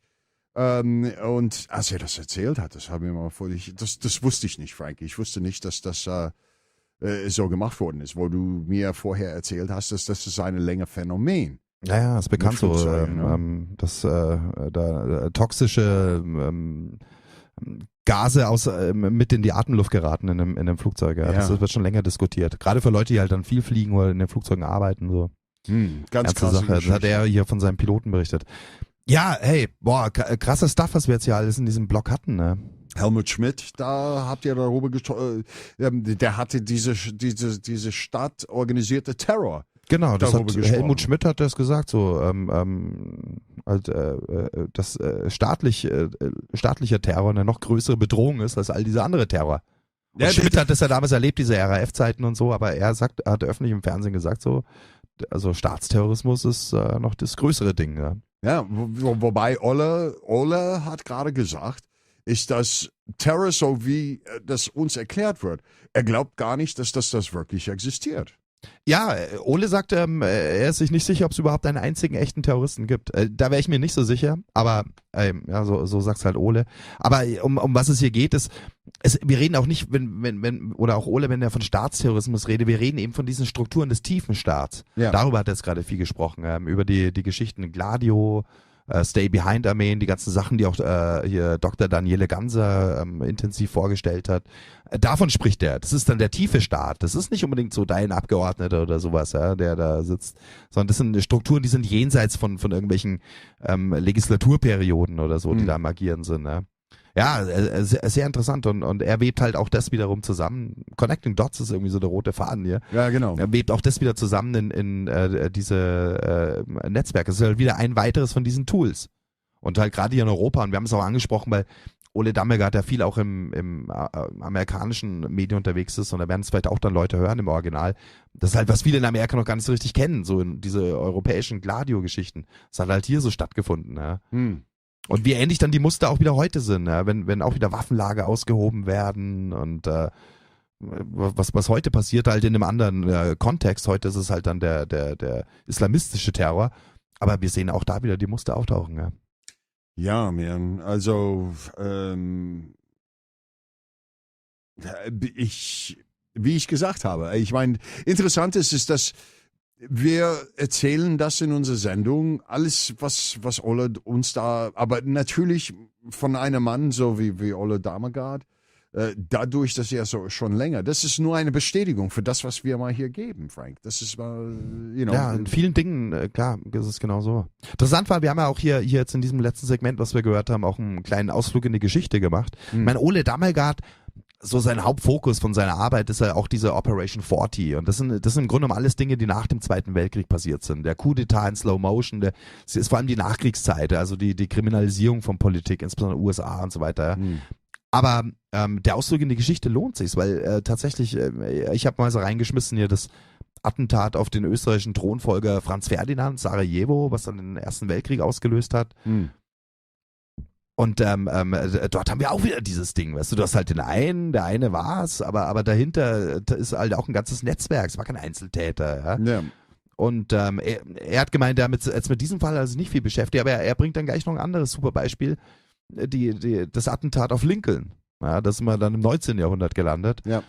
Und auch dort wieder das Ding. Wir haben wieder den einen Attentäter, der ist ein bisschen verrückt, aber er sagt, das sind mehrere Leute sind dafür verurteilt worden für diese Sache. Und auch da, wenn du genau halt hinschaust, ist es wieder so, du hast ein Netz und immer hast du dann auch diese Verbindungen auch damals nannte man die halt nicht CIA und so, aber da sind es eben dann Geheimorganisationen, aber eben auch so undercover, also unterm Radar halt operierende Gruppen. Du hast mal doch diese schwarze Hand erwähnt. Ja, aber in dem Fall Franz Ferdinand, da könnten wir echt auch intensiver mal drüber sprechen. Ich meine, der Attentäter wurde dann, sagt man, der gehört einer Anarchistengruppe an, serbische Nationalisten und Anarchisten, schwarze Hand. Aber da gibt's auch Connection und schon der Name deutet darauf hin, schwarze Hand. Wir haben irgendwann mal drüber geredet, Alex, und ich über die geheime Organisation in Italien, die auch der Giuseppe Mazzini, wo der Chef war. Und die hießen Schwarzfüße. Ich bring's es auf Italienisch nicht mal zusammen, Pieta Negra oder sowas. Ja. Die Schwarzfüße. Das ist und da bist du schon mit Mazzini. Da bist du schon direkt drin, eben auch in diesen Freimaurer, wenn nicht gar Illuminati-Logen und so weiter. Und da gibt's eben diese Schnittstellen, wie sie es berührt. Kannst du dabei Franz Ferdinand Attentat sehr interessant sehen. Was auch Ole mal gesagt hat, was mal ziemlich wichtig ist, dass der hat gesagt, dass diese Leute, die das Attentat ausüben, bauen sich normalerweise in eine Dreieck auf. Immer. Weil es muss sicher sein, dass der Typ getötet wird. Na? Ja, genau. So immer dieser Plan B, so wie bei Kennedy, wo auf einmal dann ganz viele dort waren. Und das ist es ist so ähnlich, was eben bei dem Franz Ferdinand auch. Ja. Und das Witzigerweise ist das, wo du mal erwähnt hast, wo der Ole greift auf dieses Ding, eher so Operation 40. Das Interessante dabei ist, dass diese Operation 40 mal George Bush ist ganz an oberer Liste, ne? George Bush der ist Teil von der Operation 40. Tja. Nicht als Hitman, sondern der ist so der Mann, der die Finanzen dort geregelt hat bei der Gruppe. Absolut. Ja. So, das zeigt uns mal alles, wo das alles hingeht. Und der hat ja dann auch hier, es ist so viel Stuff, ey. Was er auch erwähnt hat, ist dann die Connection von Prescott Bush auch in die Geschichte. Und klar. Und da haben wir auch mal darüber gesprochen, als wir mal unsere Zweite Weltkriegsgeschichten mal gesprochen haben.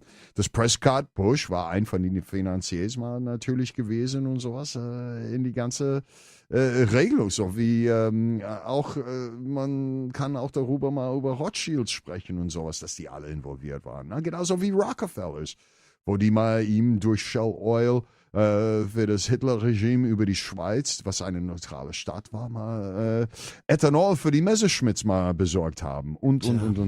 Alex, haben wir heute wieder einen tiefen Ausflug genommen in den Kaninchenbau. Wow. Aber wir sind schon wieder Overtime. Haben natürlich das Ole Dammegard-Interview nicht komplett geschafft.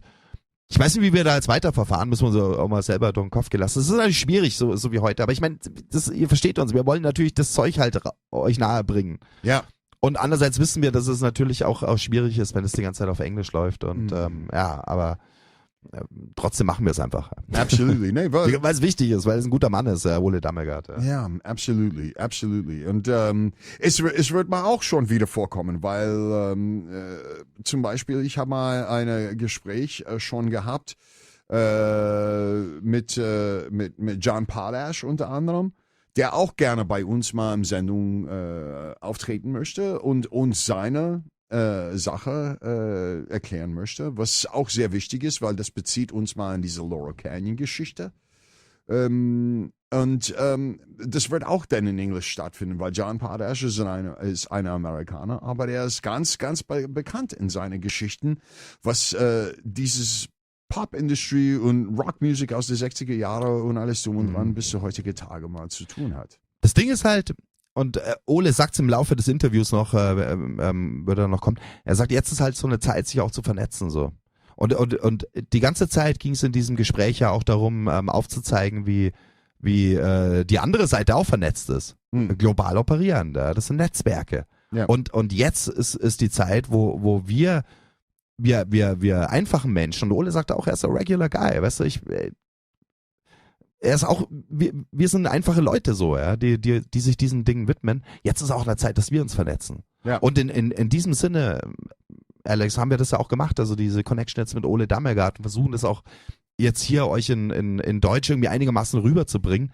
Das werden wir weiterhin machen, weil das ist, was jetzt einfach ansteht und wir müssen gucken, dass wir über die Grenzen kommen. Oder hey, wir haben es auch schon angesprochen, wäre cool, wenn wir das mit Russland oder gar mit Japan oder sonst wo auch noch schaffen würden. Aber wir fangen halt jetzt einfach mal an. Ja. Machen das mit Englisch, weil da können wir selber noch mithalten irgendwie. Ja. Aber das ist jetzt eben das, was wir heutzutage brauchen, ist eben, dass wir Menschen, die guten Willens sind, die guten Herzens sind, dass wir uns zusammentun. Ja, auf allen Ebenen, eine, Körper, also so von Mensch zu Mensch, aber eben auch übers Netz, übers Internet. Das ist, was uns gegeben ist, dieses Tool. Das ist jetzt vielleicht ein einmaliges Zeitfenster, was wir haben, ja, wer weiß. Aber lasst es uns jetzt nutzen so. Ja. Und in diesem Sinne haben wir halt hier die Connection mit Ole Dammegard gemacht heute Abend. Tja, und wir würden das weitermachen, weil wir wollen mal die Informationen an euch bringen, so dass ihr auch wisst, was mal los ist und von diesen Leuten. So, auf jeden Fall, es ist dann die Zeit, dass wieder eine Episode der Am0k Alex und Frank Stoner Show zu Ende kommt.